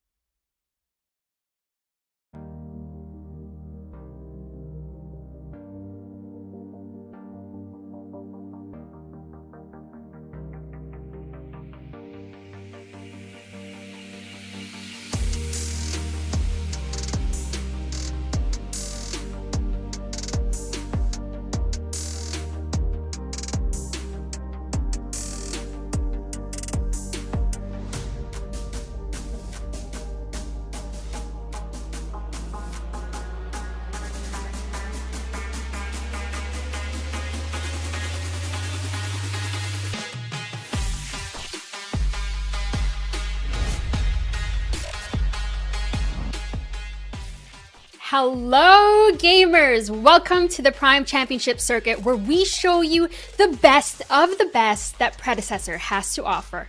We're currently at the quarterfinals of our main event. Shout out to Dlab for hosting the earlier portion of the day with Lance and F6, but it's time for our last two series. My name is Ardog with the Triple G's, and I'm joined by a brand spanking new set of analysts. Let me start with he who reigns all the way from Kentucky, a revenant enjoyer, and a self-proclaimed boosted diamond. Bengal Mac, how are you? I'm doing lovely. Man, what a set of games we've seen so far. Fantastic day of some Pred today. And of course, I have to introduce our other analyst, Seismic, who puts the Seismic in Seismic Assault, PCC9 champion and mid lane enjoyer. How's it going? Hey guys, it's nice to be here. I'm super excited for the games and excited to dive into these teams. We promised excitement and action, and you guys are getting it. Let's talk about the bracket first of all. We know that Dlab has secured their spot in the first semifinals, and we just finished watching R&R cause an upset against the previous PCC champions, the Doctors. So Dlab and Rest and Relaxation will be the first semifinals of tomorrow. But now we gotta talk about our next best of 3 series. That is going to be between Animal Farm and 3DB. Let's start with our third seed coming out of Swiss. Animal Farm has the most decorated players of the PCC and mostly comprises of players from EU apart from North. Looking at their roster, you've got Import, Neft, Brandonite, North, and Bondrude. What else do we know about this team, Sai and Mac? And I mean, this team is on paper. They are him. You know, they're the Himothy team, right? You got Import in the jungle. I mean, when he gets his hands on Zarus and they get the gadget in the mid lane, they're able to do some nasty things with it. And I mean, man, what do we see in the last game of our last weekend? Neft. If he gets that Wraith in his hands, it's something disgusting. So in every single lane, you have a threat that can take over the game. So it's impossible to be on the enemy team and decide, man, who are we going to play through to try and win this game? I mean, this is a team that's new to PCC, but already has 3/5 of the Nations League championship team. Just solid players in every single role.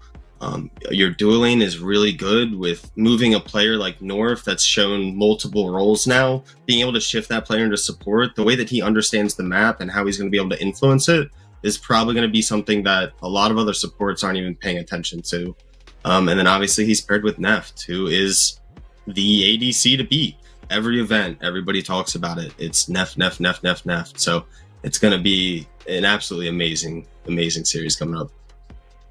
You're talking, Seismic, about these awards. Same with you, Mac. Import, he previously played for OPD. He played for Dlab, previous PCC 6 champion. Neft won 7 Fang Booth championships. Brandonite, he won Nations League 2, which is what you mentioned. North was also a previous PCC champion.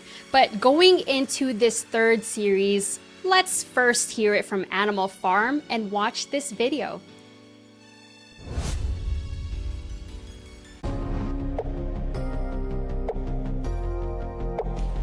Flick is so greedy. That's the Colosseum with that reversal of fortune, knocking up Flick. He's caught in the Colosseum, collected by North. Hey guys, I'm Import. I play jungle for Team Animal Farm. I think just like everybody, we're just scrimming a lot, you know, looking at the patch and just trying to find like crazy stuff. I think that's been what we've been doing the most. It's really just been not really indexing on what everybody else is playing, but really just finding out like what works for us.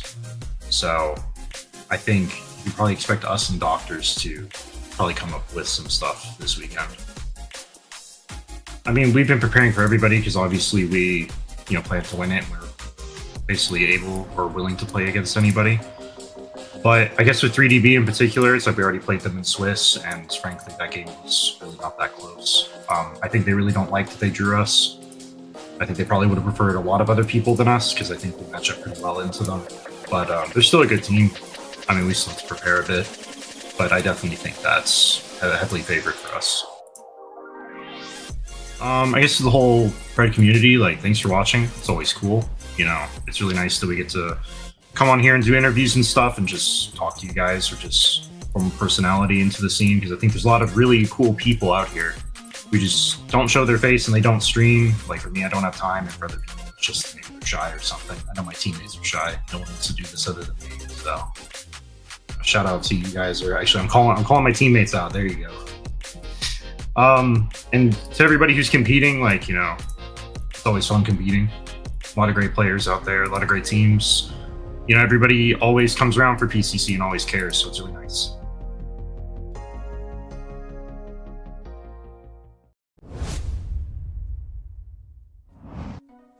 What a guy. So humble. That was Import, one of the top junglers from the game.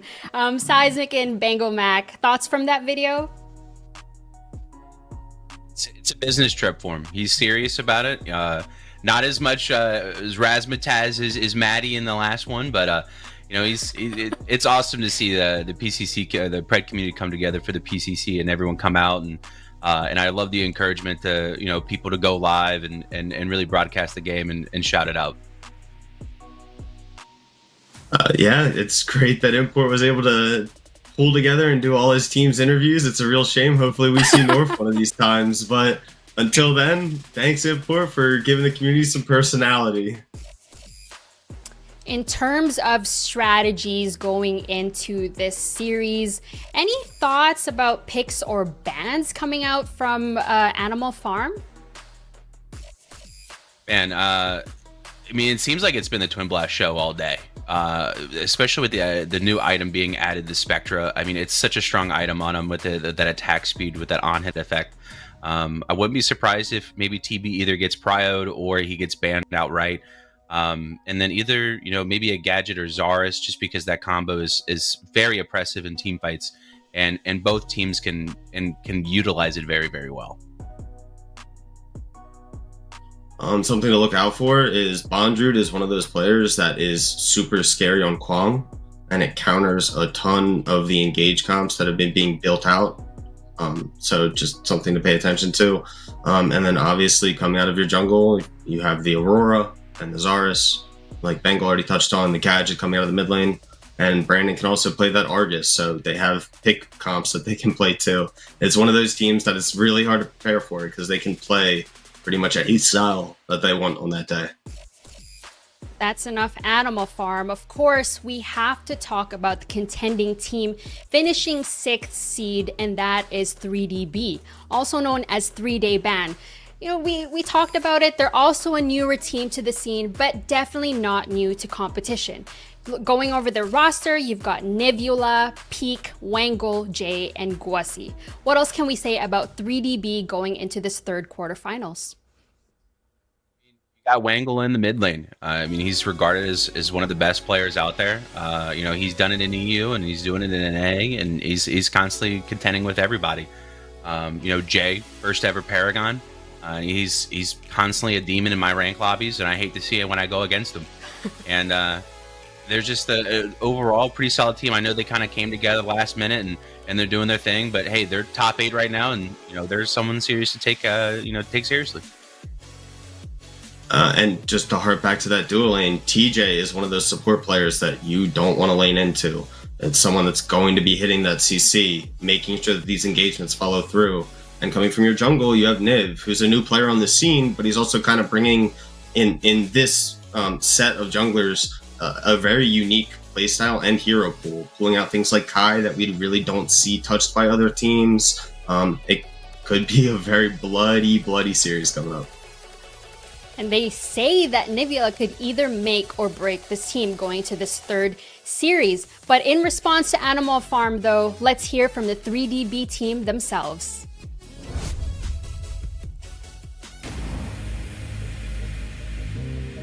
What's up? I'm Wangle. I play for 3DB, which is 3-Day Ban. I am the mid laner. And hello. Same thing that you see Jay doing all the time. Not leaving his room, playing lots of Predecessor. So, you know, we're all just on the J train, playing lots of Predecessor. But no, we're working things out as a team, getting lots of scrims in, figuring out the kind of issues that we encountered in Swiss stage. And I think we've ironed out a lot of them. I think our early game has gotten significantly better since Swiss stage, which I think was one of our biggest issues. So we should be able to give teams a really good showing if we can play the late games well. Animal Farm are a really good team. Obviously, a couple top players in pretty much all the roles. But I think the thing that I've noticed with super teams in the past, and something that has shown with this team as well, is even though you have all the personalities, you can have too many personalities on a team that they don't gel. And I think that's what we're going to try and exploit with this team. They have a couple main characters, as I would say, maybe too many. To my competitors, I'm picking Gadget, ban Gadget. I'm a Gadget one trick. I only play Gadget. You all know this. Please ban Gadget. I definitely want to play Gadget. Gadget's really fun. I want to play Gadget. And to the people that support me, I hope that I don't play Gadget because I am not having fun playing Gadget and I look a lot cooler on other characters. Hell yeah. Wangle. He used to play mid for Rogue, but now he's the mid laner for 3-day ban. He's well known in the EU as well as NA tournaments like the PCC.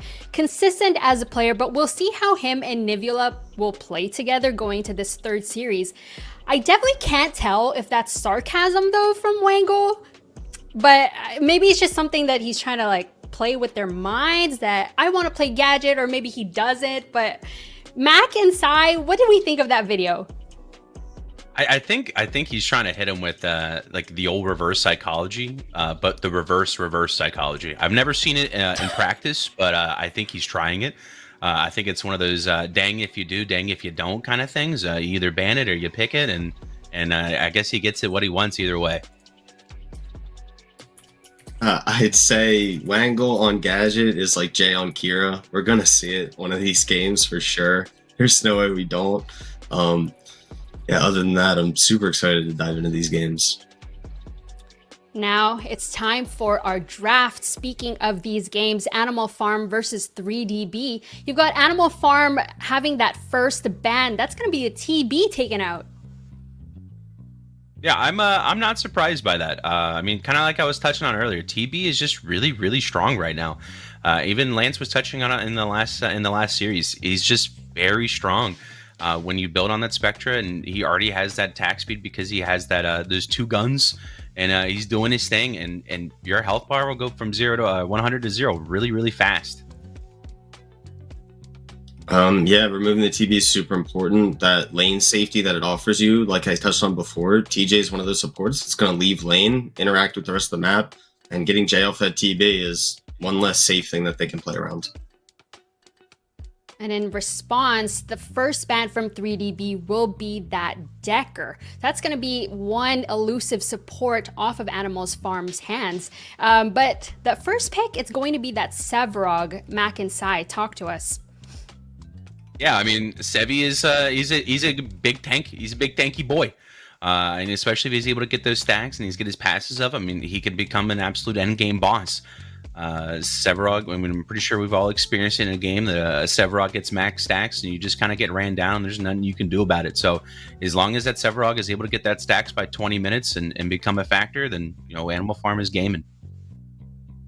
Yeah, and Bondrewd on those constant scaling offlaners, just like I said, super solid player. And then it's followed up with a counter pick over in the offlane with the Terra or the Zaras. Both function extremely well into that Sevrog and can take over the map, which can be super hard to play against, especially since you have to wait for that Sevrog to get strong.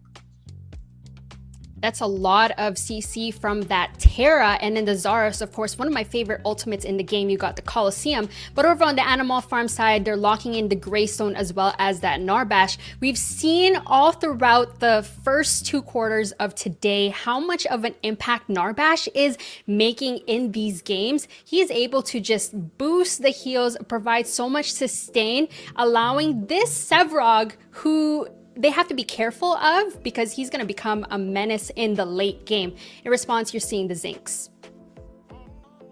I mean, Zinx is annoying. It brought back Phoenix into the game, which is no bueno, and does a surprising amount of damage for a support. So, I mean, we see it from Simba all the time. Can be flexed in the mid lane and can do some crazy things. And then they're banning that Wraith, so that big respect to Neft, especially since what happened last time to him with it. So really making sure that they're able to kind of get those picks, especially when they Zara's cage in and have that Terra dash, to be able to really get someone and pick them off. And removing that Wraith also forces the Sev ult to be used as a disengage tool. If you use it as an engage tool, the Zarus will not get pushed out of his cage and your team will be trapped. So it's super, super smart to get rid of that character. They're also going to be removing the Drongo. Not a lot of ADCs in this draft so far, because we still have 2 heroes left from each side. But speaking of that, we're seeing the Kira next. That's going to be in the hands of the 3DB Jay. Yeah, Jay is a very, very good Kira player. I'm just hoping I see, in my friend Cursor's words, build correctly. I know with the new item being put out there, Solaris is really, really good on her. I've been having a lot of fun on her with Solaris, so I'm interested to see how Jay builds Kira, because it's something disgusting when you see it. And then you see the Howie and the Murdoch, which leaves the gadget to Wangle if he wants to grab it here. Just really, really strong comp coming out. You have the Narbash to kind of counterplay it if they do end up picking it here, but you're going to be stuck in that cage with the Zinxult and that Zarus as well. Even if you blow him up, you're going to be getting zapped by that gadget hold if they pick it. It's going to be a really, really important pick here. They go for hey. I don't know. It's not the gadget, Seismic. You're wrong. That's the first time I've ever said that to Sai. It's going to be the Fae. Looking at these drafts, though, which one are you favoring and why? And I like 3DB's draft, but I like Animal Farms more. I'm a big fan of Narbash. I think he's, in my opinion, I think he's the best support in the game. If you give him time to scale, you give him time to take over the game. Narbash just has that ability to be able to run down Fae in the mid lane, and Sev is just a ticking time bomb. If he can continue to scale and continue his thing by 20 minutes, then it's GG's. I have to agree with it. I have to agree here. I have to go with Animal Farm. Missing out on that gadget pickup to actually lock down the team in the cage. Yeah, you have the Fae ult, but you also have a Howie that can just fly in the air. You have a Greystone that can just ult. You're never really going to get a massive ult in this fight. So I'm hopeful, but I'm going with Animal Farm. But before we go into this game, I do want to just go over the draft for 3DB. What is their strategy, though, going into this first game? I mean, I would want to say a pick comp, specifically with that Zara Assault. I mean, you would have thought maybe went gadget here, but with Faye, you're going to be forcing out a lot of it's a lot of CC, so forcing out a lot of cleanses. So if Wangle's able to kind of time his ult correctly, especially with those cleanses, if it's hit with a shield bash or a terror charge, you're able to really kind of take advantage of someone. You know, really, Faye into Howie is a really, really good matchup for Faye because those nettles are really easy to hit. So I'm assuming that they'll probably go for kind of a pick comp, not a whole team comp, but if they can take a 4v3 or even a 4v4, I think the matchup might be in their favor. But if it's all 5v5, I'm leaning towards Animal Farm. And I would say that it's a dive comp. You have the Zarus that's diving on, looking for a Flay Fash engage with the ult. You have the Zinxult to, again, back up that Zarus so that cage doesn't disappear when he gets blown up. And Terra is just ulting and running right at your Murdoch, whose traps aren't going to do anything. Narbash Thunk's not going to stop him. Howie Boop doesn't stop it. So it's just going to be a hurt train. If that Murdoch's not in the cage, he's going to be found and he's going to die. It's going to be a hard comp for Animal Farm to play against. But they have good poke. They have good disengage as well. If they do try to run, they can section out that Terra and focus her if the Zinx is focused on the Zarus. So it's going to be it's close game. It's going to be a close game. Will the Animal Farm get slaughtered, or will 3DB get more than just a 3-day ban and leave PCC9 for good? Get your points in. Let's throw it to Spooky Mars and Lance Cecil. That's right. Thank you so much, R-Dog and the rest of the desk. What a fantastic game we've got coming up right off the back of an already exhilarating match here, Lance. With the Docs now out, you got to think that everybody is just gunning for that championship right now. What are you thinking is motivating these players the most right now? What's motivating them the most is the opportunity to play tomorrow. You get through this series, you get the opportunity to play in the money matches, you get to the semifinals, you work your way into that final, you get the crown. A lot of momentum heading into PCCX for the champion of PCC9, as that event will be coming to you later this year to cap off this particular circuit for us. But before we get to that, we have to focus on what is in front of us in this game. And just like our desk was saying, I actually really like both of these drafts from both of these teams. Starting with Animal Farm, I love seeing Neft on any hero, but the Murdoch is probably my second or third hero that I like seeing on him the most, behind that Wraith, obviously. But he's done so much damage with Long Arms of the Law, has total map awareness of where everybody is at within it. I like Howitzer coming back into the meta a little bit, as well as he had fallen out for a portion. But anybody that gets ahead on a Howitzer knows how good that can feel. We've seen Appy Picker put on quite a few performances with it in previous PCCs as well. But the side of 3-Day Ban has a lot of advantages to it as well. Big team fights with the Zara's Cage, with the Flytrap from that Fae. Unfortunately, Wangle not on my favorite hero, the Gadget, even though you could tell he really, really wanted to play it. But Spooky, I think we're going to have a really explosive early game here. Yeah, I really want to kind of focus in on this mid lane match, because that's kind of where the biggest volatility is. Like you mentioned, we were expecting Wangle to go for that Gadget, but on this Fae playing against the Howitzer, we were talking a little bit during the draft about how that matchup goes. You were kind of favoring this Fae here. So I do favor the Fae in the early portions of it for sure, but once they both hit 6, if the Fae ults first, or ults as soon as the Howitzer gets the Make It Rain off, he pulls it back to the ground. So it's kind of a who's gonna pull the trigger first for who wins that, or if Wangle can have quick enough reactions to realize that Bartledew has gone up. Wangle is on that NA West ping, as once again, I gotta say it, we got an NA West mid laner in the PCC main event weekend.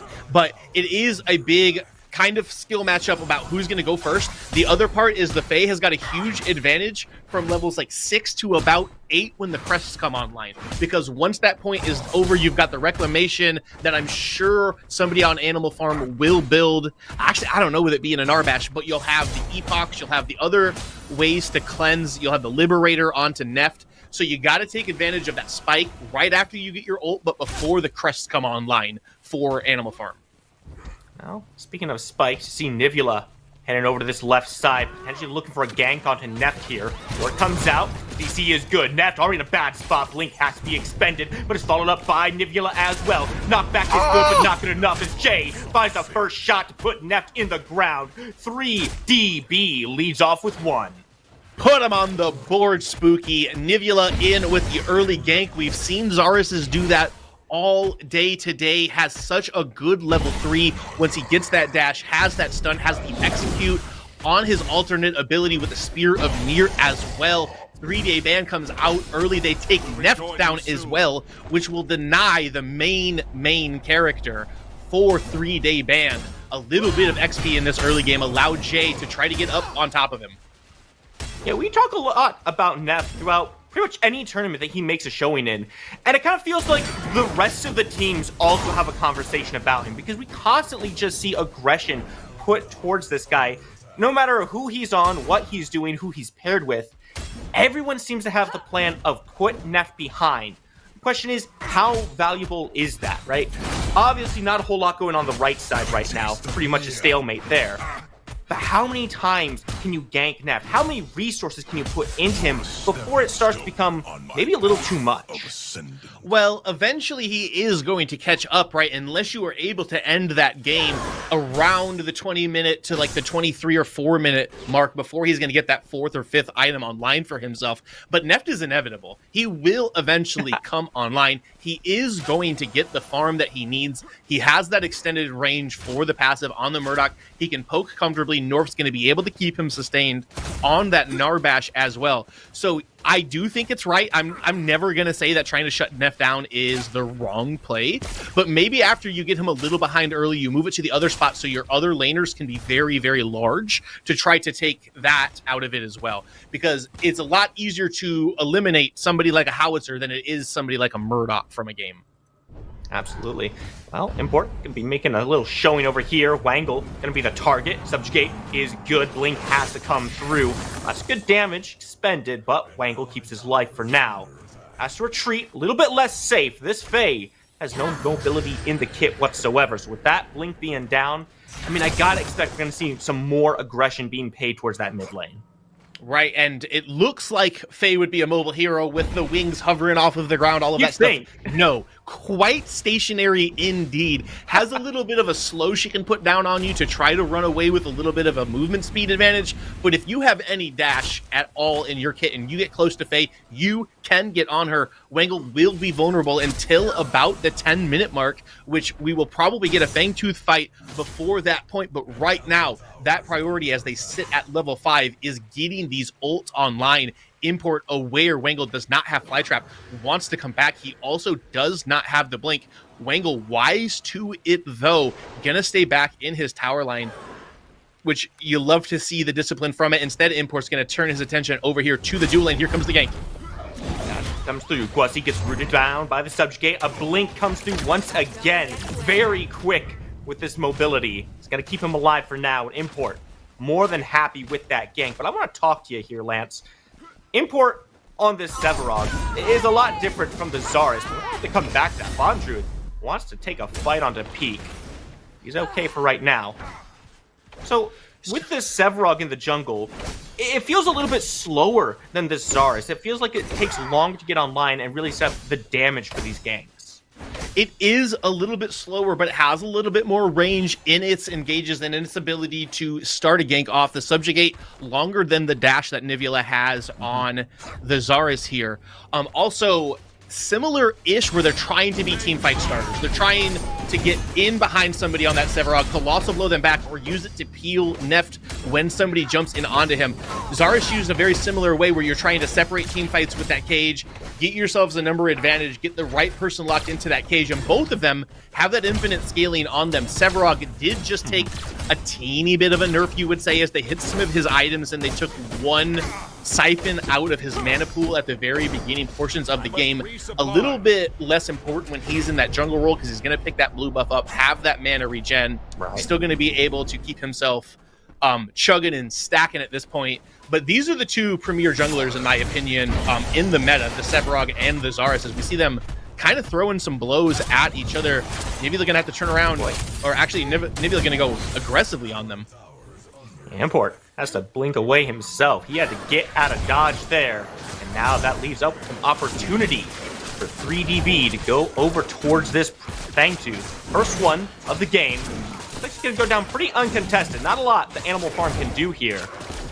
A 3 days ban. They're really getting off to a very solid start here. Sure, there's only one kill in the game right now, but it's on their side.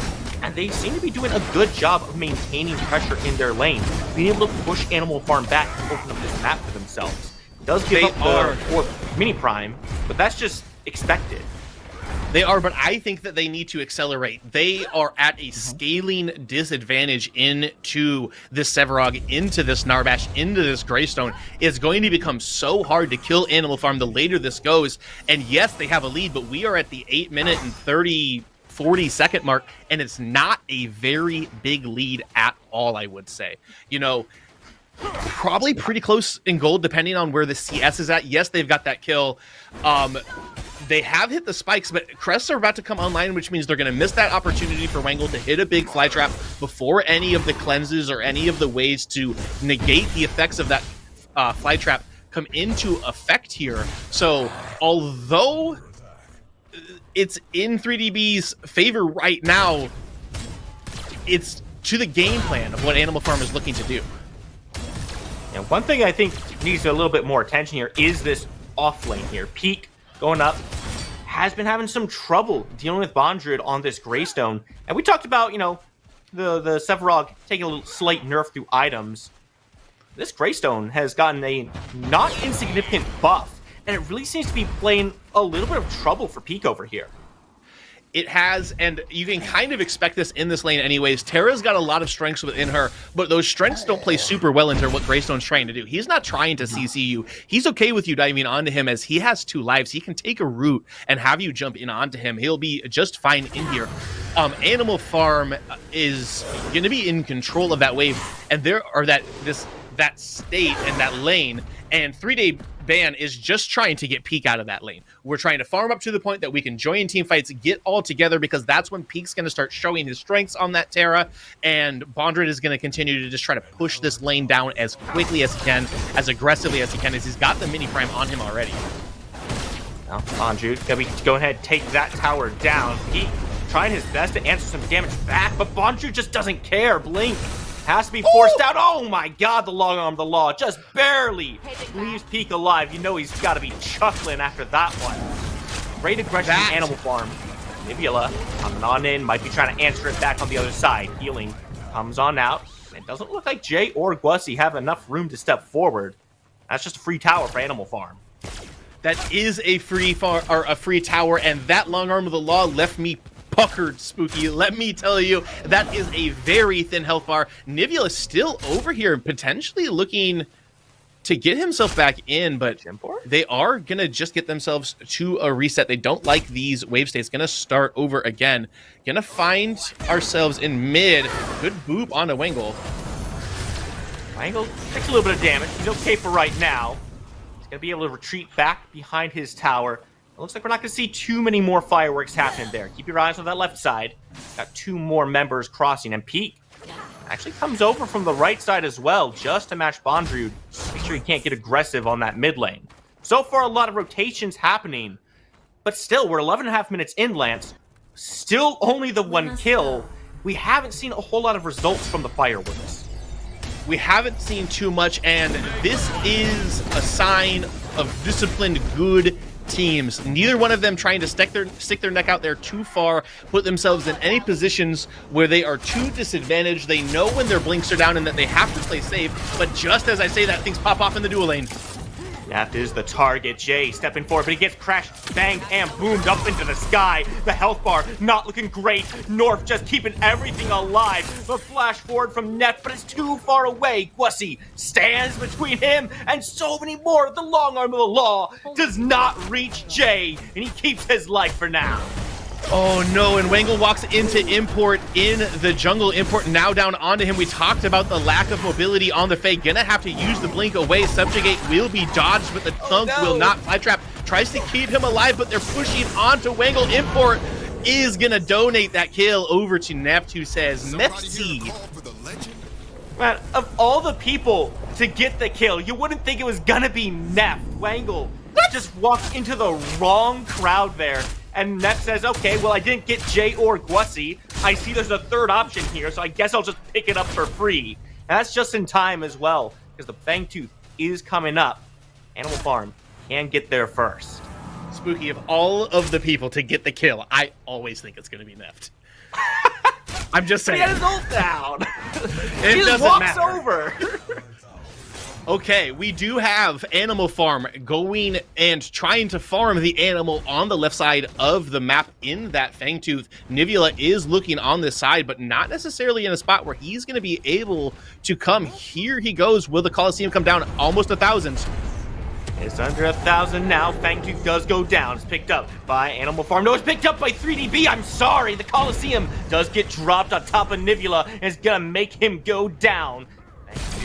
He's doing some dividends here as Import very low, but trying to find a way forward. Jay gets knocked back into the team, and he's met with a shotgun blast. Neff puts him down. I think that's a double kill for him now.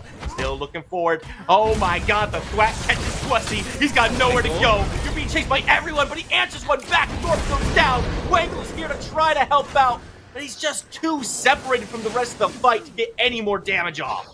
Oh, and he doesn't have Flytrap to drop down onto all of those low members. I must also correct Spooky, I am sorry, but it is Animal Farm who secures that 3-day ban. Had gotten the very first one earlier in the game. Import able to get that with his hunt. A couple of extra stacks for him. And the team fight afterwards goes in Animal Farm's favor. 3 for 1. They get all the priority people. Wangle was split from that, like you said. Also didn't have the Flytraps, and now I am not lying when I say that the crests are online. Flytraps are going to get even harder for Wangle here for 3-day ban.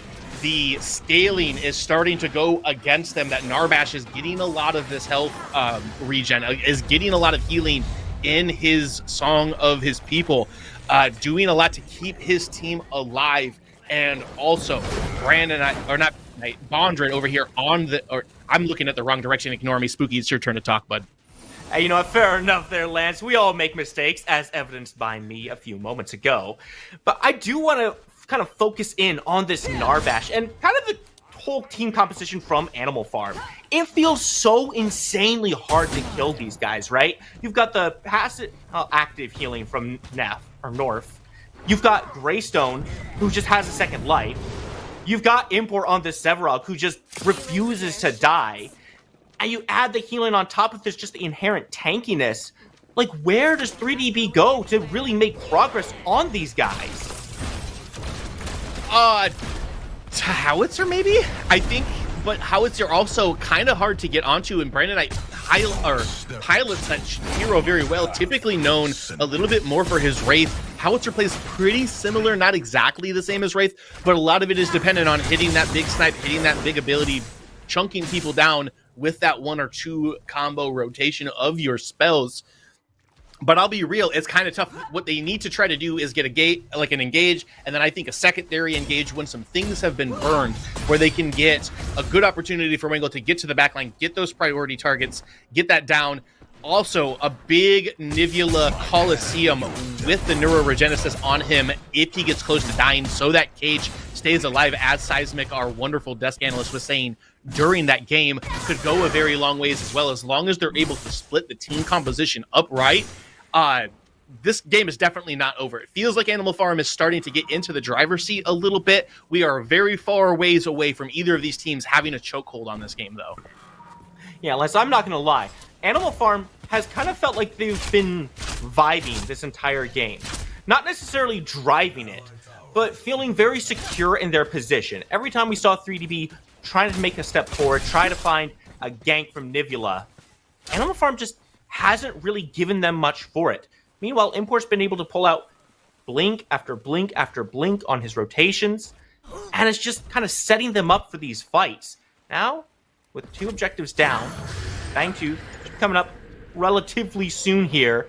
Gotta be expecting it to be the next target. And Animal Farm has looked very good in those fights. Peek and try to find a way to get them an advantage. Forces Brandon Knight up into the sky. He catches him, and Nivula puts him down.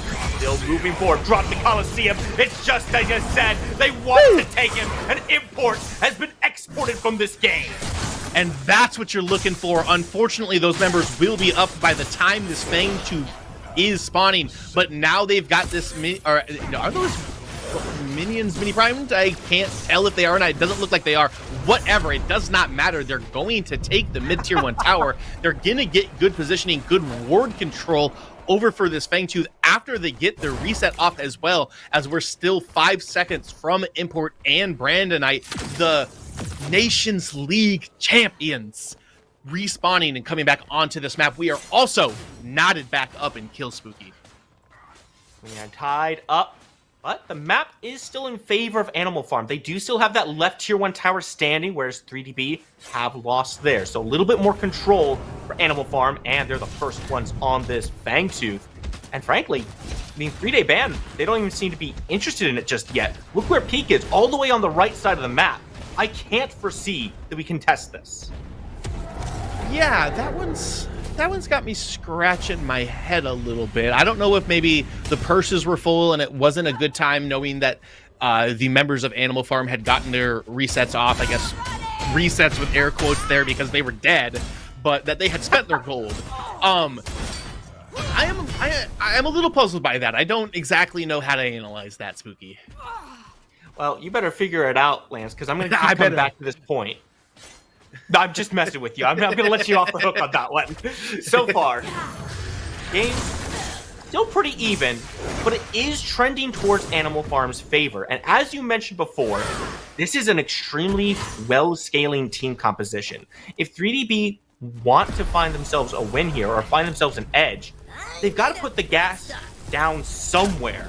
And it feels like they have to start doing it sooner rather than later. The out-of-combat movement speed from getting that second Fang Tooth also going to help keep Neft alive. North already providing some extra movement speed. He's got it in his own kit as well with that stim pack. Now has it while he's out of combat. The dive comp-ish is going to be harder to pick Neft out of all of these spots. We have hit that 20-minute mark. The Big Daddy Prime has spawned into his pit. We are on Primordial Fang point as well. Potentially the third one for Animal Farm if they're able to secure that for themselves. Builds are coming online, Spooky. Almost to 3 items for everybody here. Some people may already be at that point, but it is a matter of time. If you have watched enough Pred, you know these big team fights are coming and they're going to pop off any moment here. We'll just have to see if it's going to be 3-day ban who is going to initiate that and find the spots that they're looking for, or if it's going to be Animal Farm. But it looks like we might have a little bit of fighting going on into the offlane. Nivula coming over, sees Bondred, has red, but they've met up in the jungle. And Bondred has spotted out the incoming Zarus. Nivula has to take a few steps back because all of Animal Farm is just around him. It was kind of looking like they might be considering the Prime just to try to force a fight there. Instead, turn their eyes. And as things kind of de-escalate here, everyone's able to take a breath, take a step back. I say that, but Peak is still kind of going at it with Bondred, still trying to find some leverage over there. And he hasn't really been able to get too active in these fights so far. He's been mostly relegated to that off lane. It feels like the members of this game that aren't the offlaners are walking a tightrope between 2 skyscrapers, and Peak and Bondred are in a bounce house with boxing gloves on. They're just constantly running into each other and fighting over and over again, and everybody else being so careful, keeping themselves in a position where they know they're not going to fall down to the concrete below. They know they're not going to have to go back to their own fountain, their own floor, and spend a little bit of time watching the other people play this game. But Peak and Bondred have a completely different idea of what's going on. They say, we want to have the big damage numbers. Let's just trade health bars over and over again, so at the end of this game, we look really cool in the stat page. Well, Peak has now made the shift over to this left side, and I like that decision. If you want to make a play in this game, you got to be looking at this next Fangtooth. It could be the third one for Animal Farm, and it's the one you really don't want to give over right now. Your eyes on the map. Super spread out are both these teams right now, but Animal Farm is collapsing towards the middle here. They found Wangle North. Going on in, misses the thwack. Gonna give them space, but they're moving on forward. Dash away, Nivula keeps himself alive. Fly Trap doesn't find much here just yet. Animal Farm gets to completely disengage. They do, and they thought that they were going to get a pick onto Wangle there as he was able to dodge the subjugate. We got more fighting going on. Brandon Knight goes into the sky, and Nivula brings him back down. Get over here, import the next target. All of 3DB are walking on towards him. Pete leads the way, says, hey guys, I'm in this game, and you will remember me. Charge forward and take them down. North falls down, and Bondred tries to respawn his health bar. He's going to be left alone for just a little bit longer. 3DB, pull it back. That's 3 dead boys on the other side. Wangle gets a double kill, and that means they are going to get this Orb Prime as well. Still 20 seconds before Import is going to respawn. That is plenty of time for 3-day ban to pick up the first major neutral objective of this quarterfinal, and the timing for it is exquisite, Spooky, as Primordial Fangtooth will be spawning in the next 5 seconds as well. Absolutely phenomenal for 3DB. They are putting on a great show in these team fights. Bondred has to be careful. He's going to step right up into Peak here. No, there's no scope for soul. He missed this. Left. Peak is just out damaging him right now. Wow. Yeah, I mean, he's got the buff from the Orb Prime on him. Bondred also does not have that ultimate available. If Brandon Knight doesn't show up there and pull some defense for Brandon Knight, Peak is definitely gas pedaled down in that situation. And Bondred might be in spectator mode. Stop having laners with names that start with the same letter. You're confusing poor Lance here, Animal Farm. But regardless, that is not the point. This next big buff is up. The pushing power is in favor of 3-day ban now that they have the Orb Prime, but it's not going to do them as much in a team fight. Animal Farm still may be willing to take this if they find themselves into a good engage, but we will be dancing around this Prime Pit until somebody steps out or until somebody decides to pull that trigger. But for now, 3-day ban going to push their waves up, get them into spots that they are comfortable with, try to force Animal Farm to respond to those wave states. They do see Peak on the other side of the map, though. They know they've got a numbers advantage here if they want to try to go for it, but it looks like they're going to send Bondred and Brandon Knight over there to try to do something about it. I'm not sure how much I like this decision. It does make sure that, Peak can't just keep on shoving these waves up, but it leaves this Primal Fangtooth just completely open for 3DB, and they are wise to it. Still got 3 members of Animal Farm, maybe looking to lasso someone up here. Import, gonna be charging on in first. Subjugate comes down. Wangle be the target for them, but Import is left alone as the Coliseum comes down, and take a look who's rejoined things. Peak up at the front has found everyone's health bars. He's gonna get shredded down. He loses his life. And now Quasi steps too far forward. Neuroregenesis comes on through. It's the revive, and the Primal Fangtooth goes the way of 3DB. Quasi trying to find a way out. Blinks over the wall. The long arm of the law is gonna reach right through and bring you back. We have such a tight game still. That is massive for 3-day ban, though. They stop the third Fangtooth from getting taken by Animal Farm by using the map to their advantage. They know they have to send somebody to deal with Peak, so when somebody comes over, when they see somebody walk through that mid lane or over a ward in that blue side jungle, they know they can rip it. They can jump onto it. Peak just turns, runs himself there. But the big part is catching Import early. The fly trap comes down to him, and every single member of 3-day ban turn. They get the Coliseum down onto Import right away. They kill the jungler of Animal Farm. They know that the hunt is no longer available. That is a free primal Fangtooth for them. Animal Farm does pick a couple of them up at the end of it, but you still have most of your members with the double buff right now for 3-day ban. I say most importantly, they still have their damage with both buffs here, right? Jay and Wangle have the Orb Prime. They've got now the Primal Fangtooth around them. These guys are going to be hitting hard in team fights, and team fights seem to be where 3DB is putting most of their cards. When we see these guys grouped up, they look really good. Animal Farm, though, definitely has the advantage when it comes to the small skirmishes. The question is, how do they keep forcing those to happen? How does Animal Farm break this team up and keep getting those hits? Well, you just got to keep your foot on the gas pedal. I would try to take advantage of this next probably minute and a half they have of Primal Fangtooth, as Orb Prime should be expiring on them any second now if it has not already. But look, they are hunting. They know that they are unseen at this spot, trying to find if anybody's going to be ballsy enough to step forward, but nobody on Animal Farm will be. So they have taken 2 of the tier 2 towers. Only the one in the dual lane is remaining. The map is cracked wide open for 3-day ban. They are in control at this point in the game, Spooky, and it feels good for North America. Feels very good. Feels even better for 3DB. This was a tight game. Still is close. These towers going down and that Primal Fangtooth, 3DB is certainly putting some gold in their pockets. With this reset, get the chance to spend it, accumulate an item advantage, start looking towards the next seed. Orb should be coming back up here if it's not already back up. And then the tier 2s that are still standing. 3DB has a very clear path forward here. Get the objective, get the siege, and can march straight towards that core, but how are they going to do it is the question.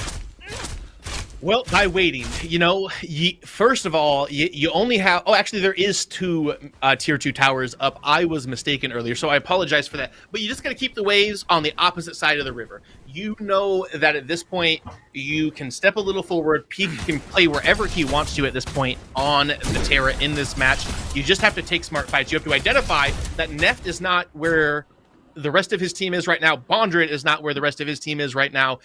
This doesn't look like 3-Day Ban was going to take or is going to end up engaging there and taking a fight there, but that would have been a good opportunity for them if they could have gotten a good engagement onto one of the members of Animal Farm. Yeah, I'm actually quite surprised that they played that one slow. I mean, Animal Farm wasn't exactly subtle about where Bondrewd and Neft were. They were in the lanes, hitting the minion waves. It was all right there. But 3DB decides to play this one cautious, because they didn't have Peak there either. He was sent over to match Bondrewd. We've already kind of gone over how 3DB wants to play this. You got to wait for everyone to be grouped up. That means if Peak is matching Bondrewd, you just kind of have to wait. Oh, Nivula has to burn a blink. It's up with a Black Panther subjugate.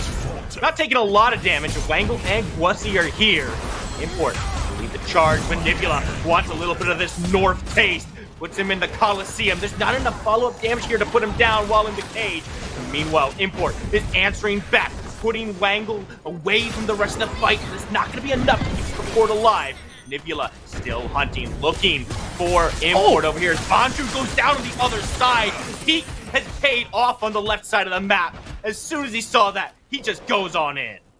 And that's Orb, or it's at least going to be the start of Orb. They may bring Peak, they may wait for him to come over, but Nivula looked like he was getting picked at the beginning of that. It looked like he was dead to right. There wasn't enough follow-up damage. Wangle over here sees Neft, but I don't believe you've got this. Ooh, good ricochet comes out onto Brandonite. Gonna have to flash forward. They're gonna double flash forward onto him too. Wangle's gonna put him down. Neft is the next in sight. He's now running away, but once again, that should open this up. Do they see Import here? You need to be a little careful, but that's it.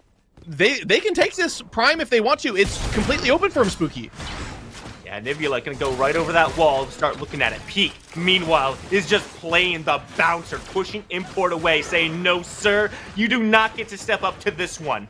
Keep your eyes open, though. Animal Farm has got a couple members coming on in. Peak doing his best. And Wangle drops a fly trap to keep him busy. All the while, the Orb Prime is melting down second by second. Wangle will trade his life. Peak still keeping everyone away. Is North keeping his team alive?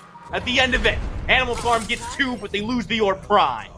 Yeah, and good zoning from Peak and Wangle at the beginning of that did end up taking a little bit too much poke, but you have to do what you have to do to secure the thing that wins you the game. Getting killed once on Faye is not going to cost you the game.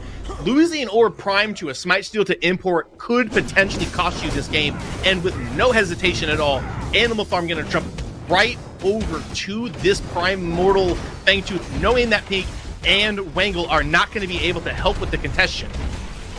5v3, but 3DB, they said 3 is enough for us. Let's get on in there. Nivula leading the charge. Goes in onto Neft. He's got 3 in the cage. But look at this. Bondrewd's just pushing everyone else away. Drops the Stoneforge Soul for some distance for his team. The Primal Fangtooth still somehow alive. Gwassi separated from the fight. Nivula still alive, just trying his hardest to keep this one going, but it might be too much to bear. Nivula falls and the Primal Fangtooth continues to breathe its fire. Brandonite comes on in. He's got 2 targets here, and Gwassi seems to be the one they choose. Jay gonna eat some rockets from the sky. Oh my god, this might be the worst case scenario for 3DB.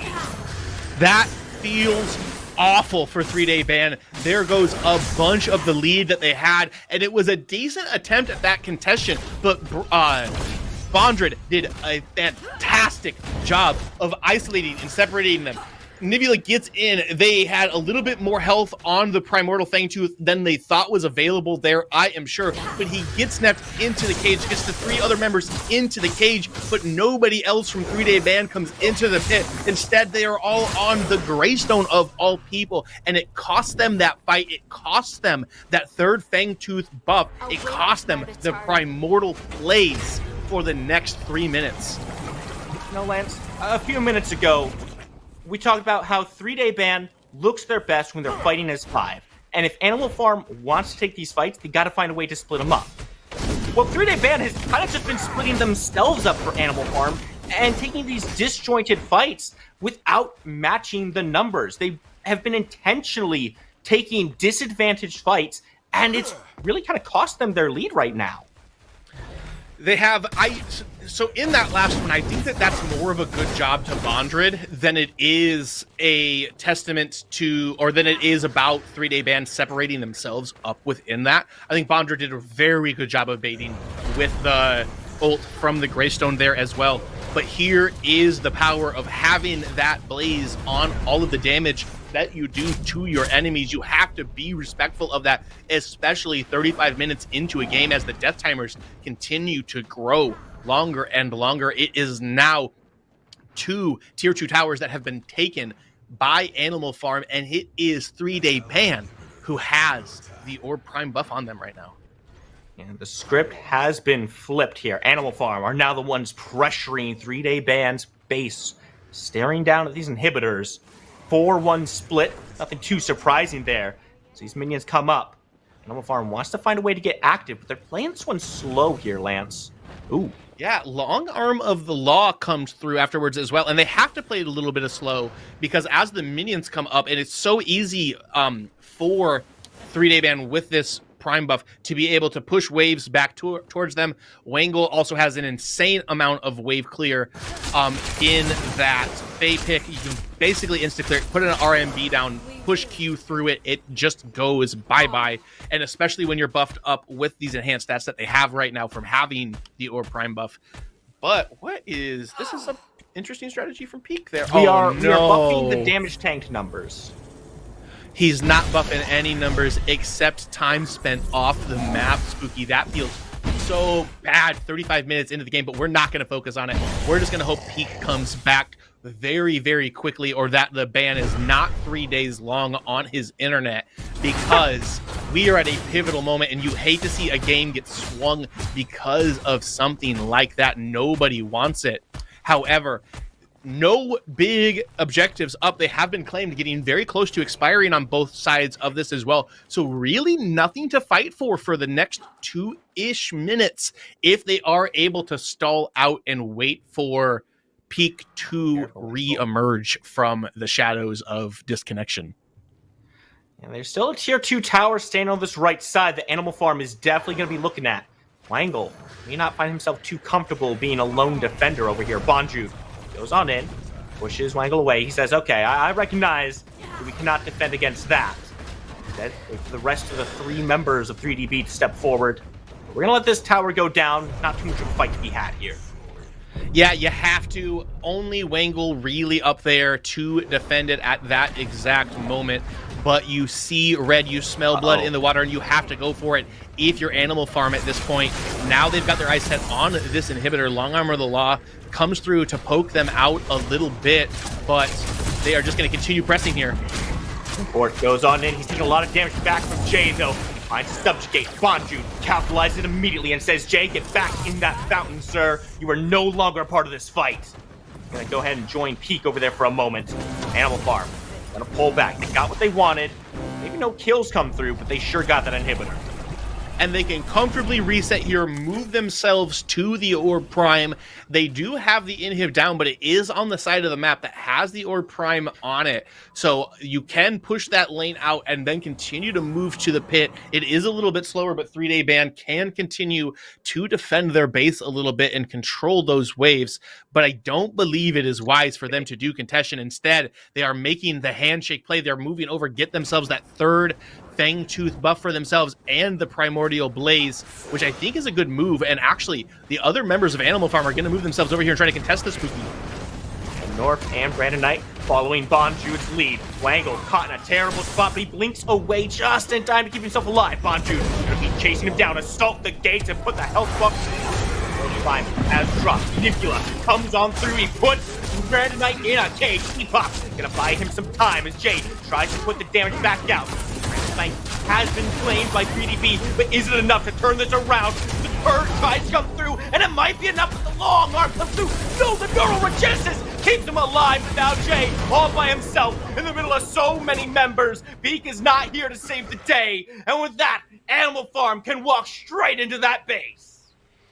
Yeah, they've got 50 seconds to be able to walk in here. The minions are going to beat them to it. The minions not going to be enough to take the core, but here comes Bondred to be able to take the extra parts of it out, and that's going to be Animal Farm getting the first game, what usually feels like the most important game, out of the way, going to pick that first one up for themselves in what was honestly a very, very close game that could have gone either way, Spooky.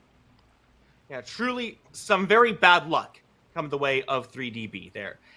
Held on for a very long time, played phenomenally throughout that first game, and in fact, were even in control of it for a few points there. It really just felt like things kind of slipped away around that primal, right? When they went for the Orb Prime, they let Peak and Wangle separate themselves and go down, and then they sent 3 against 5 at the primal. It really feels like that was the turning point. It felt like it was for sure, but hey, we're playing we're playing a series, Spooky. This is not a best of one. We just saw a lower seed hit the reverse sweep onto our defending champions. There is a chance that 3-day ban could do that to Animal Farm, but I'm really interested to see what our desk has to say about that. Let's throw it over to R-Dog and the boys.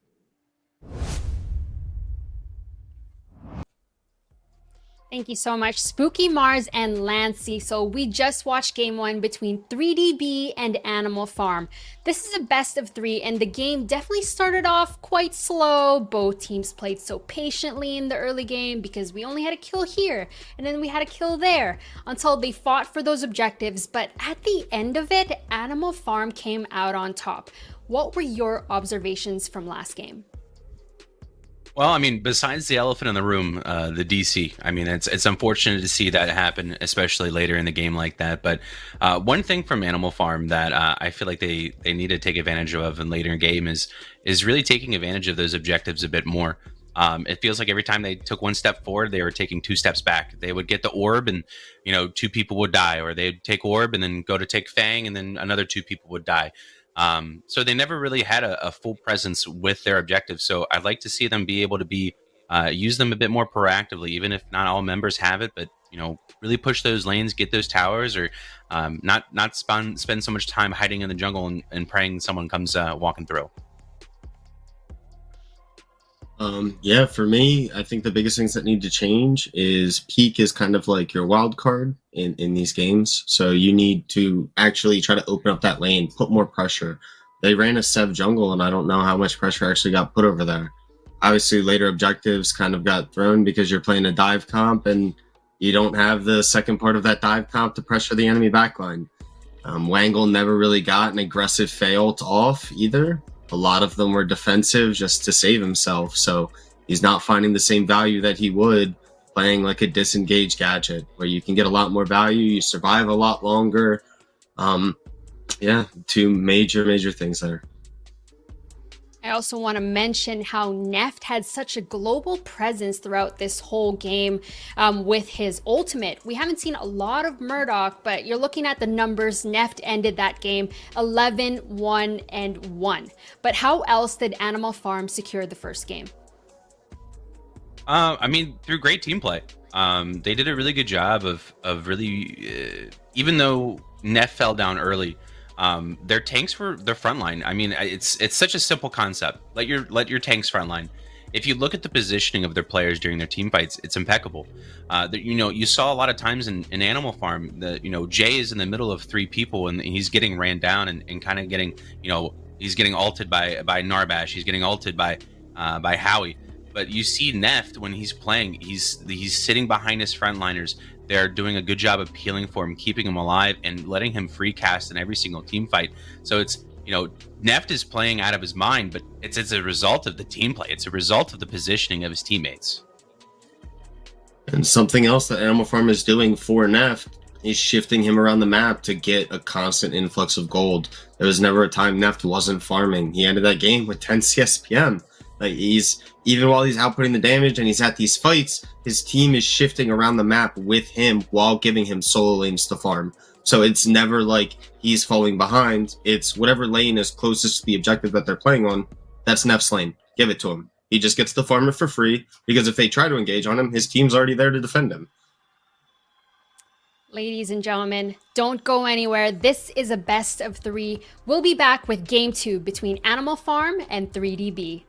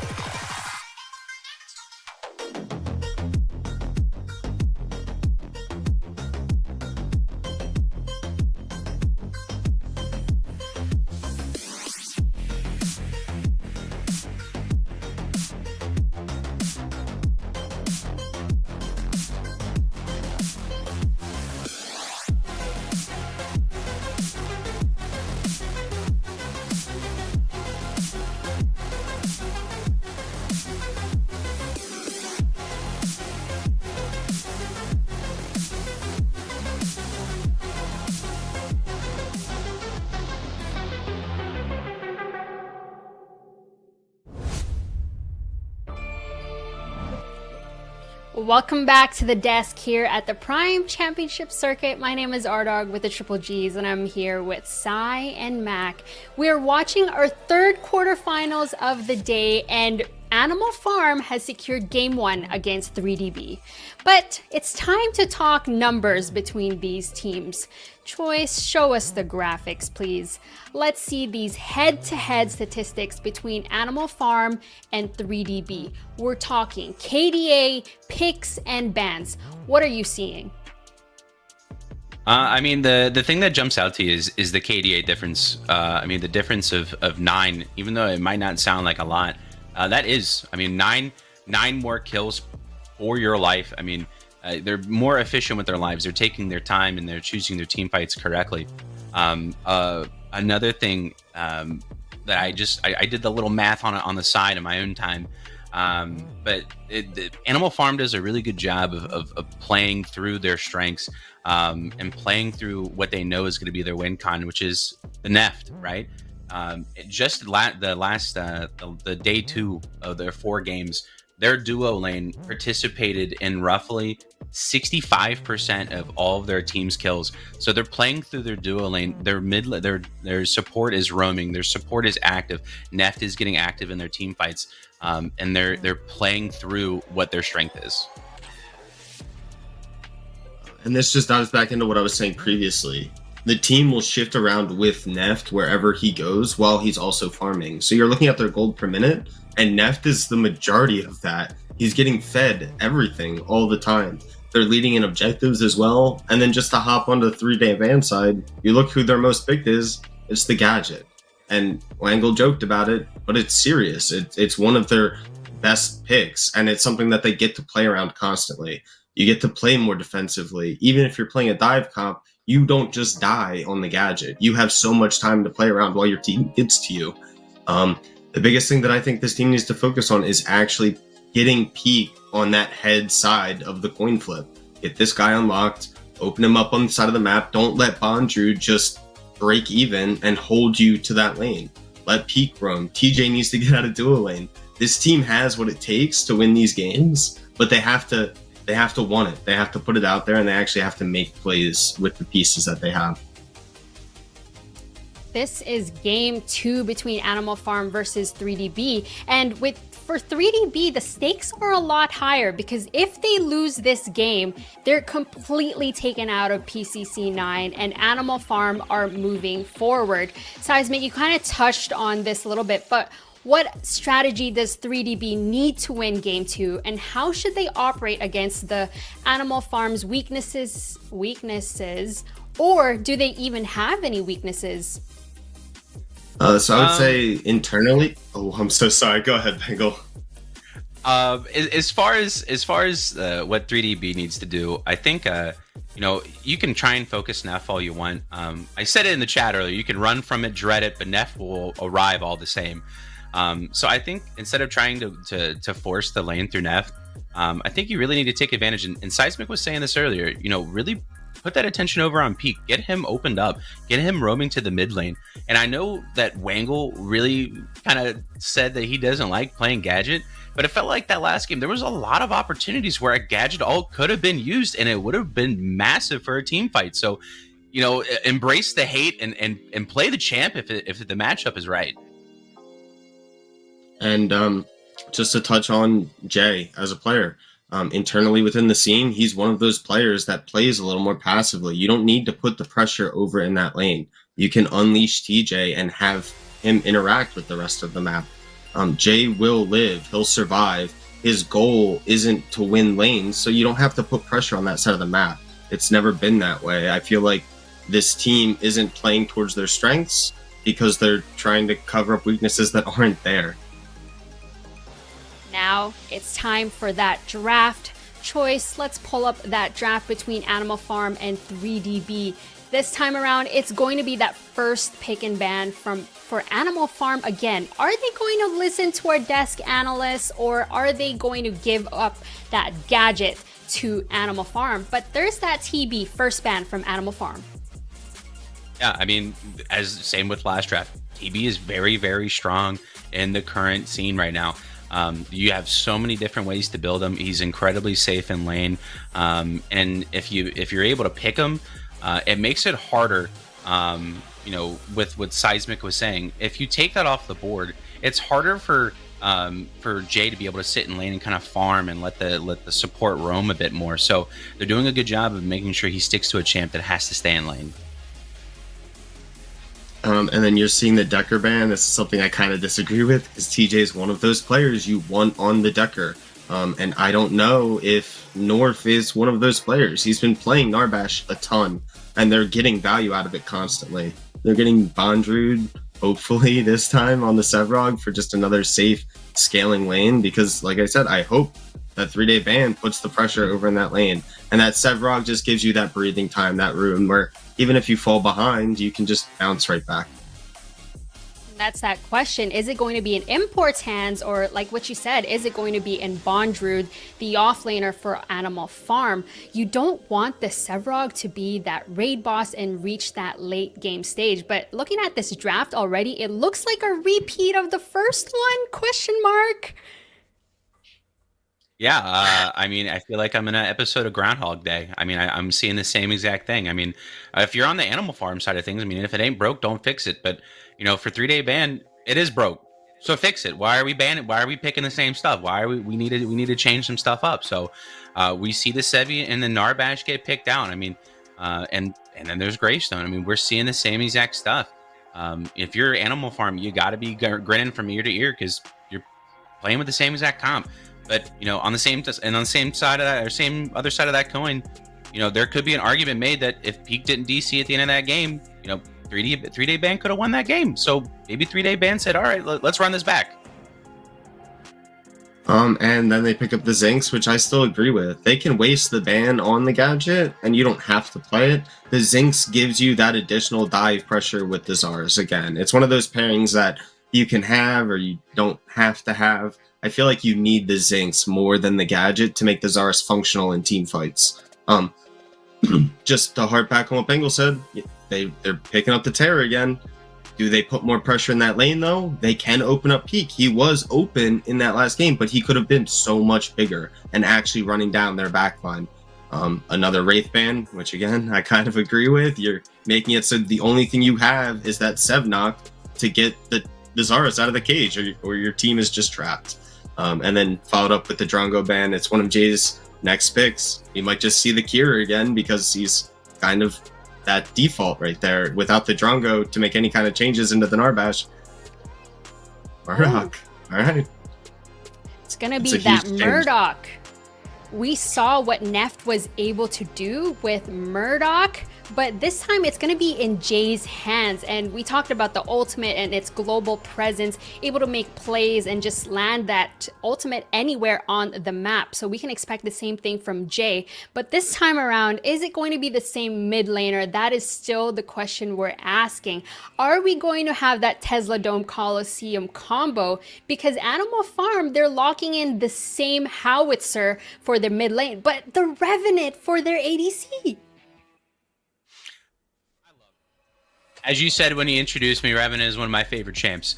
Not only does he hit like a train, but you also have to account for him when you're fighting for objectives. If you have a big team fight on objective, because he can take the jungler out of the pit. He can make it to where you can't smite it anymore. Congratulations, you did all that work just for us.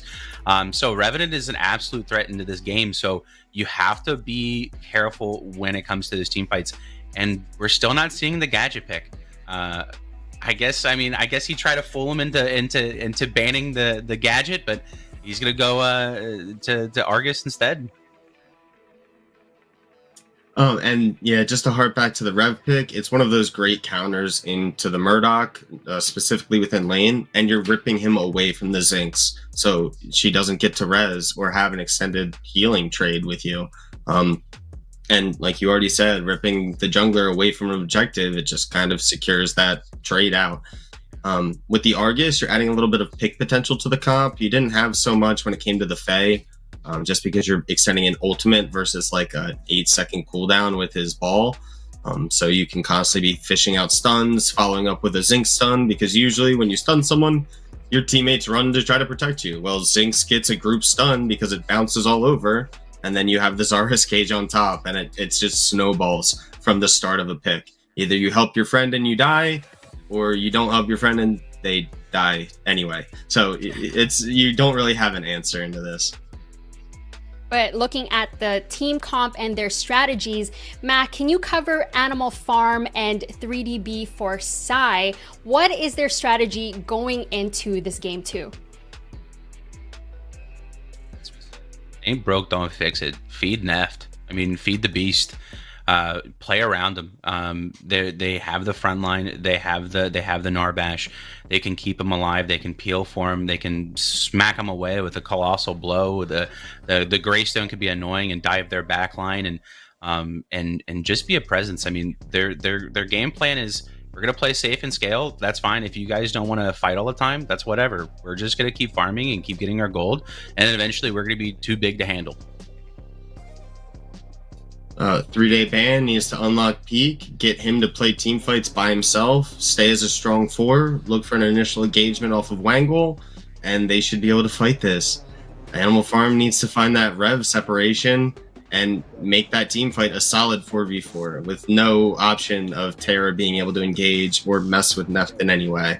So Neft has to find a target to ult, and they can't stay clumped, because if they get clumped, it's going to be a Zara's Cage for the full duration, and you're just stuck.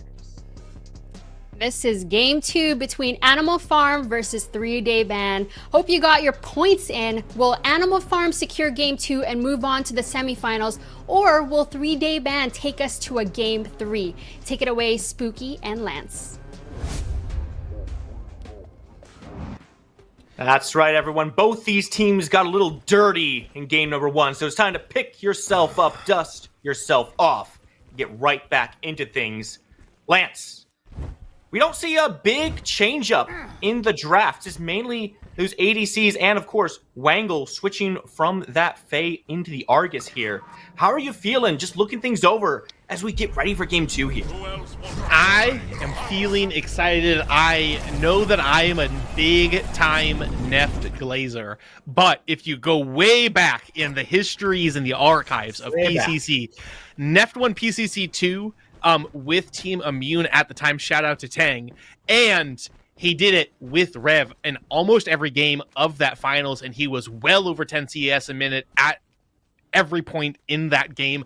I'm excited Rev is finally back into like semi the meta, or like into those falls behind when there's a couple of bans where the ADC rule is as important as it is.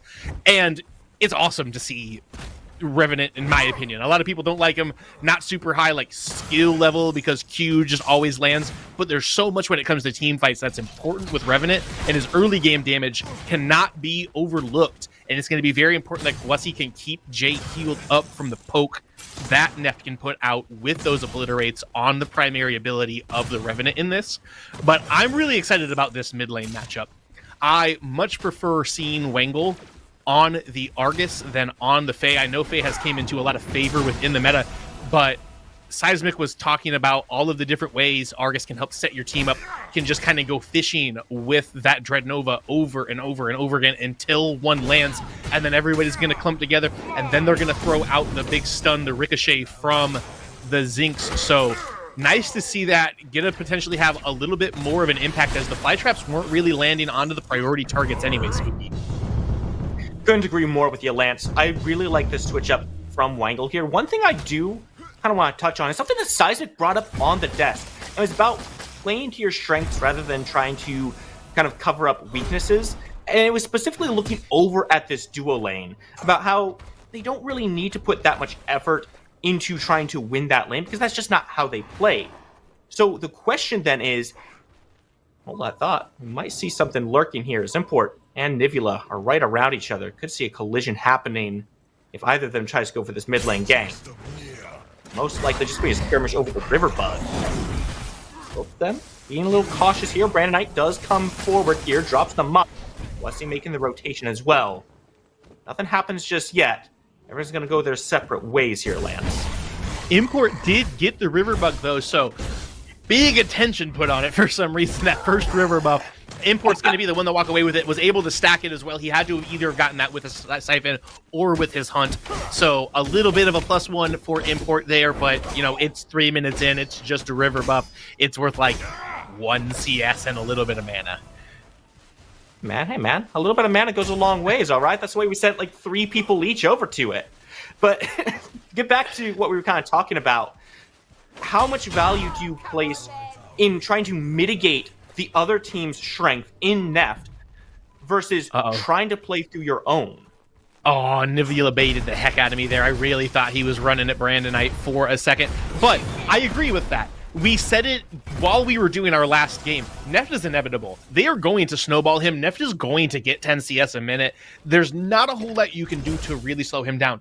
In my opinion, you just continuously pay attention to Wangle, you pay attention to Peak, you try to do what you can to invade Import and try to set them behind, because you can try to set Neft behind, and if you put all of your resources into it, I guess you can do that, but then the other members that are also very competent gamers on the side of Animal Farm will be large themselves, and they're going to be very difficult for you to deal with. So play to your strengths, try to get your carries ahead, your people that are going to be doing big things and be setting your team up for success into the right path, get them on the road to success, and try to go off of it that way.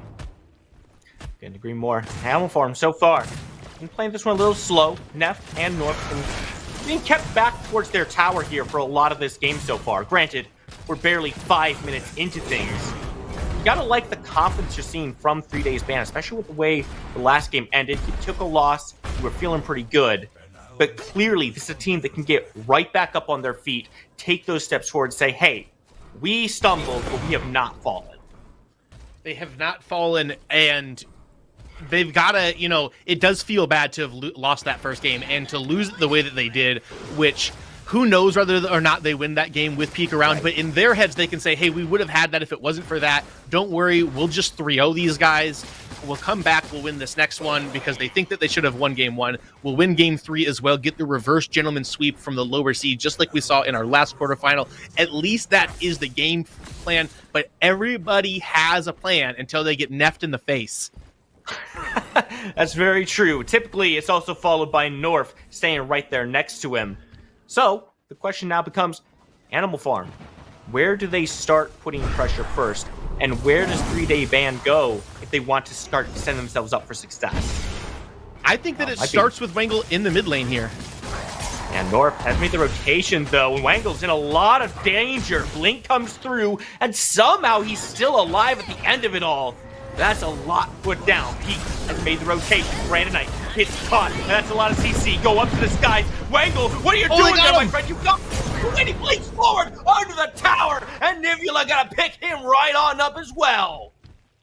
Oh, what a chaotic start to get the kills on to the board for both these teams. Brandonite knows he's in trouble, takes himself to the sky, rains the bullets down onto Wangle, who isn't quite able to get himself behind the wall there, gets that extra 100 gold for the first blood as well, but he himself will fall as Nivula flashes underneath the tier 1 tower to take the howitzer out himself too. So no blinks on that mid laner, no blink on the jungler as well. The kills have started as well, and just like we saw in the last game, a little bit slow to start, but once we get cranking, we're going to get a lot of action import in here. Jay comes down. Gussy links on forward, and Jay stand right there to push Neft away. Make sure that he cannot continue the aggression onto that support. Zink's keeper life. So far, this game is certainly sparking up quite a lot here. Links down on multiple sides, multiple opportunities for these junglers to re-engage. And you gotta also take into account that Fangtooth is up. You gotta imagine that these teams are looking at it. Exactly, and they're just trying to, at minimum, get this reset out of Gussy here. They have their eyes on it. Import is in his own blue side jungle. They don't quite know that Nivula's over on his 3 camp, as I believe he has gotten there vision free. But if they had an idea of that, they would rip towards that immediately. Nivula does get himself reset. Gussy gets the reset off as well. They're not going to attempt that Fangtooth, as unlike us, they do not have full vision of where the enemies are. It's very easy to make these calls when you can see everybody. Honestly, I mean, why don't they just zoom their cameras out and have an overhead view the entire time? Like, Brandonite might need one right now as Nivula drops a cage right on his face. Trying to hug the wall, but here comes Wangle and the long arm of the law. Everyone gets a piece of the Brandonite action. Gussy with the credit, and that's a Fangtooth. That is going to be a free Fangtooth. Import defending his mid tier 1 tower, no contention without your howitzer raining bullets down on top of everybody. So we saw the first Fangtooth go over to 3-day ban in the last game, but they traded it over for the mini prime. This time that will not be the case for Import and the other livestock on the animal farm. So a little bit cleaner in the early game from 3-day ban that we saw in the later part. We just got to hope that they can continue to keep this momentum into the later stages of it, maybe get a little bit more aggressive than we saw in the last as they got a little bit of a lead and then just kind of stalled till that 10-20 or 10-15-ish minute mark. Import, so aggressive. Oh, wow. Wangle now in a terrible spot. Oh, Finds no. himself between 3. That is not going to take you anywhere, my friend. Brandon Knight answers back. 2-2 now is the scoreboard. Honestly, livestock. That's a crazy one, Lance. Well, we're both from the lands of the farms, Spooky, with both of us being Midwesterners at heart. So we do. I'm not from the farm. Oh, by look, I'm not from a farm either, but I grew up in farmland, and so did you. But that's beside the point. Here comes Bondred. Brandon and I also are around as well. They're going to be able to pick him up. But what I was going to say is if you want a way to tilt your opponent, flash at him. Ult him back into your team, and then have your mid laner ult him as well. Wangle sitting there throwing his hands up in the air going, what the hell is this? They just flash double ulted me, and he thinks that it's worth, but the mental edge is there for Animal Farm right now as the tilt starts to creep in, and they find themselves on top of the kill score right now as well. And they are able to take themselves one over there after catching Peak out. I do want to talk about Peak a little bit here, Lance, because he's been moving across this map a little bit more frequently than he did in game number 1. Really upset at having missed some of the action. We even saw him in mid lane while the rest of his team was taking that Fangtooth, just to make sure Import wasn't going to be able to step forward. He's been so active already. Do you think that is to 3DB's benefit or detriment by losing farm on that off lane? I mean, it's kind of hard to tell. So far, it is to their detriment as Bondred has had the advantage over there into that Terra. But like we had stated in the last game, the Terra kind of wants to join her team a lot more than this Greystone does. He's going to have that advantage into the lane. All of the things that Terra does well and that like kind of accentuates her as a hero are pretty much null and void to Greystone, is he's not trying to really crowd control you at all. He is, you know, taking a bunch of Peak's health bar away here. Nibula has to come over to try to play a little bit of babysitting to stop Bondred from being able to kill Peak, actually, as the Stoneforged Soul is off of cooldown. I'm not sure if they're aware of this, but Import sees this opportunity, going to make a play on to the mini prime. We're 11 minutes and 30 seconds into this game. Pretty tight at this point, and Neft 0 KP at all so far. And just look at those health bars up at the top. It is very much in favor of Animal Farm. They've got the team health to make these aggressive plays over on this left side. Neft goes on for it, takes Westy down. Nibula linking in after and throws the Spear of Near, puts him down. Dorf jumping over. This Dread Nova doesn't quite connect, and the long arm of the law comes through at the last second, but it's Wangle who gets the kill credit for that one. Oh, and now we are tied back up. Neft and Norf able to do a little bit of diving, get that first kill onto him, but Nivula not far around the corner, able to scoop him up himself. Norf has to get himself under the enemy's tier 2 tower. Wangle gets the credit for the kill after using the particle obliterator on top of the ogre as well. And we are deadlocked once again. A tight game. 13 minutes in, 4 kills apiece, 1 Fangtooth in the side of 3-day ban, 1 mini prime in favor of Animal Farm. I love close games. I love close Predecessor. It feels like every single step comes at the cost of a shove. Every punch is met with a counter punch so far. These teams are, as you said, deadlocked into each other. Import wants to change that, goes on in, Thwack connects on the chain, and he's left in the absolute dust. Neft's gonna pick that one up. As Import and North continue under that tier 2 tower, but it's Gwessi here. They're not gonna dive that, instead pull back. Look for this Fangtooth. It's about to come up. Now Wangle might be in a bad spot. Bondrewd making his presence known on the map as well.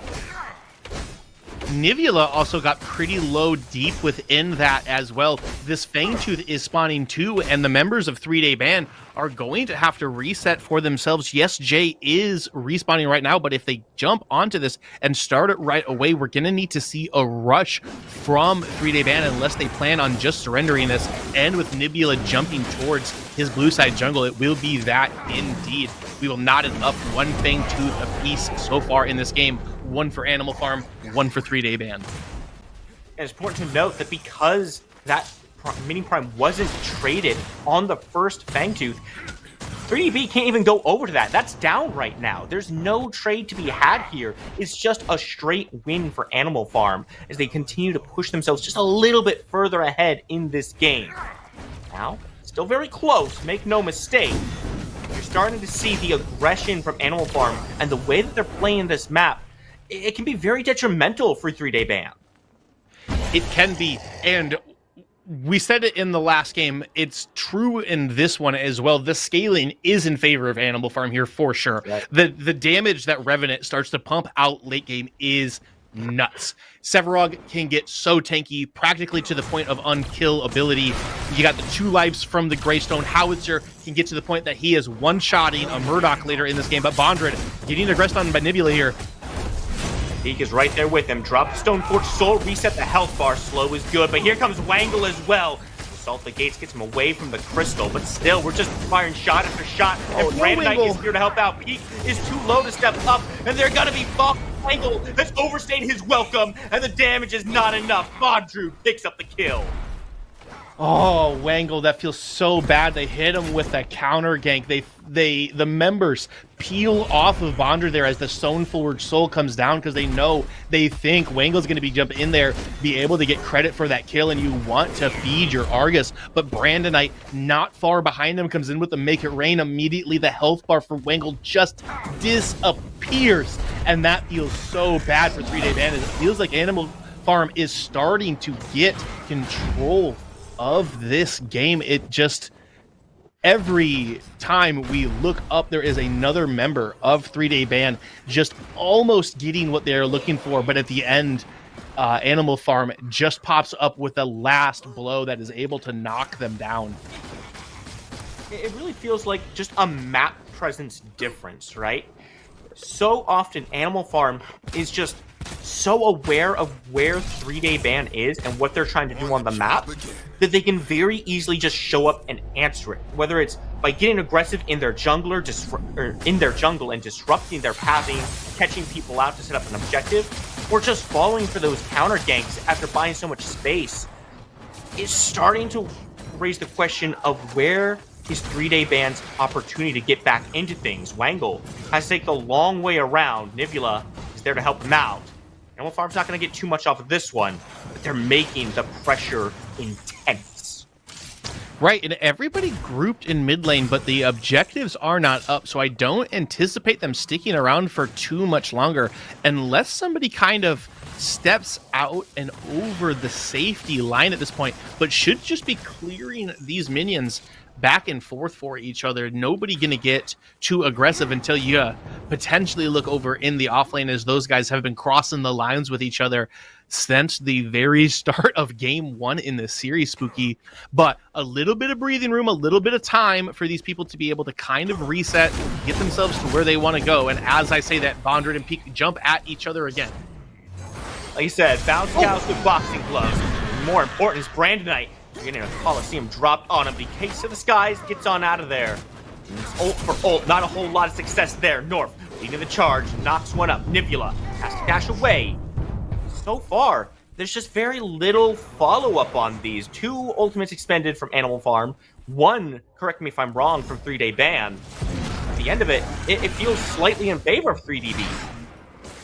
I would say that it is as well. That Crash Bang Boom, a very big team fight ult. They're also able to pick Brandonite up, which is quite nice for them. However, Import is here on the Mini Prime. Going to be able to pick that up, hand it over to Bondred, and if they can get a minion wave in here, Neft is going to get the mid tier 1 tower for himself as well. Actually, it looks like the rest of the members of 3-Day Ban are going to show up, play a little defense, keep that alive, so Wangle's got a little bit of security for himself in the mid lane still. But it's actually going to be Jay over on the other side, pumping a lot of damage into this tower. They have an idea of where all of the members of Animal Farm is. If Jay's able to push this in, he should be able to...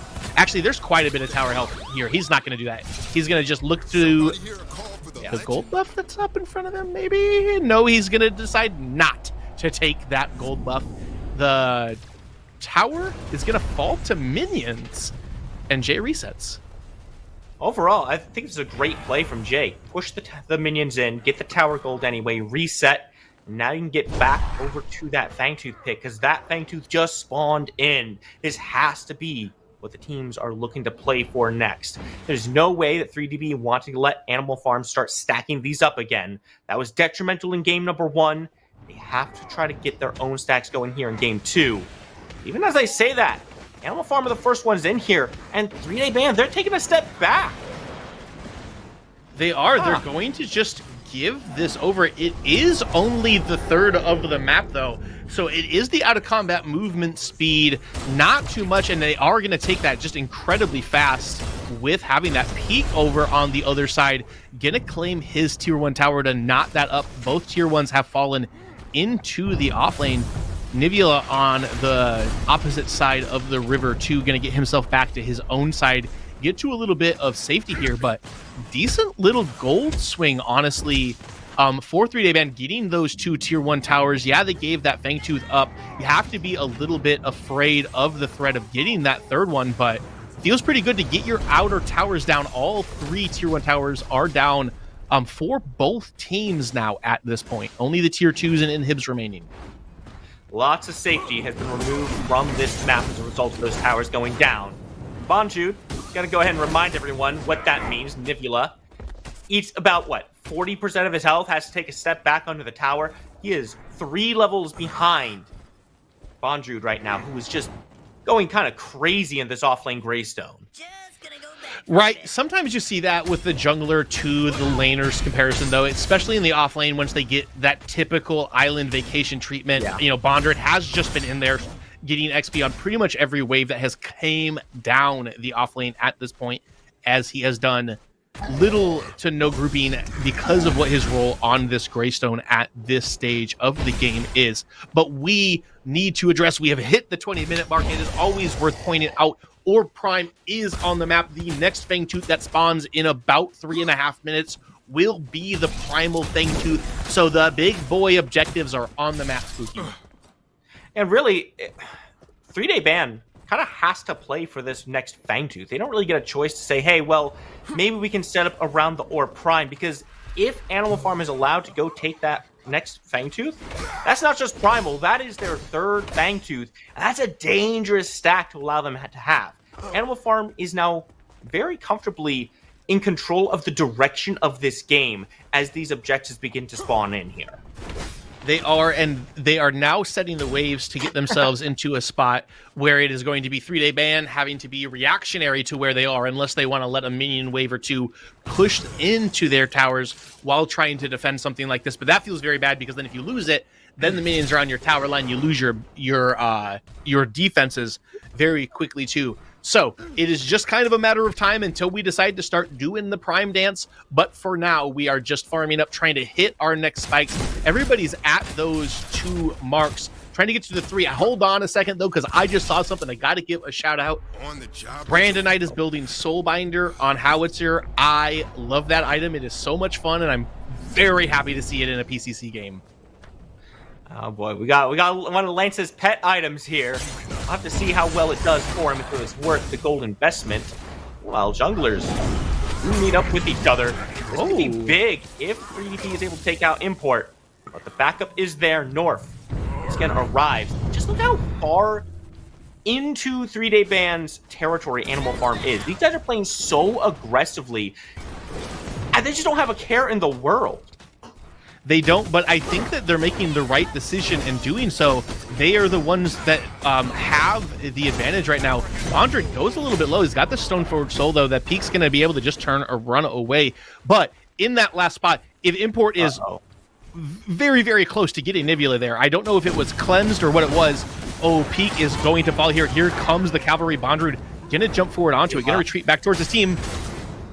Good route comes through. Bonju can't continue the aggression. Long Arm of the Law comes through. It doesn't pick up the kill, but it puts some pain back.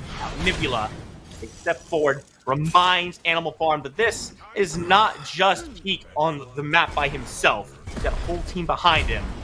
Gonna stop the aggression, but still, it feels like it's an Animal Farm's benefit because they're just pushing these waves forward on the other side.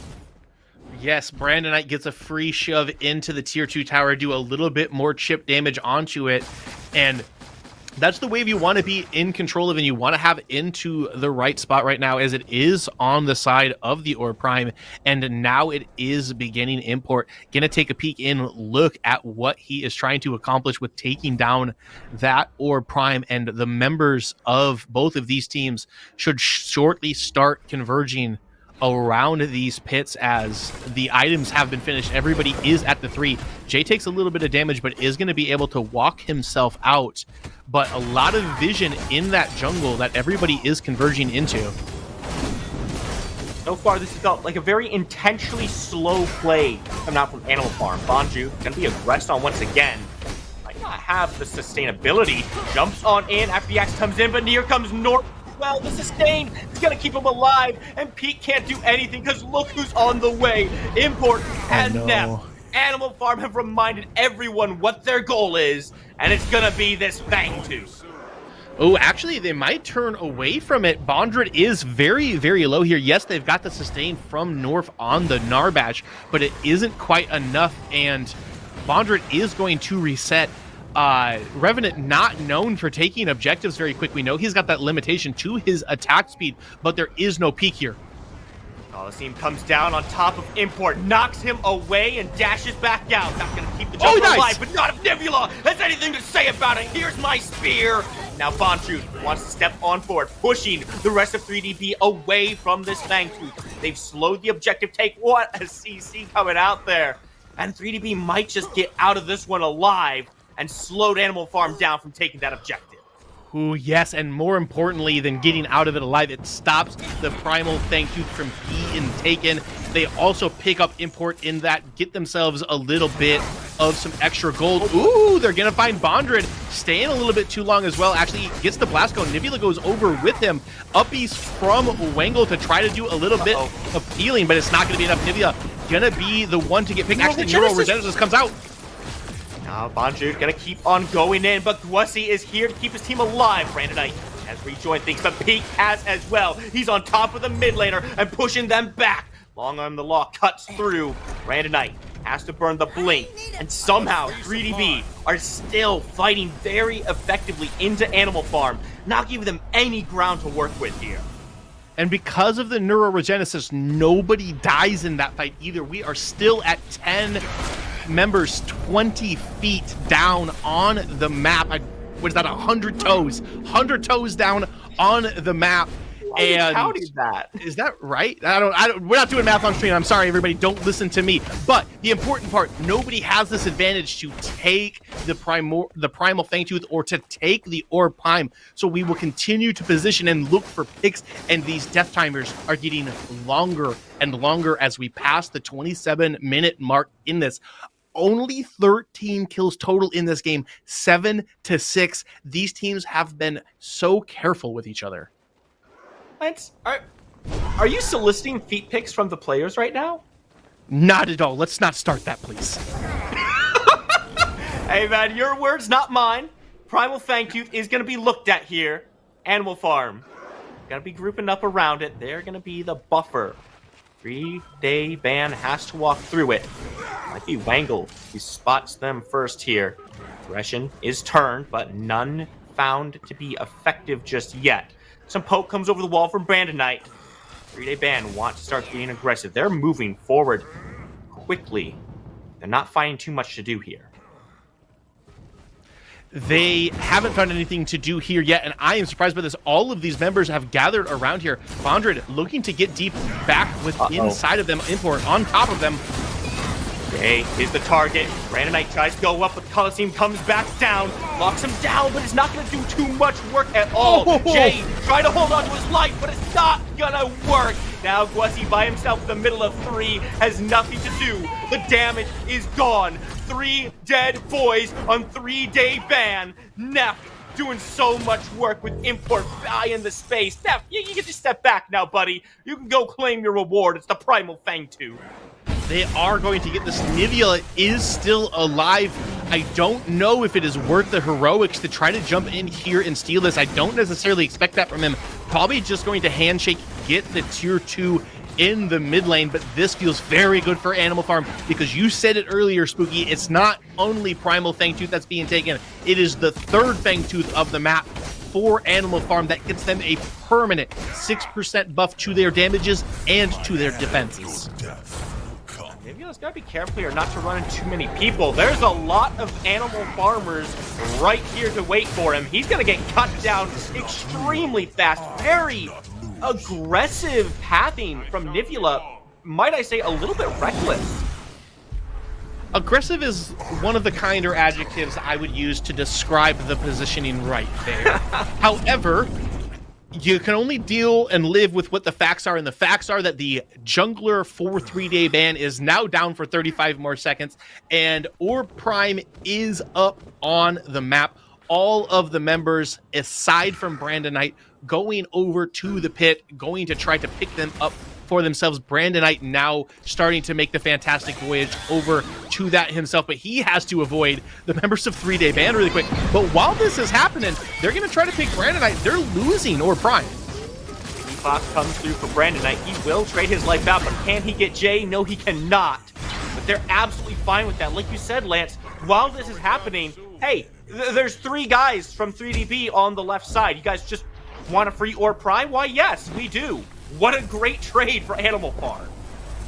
Yeah, I mean, that's hashtag worth an all chat. When this game ever, if this game ever gets an all chat feature, that is when you would be in there typing that in if you are Brandonite, because yeah, you got him.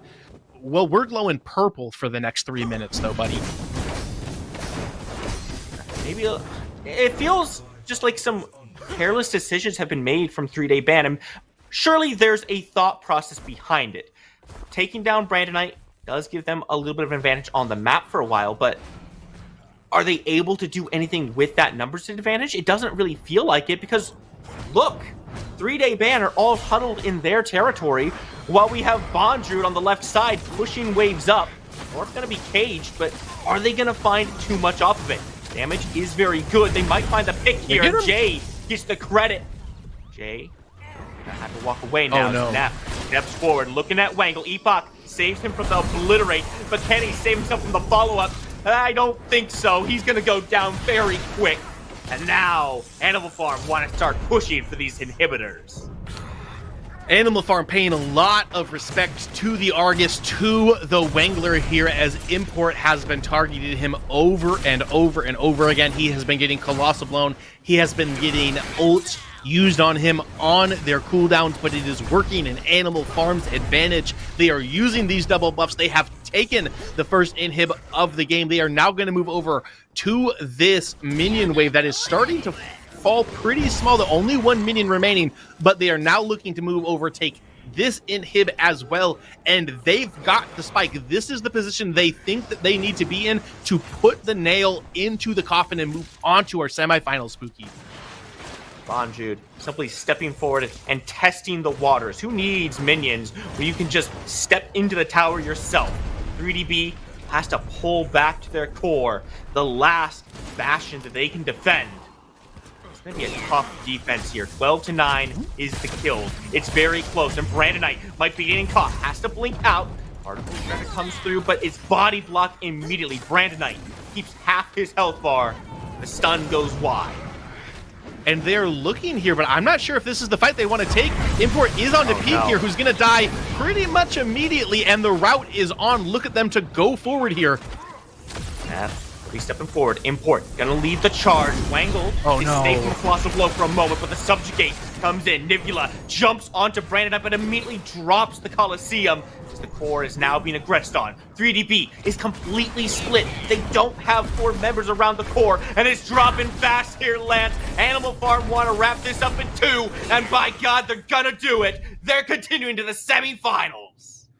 They are continuing to the semifinals. A big shout out to 3 Day Band for coming, putting up the best fight that they were capable of putting up. But at the end of the day, the European super team is able to get it done. Neft moves his way on to another semifinal. I wanted to make a quick correction. This is the wrong teams. It was Brandonite, Bondred, Import, Norf, and Neft on Animal Farm who were able to secure the victory and move on to our semifinal tomorrow.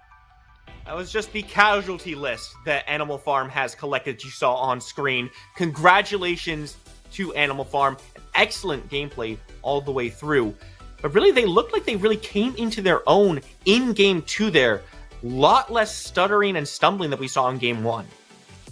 A lot less stumbling than we saw. Clean execution start to finish. That's the Animal Farm that we were familiar with. That's the Animal Farm that has these star players. That's who has Import. That's who's got Brandonite. That's who's got stinking Neft. The not 1, not 2, not 3, not 4, not 5, not 6, but 7-time Feng Booth champion. That was a hell of a series. I can't wait to get into the next one. I want to hear what the desk has to say about that.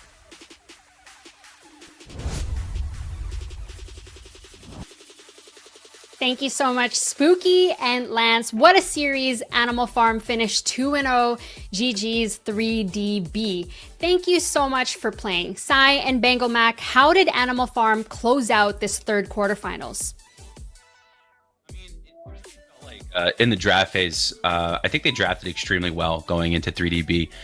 One thing, maybe it's just hindsight is 2020, but it seemed like every single lane had an ability to be able to sustain through Nivola's Coliseum, and he wasn't able to get a lot of value out of it. If you want to dive the duo lane, fine. North has Crash Bang Boom.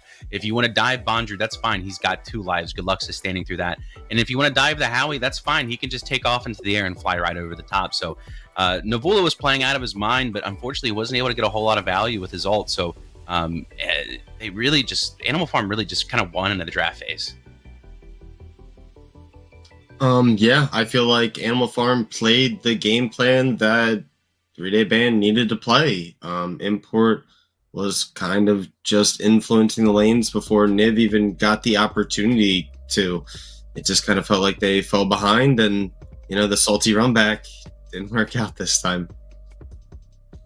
Congratulations yet again to Animal Farm. Unfortunately, we do have to say goodbye to Bengal Mac. Anything you'd like to say before we say goodbye to you? Thanks for everyone coming out and watching the PCC. It's a pleasure doing this for you guys.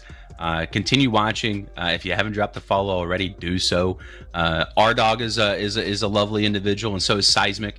You can make sure to watch them on Twitch and follow them wherever they got their social medias, and make sure to tune in tomorrow for even more content as well as the game later.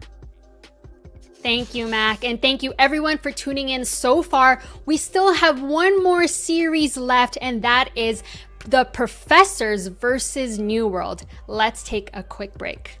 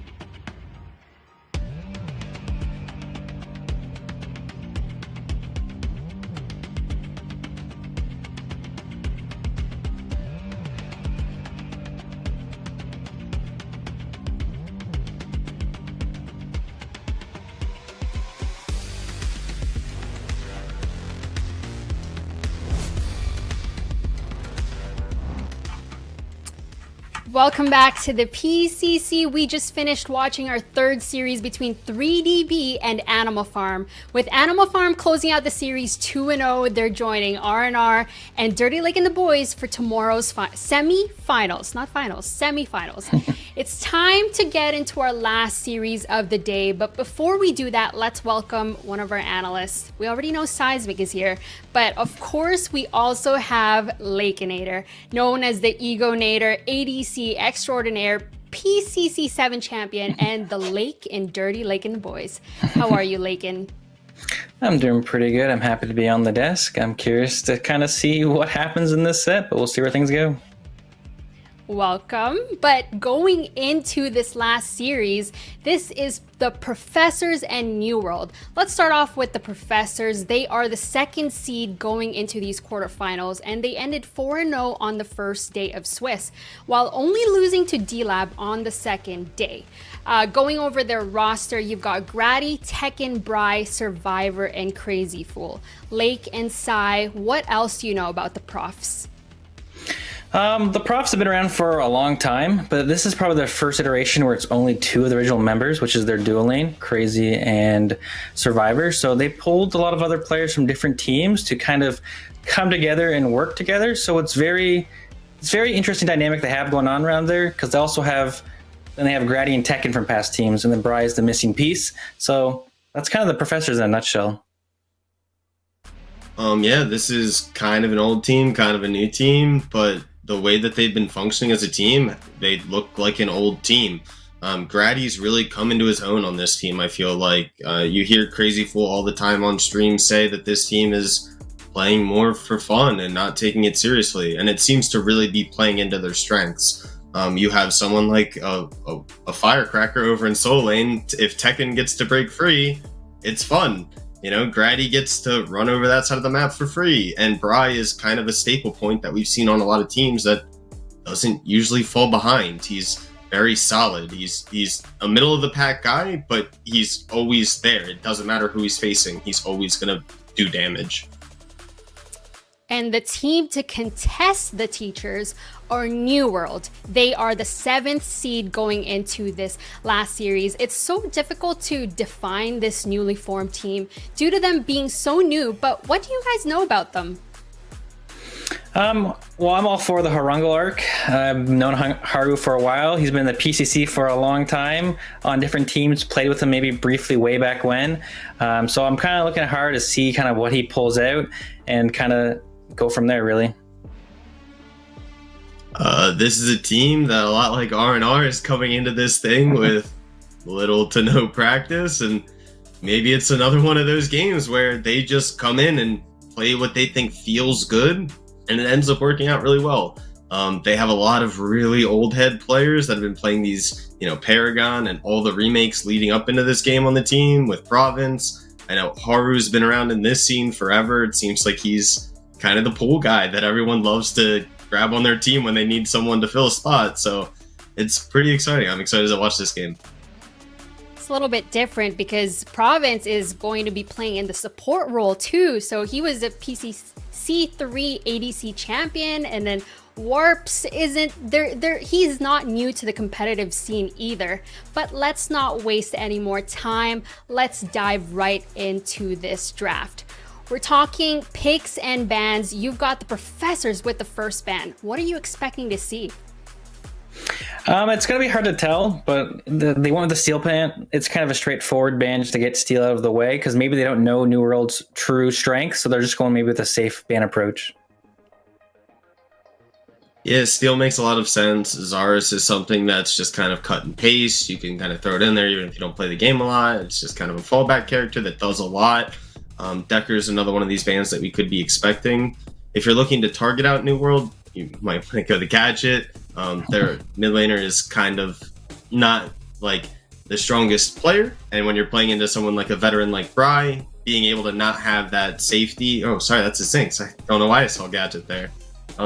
There was a Gadget. But like it was a Gadget. Okay. It was a Gadget. What's going on? Okay. Either way, then I guess I'll just have my point because I'm completely lost. It definitely a little bit of a technical issue, but they're taking away the Zinx, who's able to have that provide that sustain, the heals for this new world team. But the first pick for the Professors is going to be that CC machine, the Terra. Yeah, Terra is kind of a staple right now for a lot of teams. Very flexible, kind of one of the top solo laners. Can also be put in the jungle if needed or if the matchup's not in her favor. So Terra's been kind of flexed around. It's not unexpected to see it first picked. And some of those counters that are coming up with New World picking here are going to be the Zarus Decker. Both are available, and they pick up neither. They're running to a double ADC comp. It looks like the prep is minimal, I guess, but we're going to see a Grim TV, which is going to be insane. Hopefully we see that Grim mid. It looks pretty neat with a lot of the build variations that you can actually pull out there. It does a lot of good damage, and with the steal gone, you're not really dealing with a good disengage from that burst. That's a lot of AD carry damage from New World. They're pulling out the same thing from the Doctors from earlier, but the Professors, they're responding with that Richter and Zarus. That's some CC there along with the ultimate, the Colosseum from Zarus. Yeah, those are one of two of the players' staple picks in the Professors. Grady loves the Zarus, and we all know Crazy Fool is the Richter enjoyer. Everyone references Richter and Crazy Fool in the same sentence, so kind of see where they're going. And then, of course, Decker is just a solid pick. It kind of puts pressure on the Terra, as well as can help peel or set up, some ganks on the Richter if he misses his pull. And also with that Grim being picked up, it's kind of preemptive with them expecting that Richter pick. It is one of Crazy Fool's strongest picks. We see New World banning out the gadget, so that way you don't have the Zarus gadget combo. Usually that's countered by the Narbash. Once you lock in that Decker, you really can't deal with that combo too well, so that's a good ban coming out of them. I really like these picks so far because what you said, Lake and Richter, we know Crazy Fool knows how to play Richter, and we're going to have that game going into this game one. But Professors are also responding with taking out that Aurora from the game. Yeah, I think Professors the Professors want to target some tanks because New World's clearly lacking any frontline. So if they can minimize the tanks and make it easier for them to out CC them or out dive them with their comp, because they have a lot of dive on their team. Aurora is also one of those characters that you can cut off a team fight with that Zarus ult. You can put a wall directly in the middle of the Colosseum and maybe just cut off the Zarus in his own Colosseum. Then you have the Greystone coming in as well, which is great anti-dive. If you jump on their backline and you ult, they just can't move. They're very, very slow. So you can kind of force to play in that Greystone ult. It gives your ADCs a lot easier of a time of targeting the picks that they want. And then they follow up with the Argus Drongo. The Drongo counters that Greystone ult, and all you do is throw down that silence on the ground, and your Argus can kind of stun on that initial engage. So really great picks coming from the Professors, and falls right into Bry's wheelhouse, wanting control mages that are just kind of safe and set up for his team. Definitely seeing the strategy coming out from both teams here. We're seeing a lot of Greystone, talking about him post recent patch, but let's go back to the Professors. That's the Argus and the Drongo, but we're also having the Seraph, the last pick for New World. Before we head into this game, which team comp are you favoring and why? I'm going to have to go favor the Professors. It's a very standard comp. They also have a lot of CC, so they can dive or play in the backline and peel their team. There's very, very many options for them to play. So I'm kind of favoring Professors. New World's a bit of spice to it. You haven't seen much of Seraph or Grim mid, but who knows, maybe it could work out. I'm going to go with Profs too here. They just have an answer to essentially every engaged tool that the other team has. The only thing you're really working with here is a Decker stun. The rest is kind of good luck, everybody. While you look at the Professors, they have the self-peel with the Drongo, they have the Argus stun, the Richter ult, the Cage, and then Terra gets to run free because their only CC option can't hit a stun Terra. So it's probably going to be Professors for this one.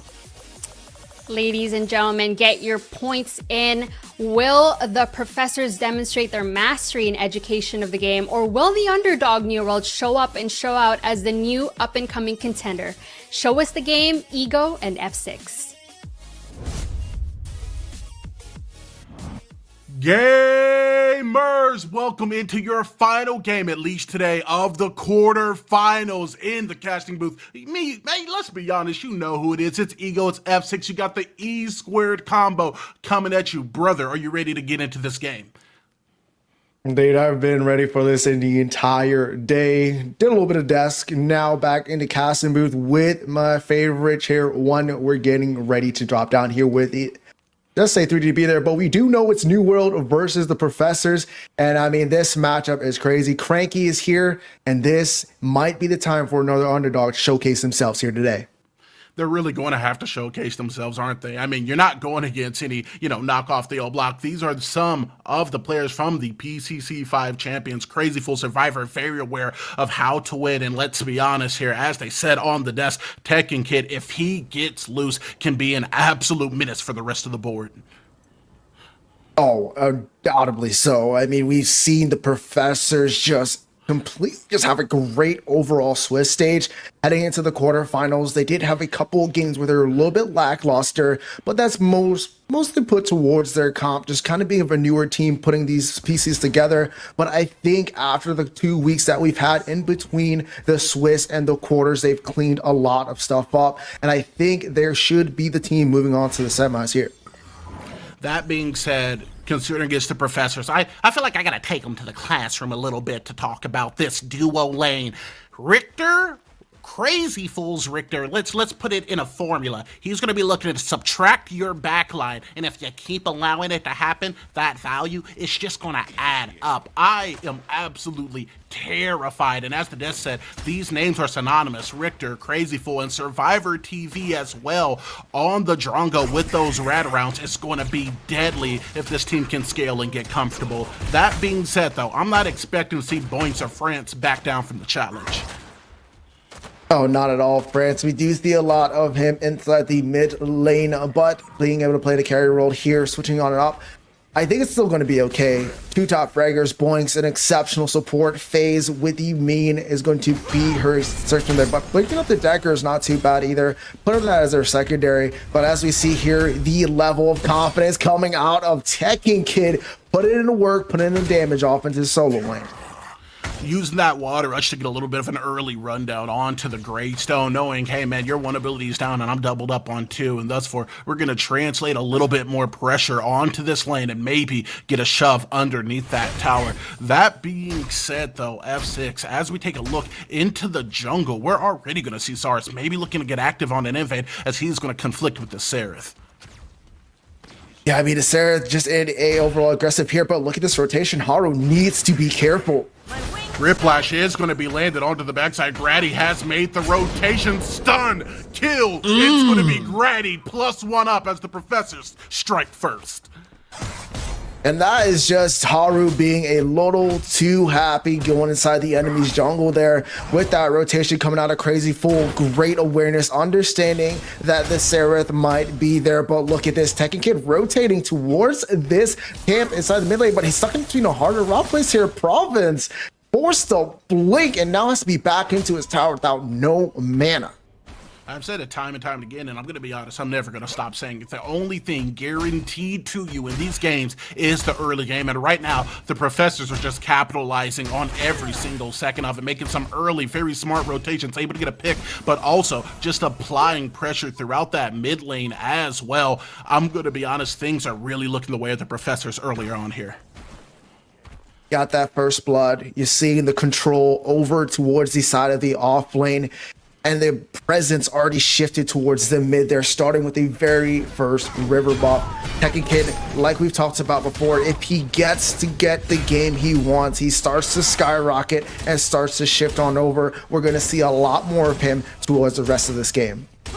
And that being said, man, this isn't a Dunkin' Donuts, right? We're not the Krispy Kreme. We're not here to glaze the professors. Over onto the side of New World, there's a lot of things they can have going their way once they start getting maybe a little bit more comfortable. Being able to execute on that stun coming out of Decker and then allowing Grim as well as TB to just dump damage is going to be something significant and very dangerous for the professors if it's not tamed, as we're going to now see Boinks in a bad position. Crazy Fool looking to push up and apply the pressure, but the kill's not going to be there.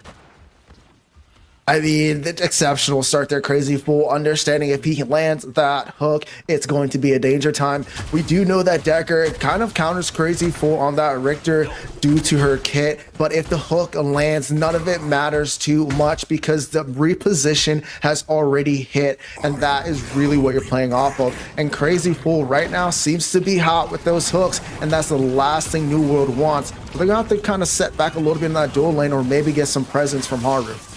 As now within the mid lane, we're going to see an Aether Crystal Injuret Nova on to Province, going to get him just below maybe about that 80% threshold. But with Haru on the rotation coming from the Seraph, we're going to turn that 1v1 into a 2v2 within the mid lane. But both teams are going to chill out a little bit, relax, and reset, as we're going to see Grady making a rotation towards the river. Definitely looking for something here. Crazy Fool taking that reset, looking towards the red side. They did spot out Macaroni, aka Cranky, looking to possibly try and get that 5 camp. But with Macaroni here, he needs to be careful. Richter was just seen and just there. Now, I'm going to be honest, Greystone might not be there for too much longer if he continues taking damage in this way. Not yet level 6, so that ult is not going to be up. And with Grady and Crazy Fool hunting, it is going to force the blink out of the gray. That is a huge resource down for Macaroni. You don't want to be missing your blink, especially when there's a terror there. Still hasn't hit level 6. Tekkenkin's going to be able to form up a little bit more, and that's a little bit of a questionable play. I understood what he was trying to do towards the 5 camp, but going deep towards the 2 there without any help, without any control of the mid lane, it was kind of a questionable play. I have to agree with you there. That being said, though, now making our way to that 7-minute mark, no one has yet made a play on that Fangtooth or even attempted to do so. We're seeing more of a scramble, a conflict, a fight now full out in the jungle as Macaroni is going to be surrounded by 3 looking to break the ankles, but instead he's going to get broke down as Bry picks up a kill. Exceptional rotation coming out of Tekkenkin and Bry there. And once again, what are you doing over there in the red side jungle? I understand the wave is not in your favor, but you also need to be able to play for your team. With Fangtooth now up, that could be a little costly, as now you see them reposition themselves back in. With that said, though, Tekkenkin at this point can push that wave and rotate over if they need him to. But with the control that the professors have right now, it's just exceptional, and they won't really need it. They're really just going to take their time. They feel like they have control of the pacing within this early phase of the game. And as such, they're more than willing to just take their CS, maybe get another pick before making a rotation onto that objective. That being said, though, looking to the wings, you're going to see Grady as well as Bry on the rotation. Dreadnova deployed, not yet hit. And a timely Decker cage is going to save the life of Boinks as the aggression coming out of the professors is mounting. It is mounting in indeed. Also forced a flash out on the back end side of that play just to secure the life of the Decker. Right now, the professors are bringing the heat. They haven't turned it up too much yet, but something to watch out for is that level 6 on Lazarus, and also to watch out for Bry. He's almost fully complete on his particle shredder, and once that comes online, he's going to be an absolute menace towards these team fights. An absolute menace towards the team fights and towards that objective, being able to relentlessly just burn through the HP of whatever's in front of you is going to be a handy tool when we start seeing these dances around that Fangtooth pit as well as the mini prime. However, that being said, we are starting to see the other side of New World start getting a little bit more active, and if they can get a couple pickups and something to go their way, I have no doubt that they're going to be able to maybe steamroll and start making this a bit more interesting, as Haru is kind of low to this mini prime. Sir? I'm just bamboozled there. Yeah, maybe, not even maybe, definitely a bit of a misplay there, as Haru is just going to die to the mini prime. But don't worry, their team is going to be able to get it back for them, as the other side of New World is going to be able to get a clap down onto the objective. But at what cost? As Macaroni is also going to go down with that Coliseum going down in the mid lane. It's going to force a blink out of New World. Yeah, definitely a questionable play in that mini orb prime. Greystone pushed towards the 2 camp. Haru with the Seraph is like, hey, I'm going to try and solo this objective. I mean, Seraph thought of one of the people or one of the heroes that can possibly do so, but so early on into the game, not your best bet. And that is what you saw with that outcome. They're able to secure it, but they also died for it. That's 2 deaths. Yes, they didn't get the gold from the Seraph, but that also stops her from being able to effectively farm. Meanwhile, Grady was still able to get his 2 camp, able to facilitate for that kill inside the mini orb prime. And right now, that jungle gap is increasing slowly but surely. Now, though, we are going to see a deployment of the skewer in the team fight. Gas grenade at the feet. Oh, France is going to help him get burned down on the backside, though. Haru back from the grave is going to be looking to make an impact, make a difference, but the only impact being had currently is on her HP bar. The ventilate is going to be necessary coming out of Province, as he's not going to be able to pick up just 1, but possibly 2 kills here, as ultimately the professors do extend their kill lead by 3. I mean, that was a great engagement out of the professors. They're able to lock down the targets, able to pick up a kill, but the fact that Fry was not in the mid lane to able to control that wave and keep the TB there just made that fight flip onto the other side. And then now New World slowly getting themselves back into this game, able to pick up 2 kills, not only on them towards the team, but towards that twin blast is going to be exceptionally well for them to be able to push themselves to try and get control back into this game. Getting the carry late game is never a bad plan, and them getting the double kill there is definitely going to be able to contribute to that. Now, if they can maintain that pressure and maintain maybe a little bit of that economy lead they were able to get him, I'm sure it can build up and mount to them making a comeback here. But Bry having 3 on him there is going to be forced to use his blink out of the jungle. What you're seeing now is a little bit more of aggression coming out of New World. They're saying, hey, we've made a couple mistakes. Maybe they're trying to fine-tune things, but you're starting to see the sequence of rotations kind of come together. They're getting into the 2 to 3 to 1 fights and trying to outnumber their opponents, and that is what is working for them currently. They're going to need to keep that up, but they're also going to need to be aware of their economy, be aware of their farm. A lot of these times they're pushing themselves over and not understanding they're losing things in other sides of the map. You have to be able to prioritize yourself just being on the map, whether that's a rotation to save a life or you just being able to get that farm within the lane. As finally now, though, it looks like we're going to see some type of a commitment over towards that Fangtooth, Richter, as well as Zaris, Grady, as well as Crazy Fool, I should say here, showing they're very much so present and looking over towards the Decker. She's looking very much so dead. Colosseum goes down, but not as deep as the Decker because she gets buried underneath the damage. Ventilate, though, is going to be used as Haru possibly looks for an engagement. It's going to have to be the refrigerator with the Blicky who comes through as France is going to be playing around the corner. Seeing, though, that New World has started to group up, they're going to go for a new plan, and that's the Fangtooth. And they got a T1 off into the off lane here. This allows Tekken Kid to start to make that rotation. Great pickup on Boinks, being able to catch her out of position. Stacks going towards the Zaris, already pushing him towards that, getting more of a power spike with that first Fangtooth set up. I mean, exceptional rebound from that death. Double kill over towards that dual lane, and they just need to continue to put the pressure on New World. But New World, though, they need to stop getting caught out of position. But look at this. Of the devil, the damage is going to be demonic. Boinks here looking to jump his way out of that engage strategy, though, with a little bit of a dash. Spear here will be deployed, and with that, as well as the composition of damage coming out of Survivor and Crazy, it will give Grady what he needs to be able to pick up a kill, but it's not going to be for free as France puts himself on the board and picking up that kill. Very aggressive. We talked about that nature. They need to push a little bit harder, but they were able to pick up some kills. But France being able to pick up one on the back end there was also a good thing for New World. At least get something out of it. Still, they need to get themselves in the right position. They're overextending a lot of these fights. They need to control that vision towards that river. They need to also pick their fights where their jungler is at.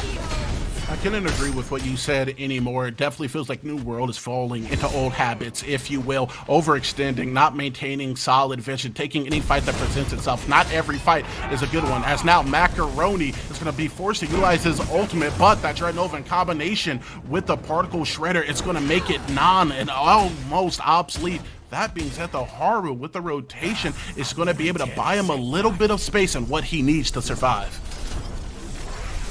Forced to blink out though, which is huge again. Once he comes back to lane, he does not have Soulful and Soul, or he does not have his blink. But look at this, Survivor taking the 1v1, showing France that he is not scared, and this is with that solo bolo off inside that dual lane. I wonder if that brother's feet hurt from standing on that much business. You want the 1v1? Will come my way, as now within the mid lane, it's going to be a skewer getting deployed from Crazy Fool, running down the opposition points. He is going to get boinked on the head, but he's also very low, but not dead. A little bit of HP is more than enough if no one's around. Points, though, will survive despite the best efforts of Bry and Crazy Fool. And that containment fans could not come in any more clutch. They're able to create some space, able to create some separation to allow Boinks for her to get out of there. But Tekken Kid, though, off into this mid lane is present, and any wrong move, he can look for a potential collapse. Collapse is what we may see. We're starting to see a little bit of grouping around this river, but considering the Greystone as well as the Drongo are going to be over far off into the solo lane, I'm not expecting us to see a big team fight, at least not yet. That Fangtooth more than a little bit of a ways off, and with nothing much to fight for, well, I'm expecting a couple skirmishes here, F6, but nothing too evident, as Grady makes me eat my words immediately with a rotation onto the Macaroni Monster. Greystone is going to be deploying that whirlwind, hoping that he can catch a little bit of HP in the Tempest, but Survivor leaves no one left to survive the onslaught, the rotation of Grady. Able to pick up another kill. We talked about that blink being down. We talked about the ultimate Stoneforge Soul being out of the way. This allows for that to happen. But look at this, Haru actually pushing in, and Bry goes down over inside the dual lane. Things are definitely getting a little bit interesting, but with the jungler showing their face over into the dual lane, it's just going to be a quick and easy, a simple and clean taking of that mini prime, as the Coliseum is going to follow suit, going down. Points once again going down, not in it, but next to it. This has been just a bloodbath of 16 minutes, F6. Definitely a lot of aggression coming out of both teams, working more for the Professors than it is New World. A lot of positioning mistakes happening, but the comfortability coming out of Professors and coming out of Grady, to be honest, he's been able to control the momentum, being able to control these lanes with the amount of pressure he's been able to apply. And now they're pushing down this T1 in the mid. We talk about this all the time. The T1 in the mid, opening that up, it just opens the entire map, able to invade, able to get deeper vision. And this is a crucial play towards the Professors to push themselves in even to a further lead than they are now.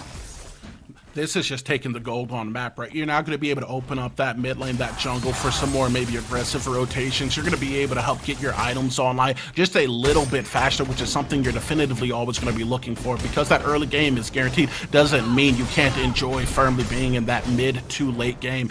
That being said, though, over onto the side of New Worlds, we have seen they'll be able to turn around a couple skirmishes, not fully on camera, but with the rotation coming out of this Seraph, France was able to capitalize and get himself a bit of a kill. They have some really solid damage, but we just haven't seen a really solid team fight come out of them yet.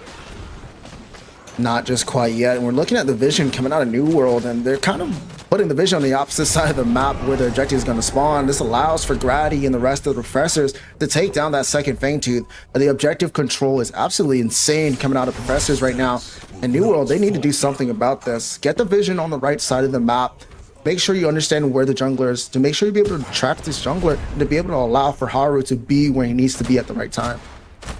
Speaking of junglers being where they need to be, Grady has just basically been the sleep paralysis demon for New World this entire game, and now you're telling me brother's moving 8% faster, as Riplash is going to force Haru to move up close to the Richter. Over onto the side, though, it is now going to be Grady re-emerging on this Zarus. I'm expecting a cage, and the expectations were met, as it is going to be some big damage coming down out onto the hallway. An engage from the Greystone onto the backside. That's going for Soul. It's going to be up, and as he utilizes it, it's going to force Survivor and Bry to play the space backwards.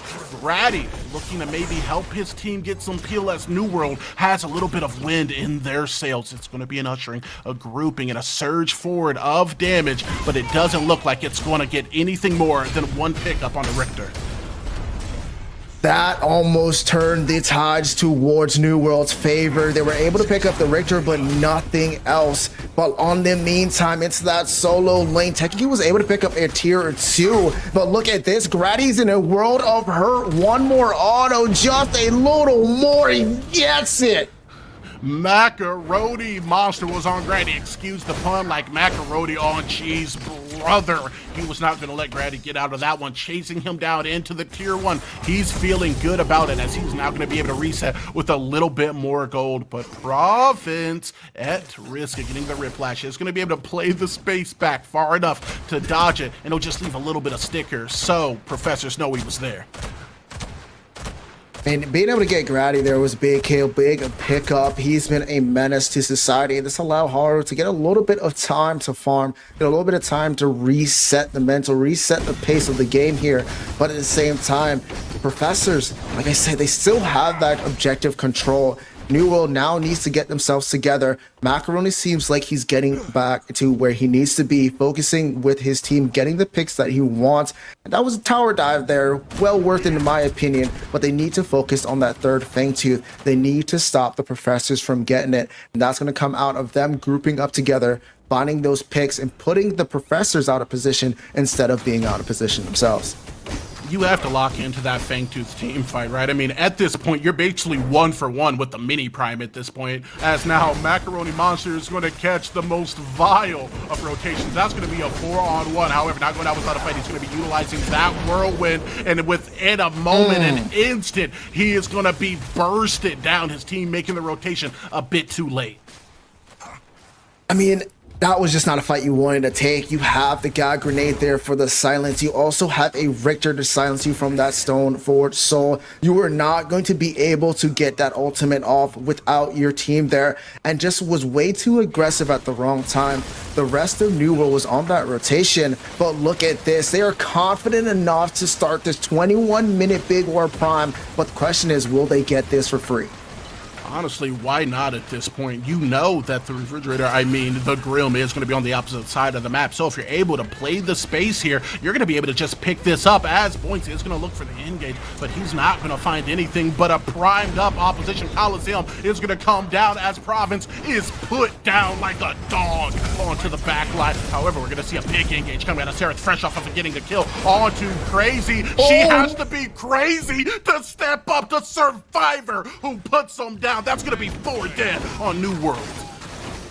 It almost looked like they were changing the tide of the fight, even though picking up the Orb Prime, but once again, they only get the Richter. But look at this, Tekken Kid, Macaroni are the two fighting over here, and this is not the fight you want to take. But now you see the siege happening. Left lane, mid lane, right lane, they're all coming down. The professors are looking to push and put the heat on. Survivor playing with the owl mentality. Who are you to step up to me? He says, being able to burst down that Seraph and send them to the fountain with the rest of their team, and the result is going to be 1, possibly 2 inhibitors going down here. That being said, we are going to see a soft defense set up around the mid, but with Tekken Kid in the left, the mid will be the last one standing. Everything is down except the core. Orb Prime buff is on top of the professors. They do have the Primordial Fang too, but they look like they're going to take the fights. Tekken Kid is going to take a life, as it's going to be Haru who falls first. The Angel sent back up to heaven, and 5 members of the professors standing tall as they're going to be able to leisurely rotate out, and I assume make their way back to the Fangtooth pit. That was just not a fight you wanted to take there. They're able to collapse. They should have just gave that middle inhibitor up. Look for the big defense. We know the Primordial Fangtooth is up, but not only do they lose 1 member for the numbers fight, but they lost their jungler for the potential steal. And now the core is left, and there's going to be a lot of gold shift towards the professors, and this might be the final push. New World has to find a defense of a champion.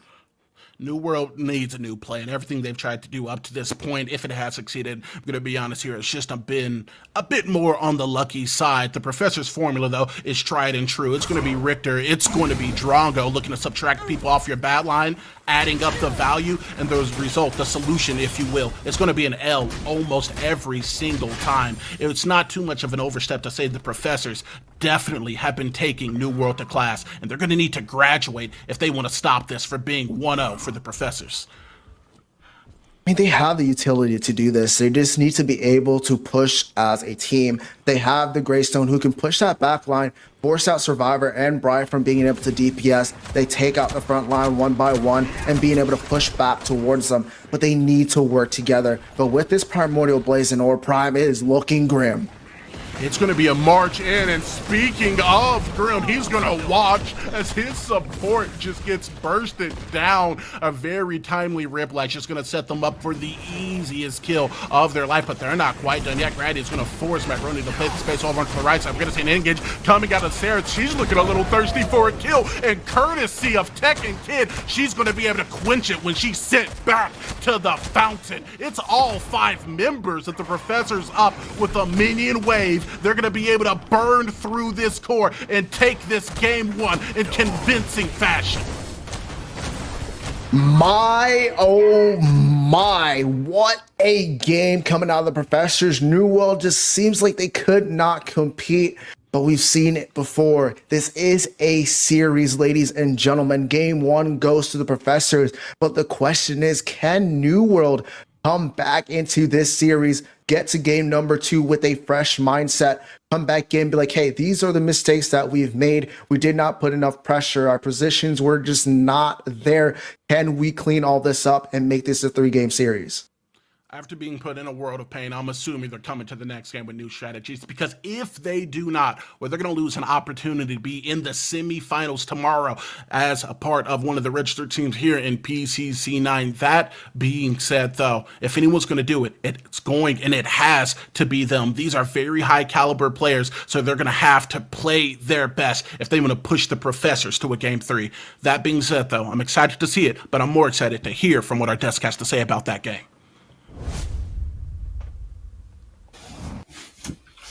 Welcome back to the desk. Thank you so much, Ego and F6. That was game 1 between New World and the Professors. The Profs ended game 1 with a bold statement.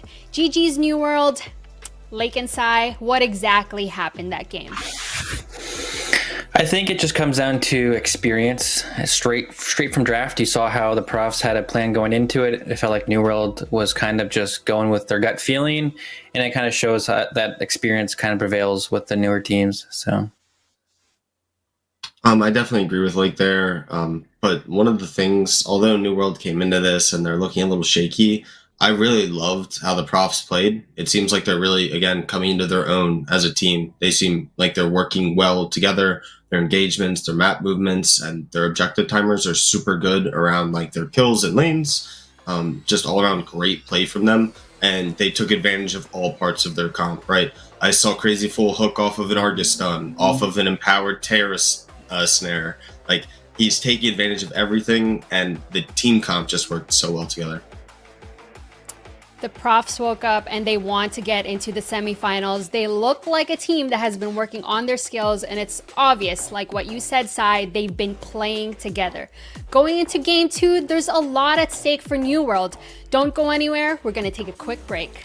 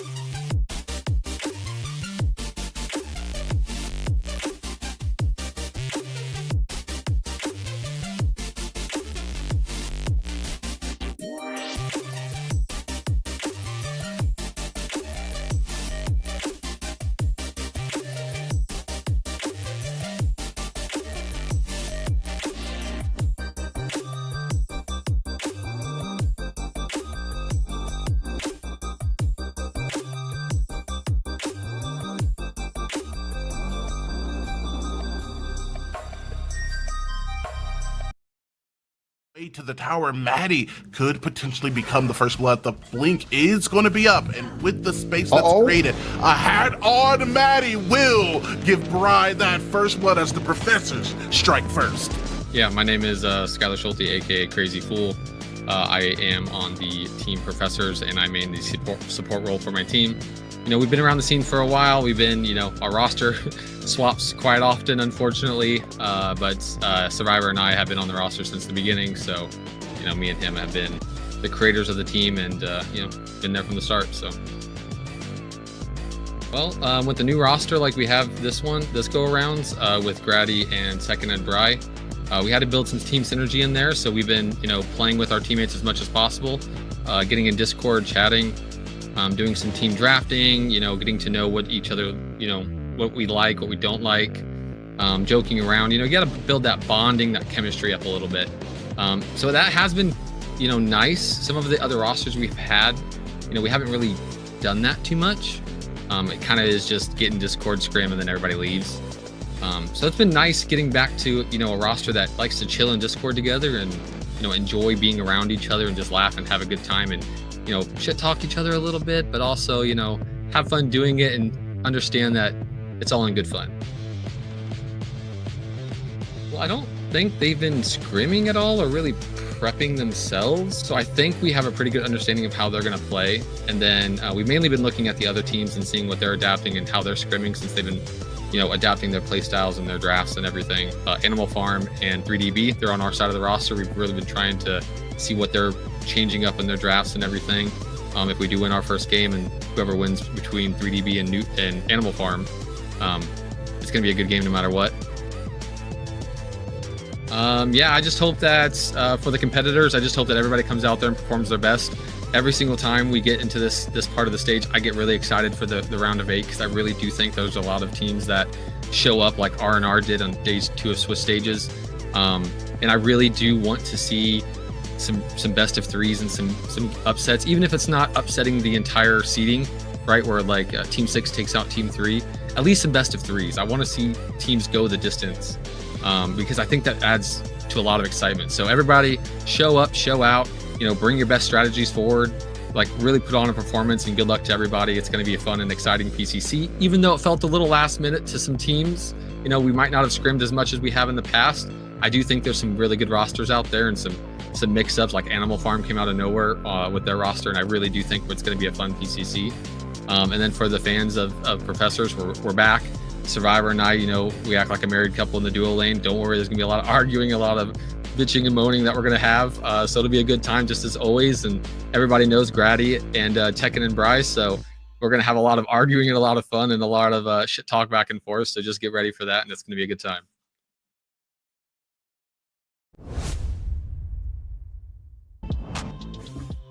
Welcome back to the PCC. My name is R-Dog with the Triple Gs, and we're back with Lakeinator and Seismic.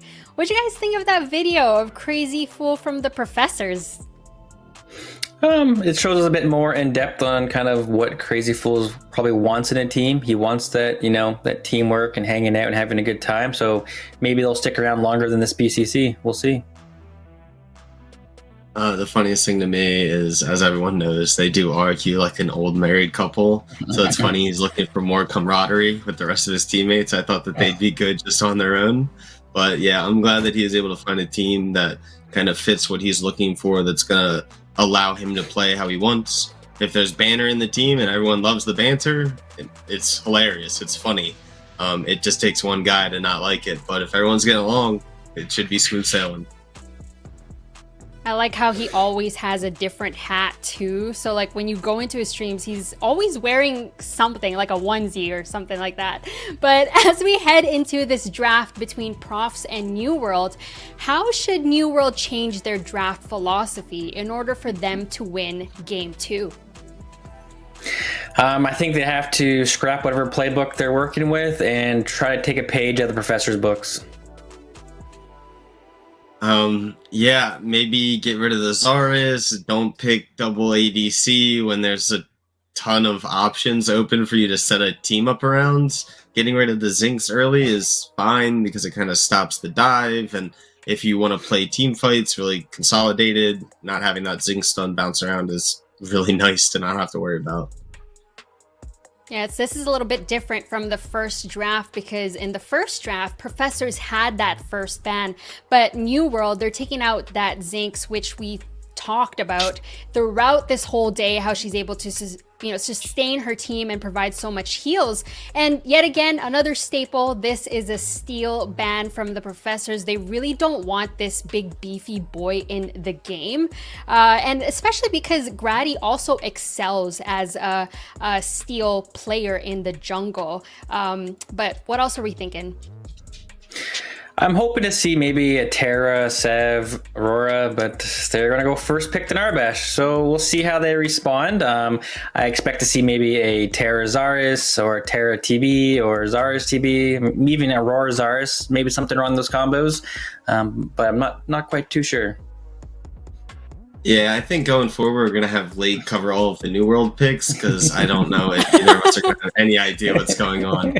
Removing the steal is super smart. It's one of those picks that you don't actually have to play the game. You just kind of have to understand the game to be able to play it proficiently. You're just kind of hitting that level 6, and then you get to move around the map. Picking up the Narbash, it kind of does the same thing, but Boinks is one of the players on that roster that's pretty solid. She's played in a ton of the other tournaments here, a ton of experience coming out of that lane, and I don't even know if that was a problem that they dealt with so much in that game. I thought the dual lane kind of did fine. And then picking up the Zarus Aurora over on the Prof side, it's just a really solid combination. It's locking people down. If you get them in a cage, they're also getting Aurora ulted. And you got the response from New World with that Twin Blast and the Sevarog. So already we know what the duo looks like. But going over that roster, it's going to be France who's piloting that ADC, the Twin Blast. I know that Toasty and Lakin like this combo a lot too, but we're locking in that big boy. Oh, that's another thing. Dlab likes the Sevarog as well. Yeah, we're big Sevarog enjoyers, Twin Blast enjoyers, maybe the occasional Narbash. It all depends on team comp. But we'll see how Professors respond to these picks. I think the way New World's drafting, they've leaving a lot of options and declaring their intent, so the Professors kind of know what's going on. Whereas, they could put Zarus in the off lane or Aurora in the off lane. It's probably going to be the Zarus, or maybe, actually, honestly, I have no idea. It could be the Aurora off lane, but I think it will be the Zarus.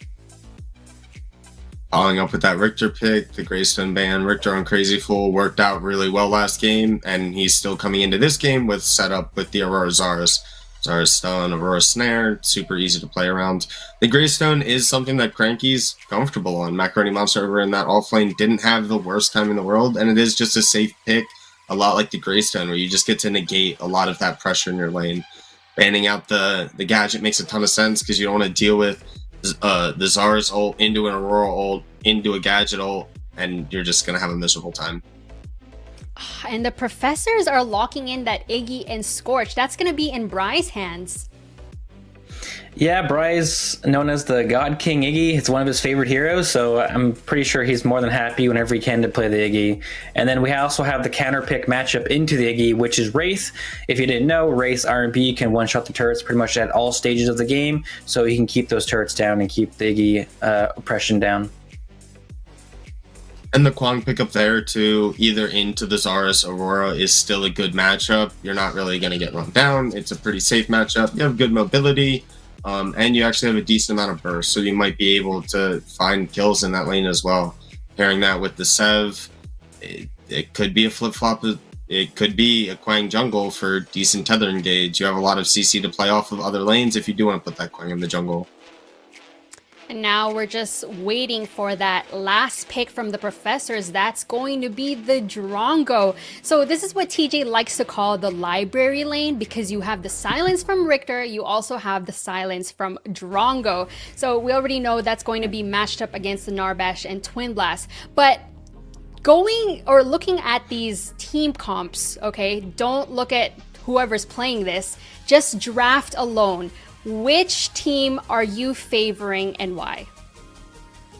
If I have to look at the draft, I think I still have to go with the Professor's draft. They have a lot of synergy and setup, and then they also have a lot of pit control with Iggy and CC and Peel. They have, once again, they have the whole package for their team, where I think New World's playing more of the poke game and sustain matchup. If they can go through that, I can see some success. But if they play to each other's strengths, I can see it maybe going either way. I'm going Professors too. I mean, the Drongo Richter lane is tried and true. We see it constantly every PCC.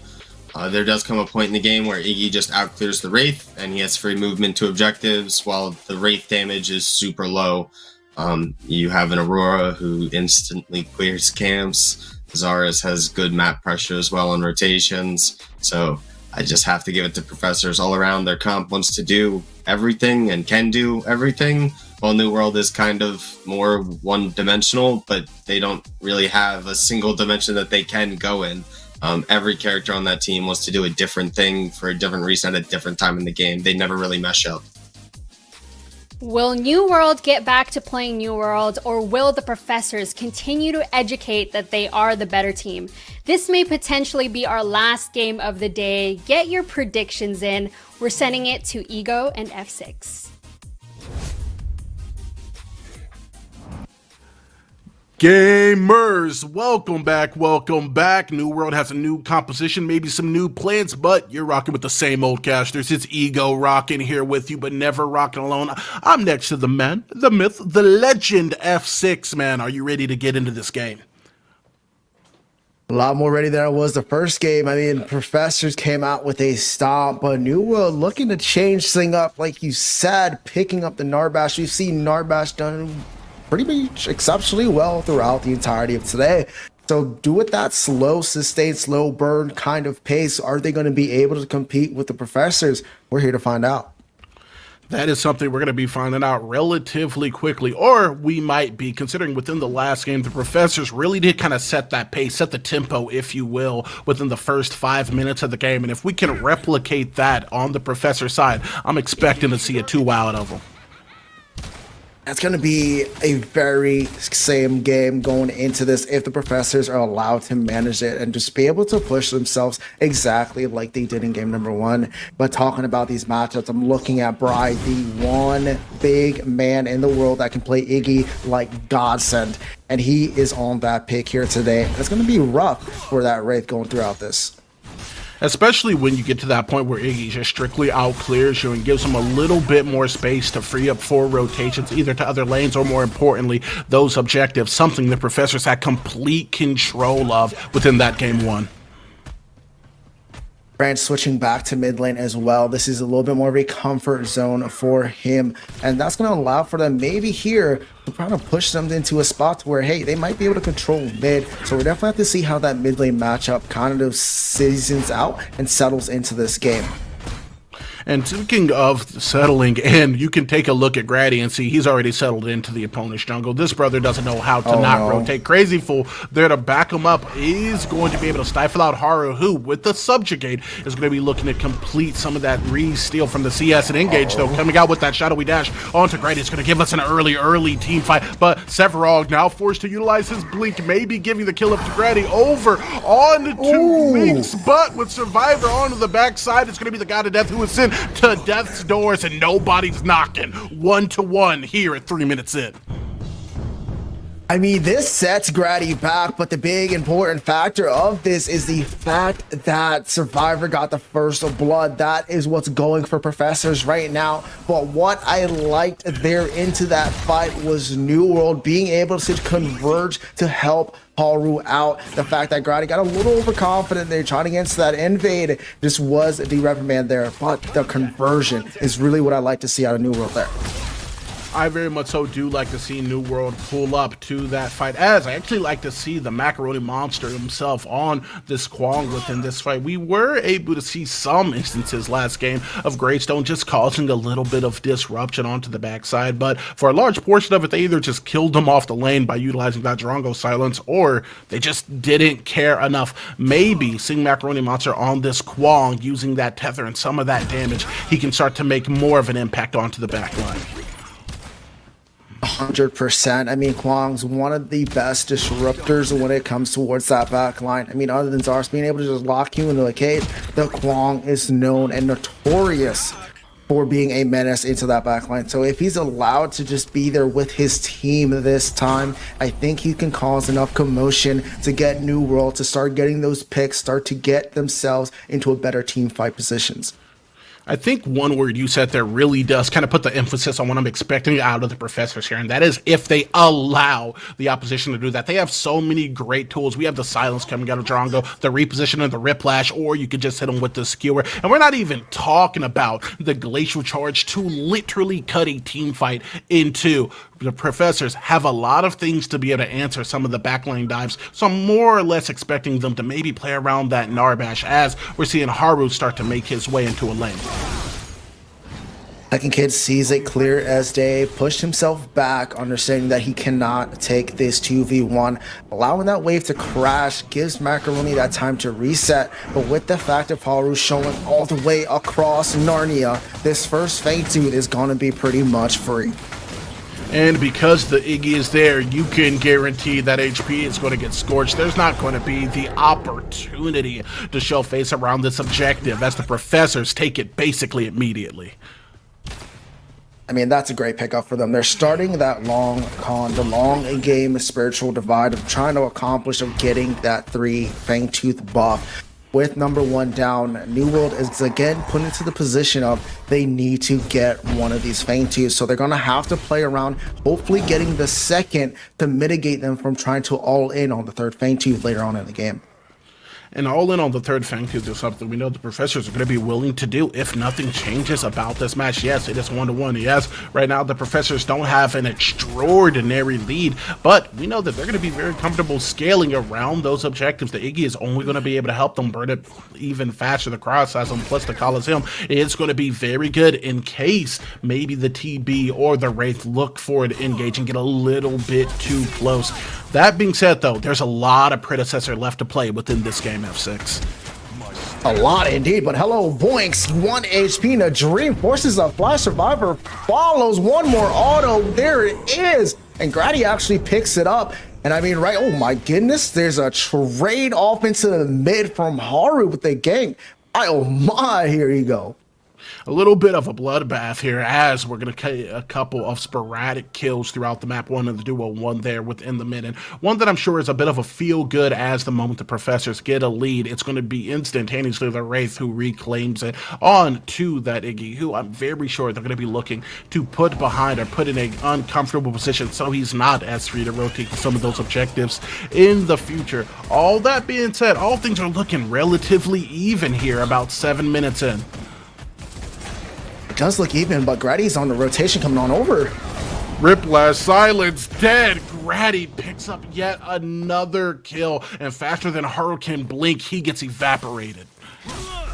Goodbye, see you later, alligator. And now here we look onto the off lane. This is a different scenario than we saw in game number 1. Macaroni setting the tone, pushing Aurora back, keeping Tekken Kid out of this game. If he's able to maintain to do this, this forces Professors to be in a 4v4 and the potential of a 5v4 if Macaroni's allowed to crash these waves, rotate over to these mid lane, rotate over to these team fights over by Fang Tooth. This might be able to change it into their favor.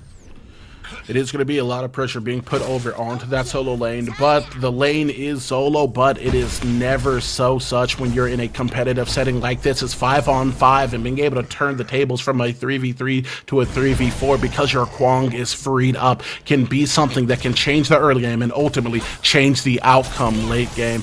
That being said, though, as we're going to be making our way to that 10-minute mark, do you have any ideas or stratagems, F6, that you're hoping to see New World execute in this game to push us into a game 3? I'm hoping that, oh my goodness, hold on a second. Boinks is hoping that Crazy Fool isn't hitting those all game. That Riplash was malicious, just snatching the Ogre out of his swamp, as now we're going to be seeing Crazy Fool and Survivor crashing the wave under the T1. Haru over on the side of the Mini Orb Prime, and over inside of the dual lane, New World's kind of just pushed against the wall, and with that ward though, they do know that the Mini Orb Prime is starting. Grady's on that side of the map.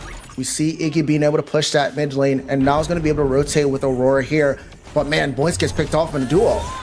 There comes the cryo seism, but it's going to be the Boreal Blast instantaneous as the HP is going to start getting shredded. It's going to be the Coliseum that comes down as Haru gets put down. On the other side, though, it's going to be Macaroni looking for the up and up on the 3v1. But like Thanos, the purple man feels inevitable as he takes one with him on his way out. But now the objective is going to fall into the hands of the Professors.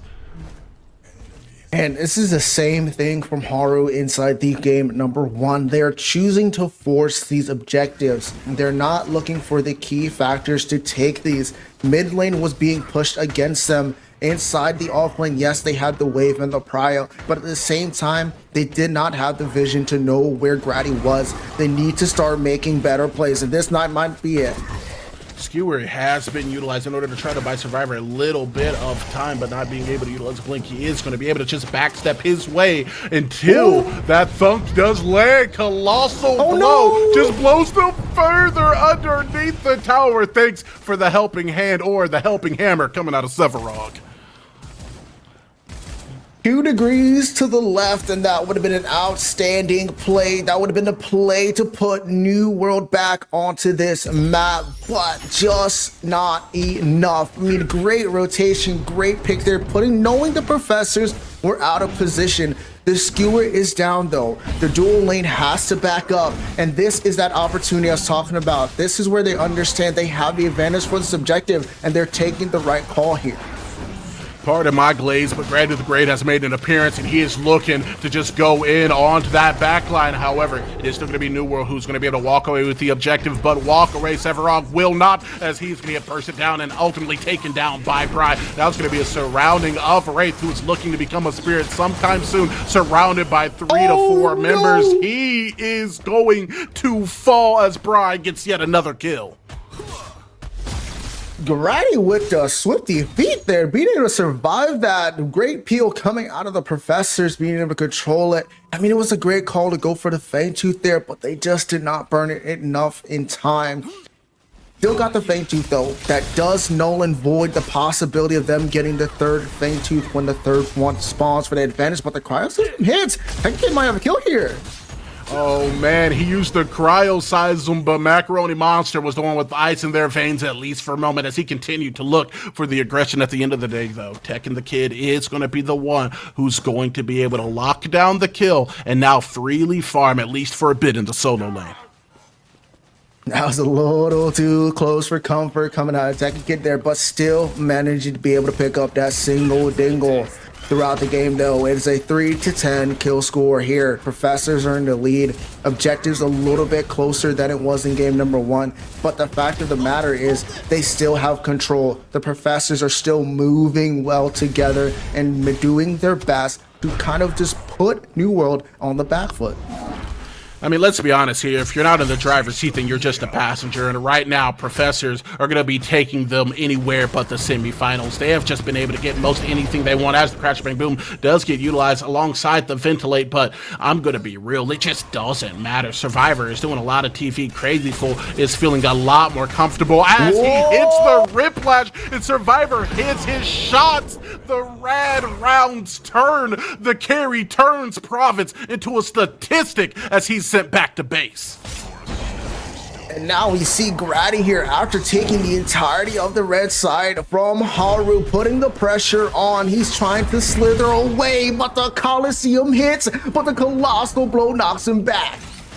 It just really feels like at this point New World wants to be able to participate in the game. I'm not sure if the Professors are going to let them do anything else but walk around on the map. They're basically sightseeing, but anytime they see them, it's just another kill. Grady is going to be helping with Crazy Fool to strike again. And I'm going to say a phrase that may sound familiar. New World is running away. He can't be stopped.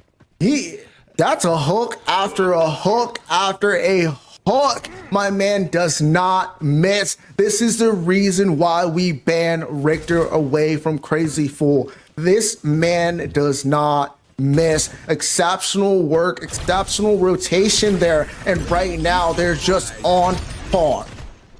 They 100% are, as they're going to be able to just walk down this mid lane tower and Wraith Haru. They're not even going to be looking to set up a soft defense. They want to survive. They want to be on the map for more than 45 seconds as we see the Professors once again invading the jungle. And currently, I'm seeing a big jungle buff here. His name is Haru, and if he's out of position, I guarantee the Professor's going to be looking to pick him up. I mean, they're controlling everything a part of this game. They're controlling Haru's jungle. They're controlling the fights that they want to take. And even in these 1v1s inside the offlane, they're winning even by the smallest of margins. We still have yet to see Macaroni Monster rotate. We talked about earlier in the game, he was pushing Second Kid back underneath his tower, but unable to rotate to these fights. And I think that's one of the factors. They need somebody into that backline, causing a little bit of commotion, disrupting a little bit more to allow for their team to find those picks. Cryosism almost used there, but the Colossal Blow is going to be able to prevent it as another Whiplash into another Skewer, into a Cryosism is going to leave the first syllable of that word up there for Haru, because he is crying once again. He's going to be a kill that goes into Graddy's pocket.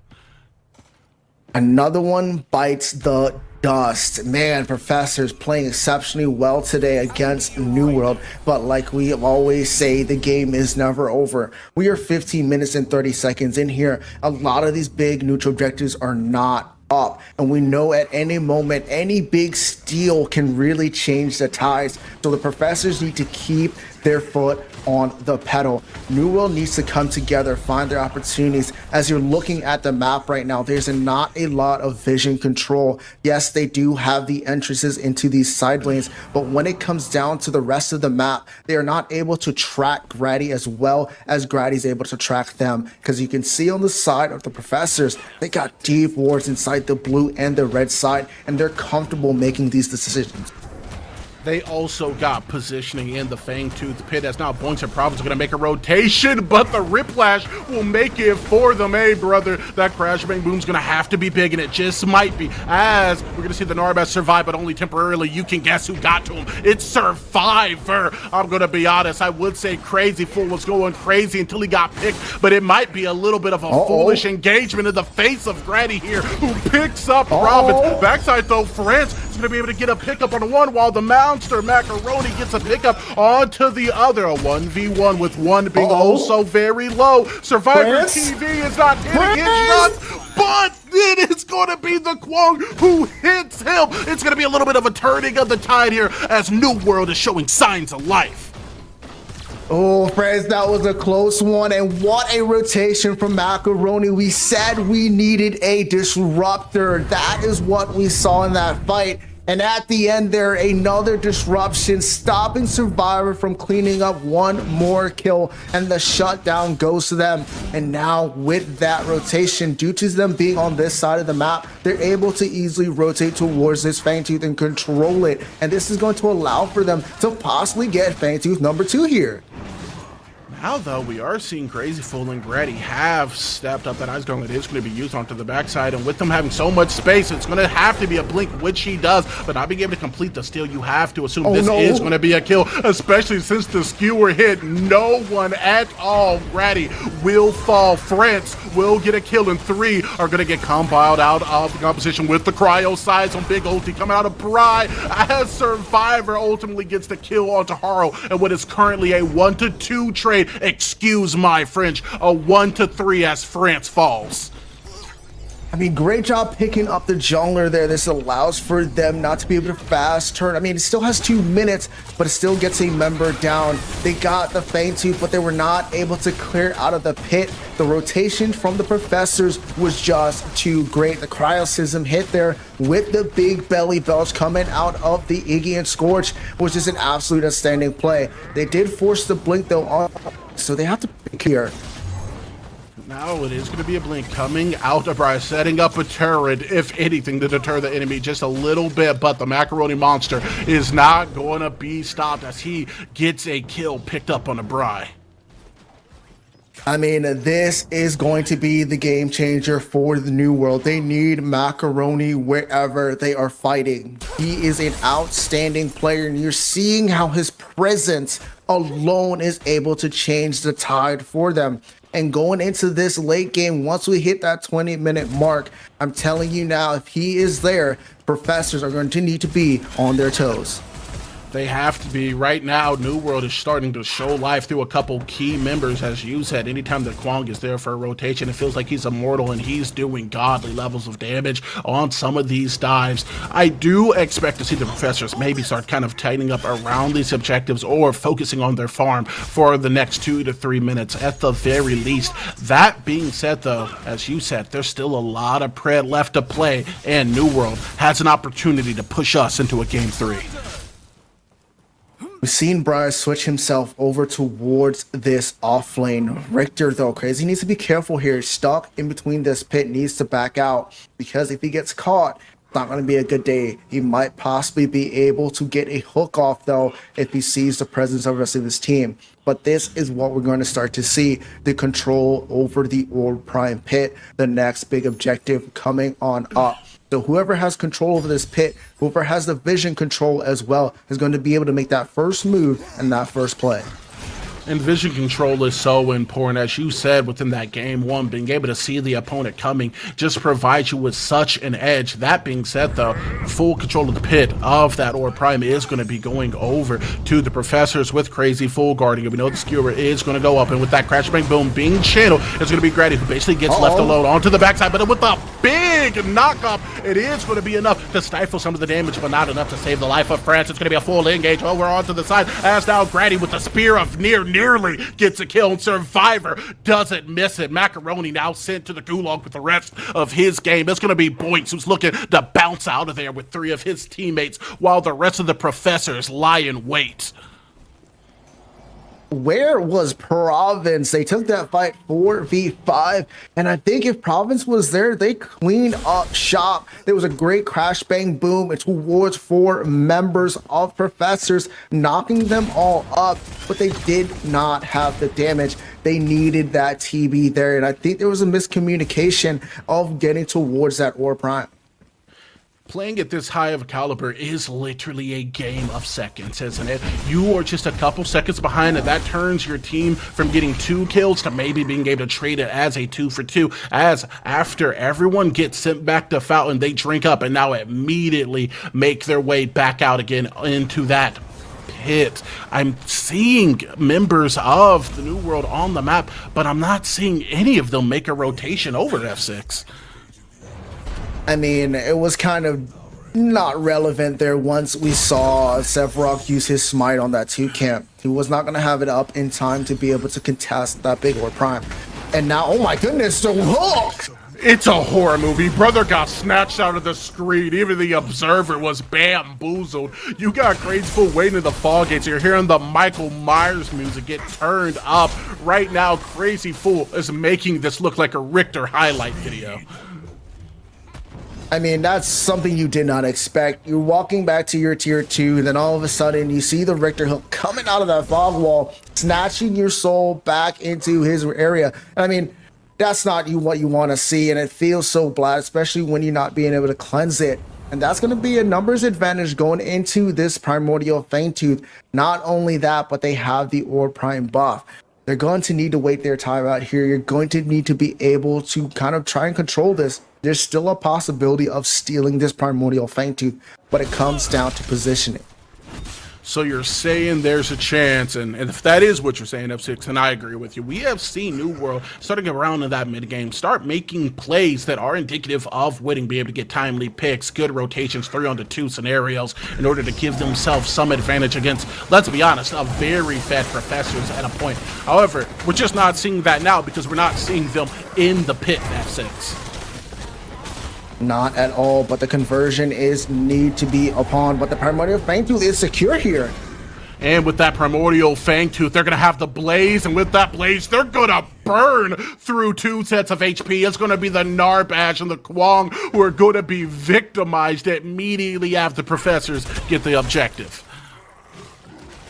With the double buff, they're going to be able to start to push out. We're seeing them here converge together. They have that primordial blaze. They already took down 2 members. There's not a lot of wave clear stopping them from pushing this in. 1 Richter hook, any amount of CC in the Coliseum might be still up, and there it is. Oh my god, Haru is in harm's way as it's going to be Survivor TV who puts that man on a screen because he's missing. It's now going to be Crazy Fool, Survivor, Bride, Tekken marching their way into the core, walking their way into the semifinals. It feels as Boinks and friends are putting up a relatively work defense. It's not over though until it is Survivor TV able to get another pickup of a kill as at this point the Professors are just giving them homework after they send them out of not class but out of this PCC run. Province is going to be the last man standing, and that won't be for long as the Professors take game 1 and 2 and will be in PCC9 semifinals. Oh man, he go. There was some light at the end of the tunnel for New World throughout that mid game. Macaroni rotating, they got a few good picks. But after that, Professor said, we are going to take control back over this game. We're not even going to give you a slight advantage. We're going to make sure we just put the nail in the coffin. And they did such thing. They cleaned everything up. They secured the 2 objectives at the end. And they said, hey, we're still going to be pushing it towards you. And they just closed this out in exceptional fashion. The nail in the coffin is the best way to put it, because sadly for New World, their tournament run is going to be dead. And we explained the formula earlier on, but some things are a little bit too complex to understand. That being said, we saw the Professors, they just understood the assignment. They came in here dominant, ready to play, and you could see that on the screen. That's going to be the end of our matches, though, for today here within the quarterfinals, and the end of this cast with E Squared. It's Ego, F6, signing off.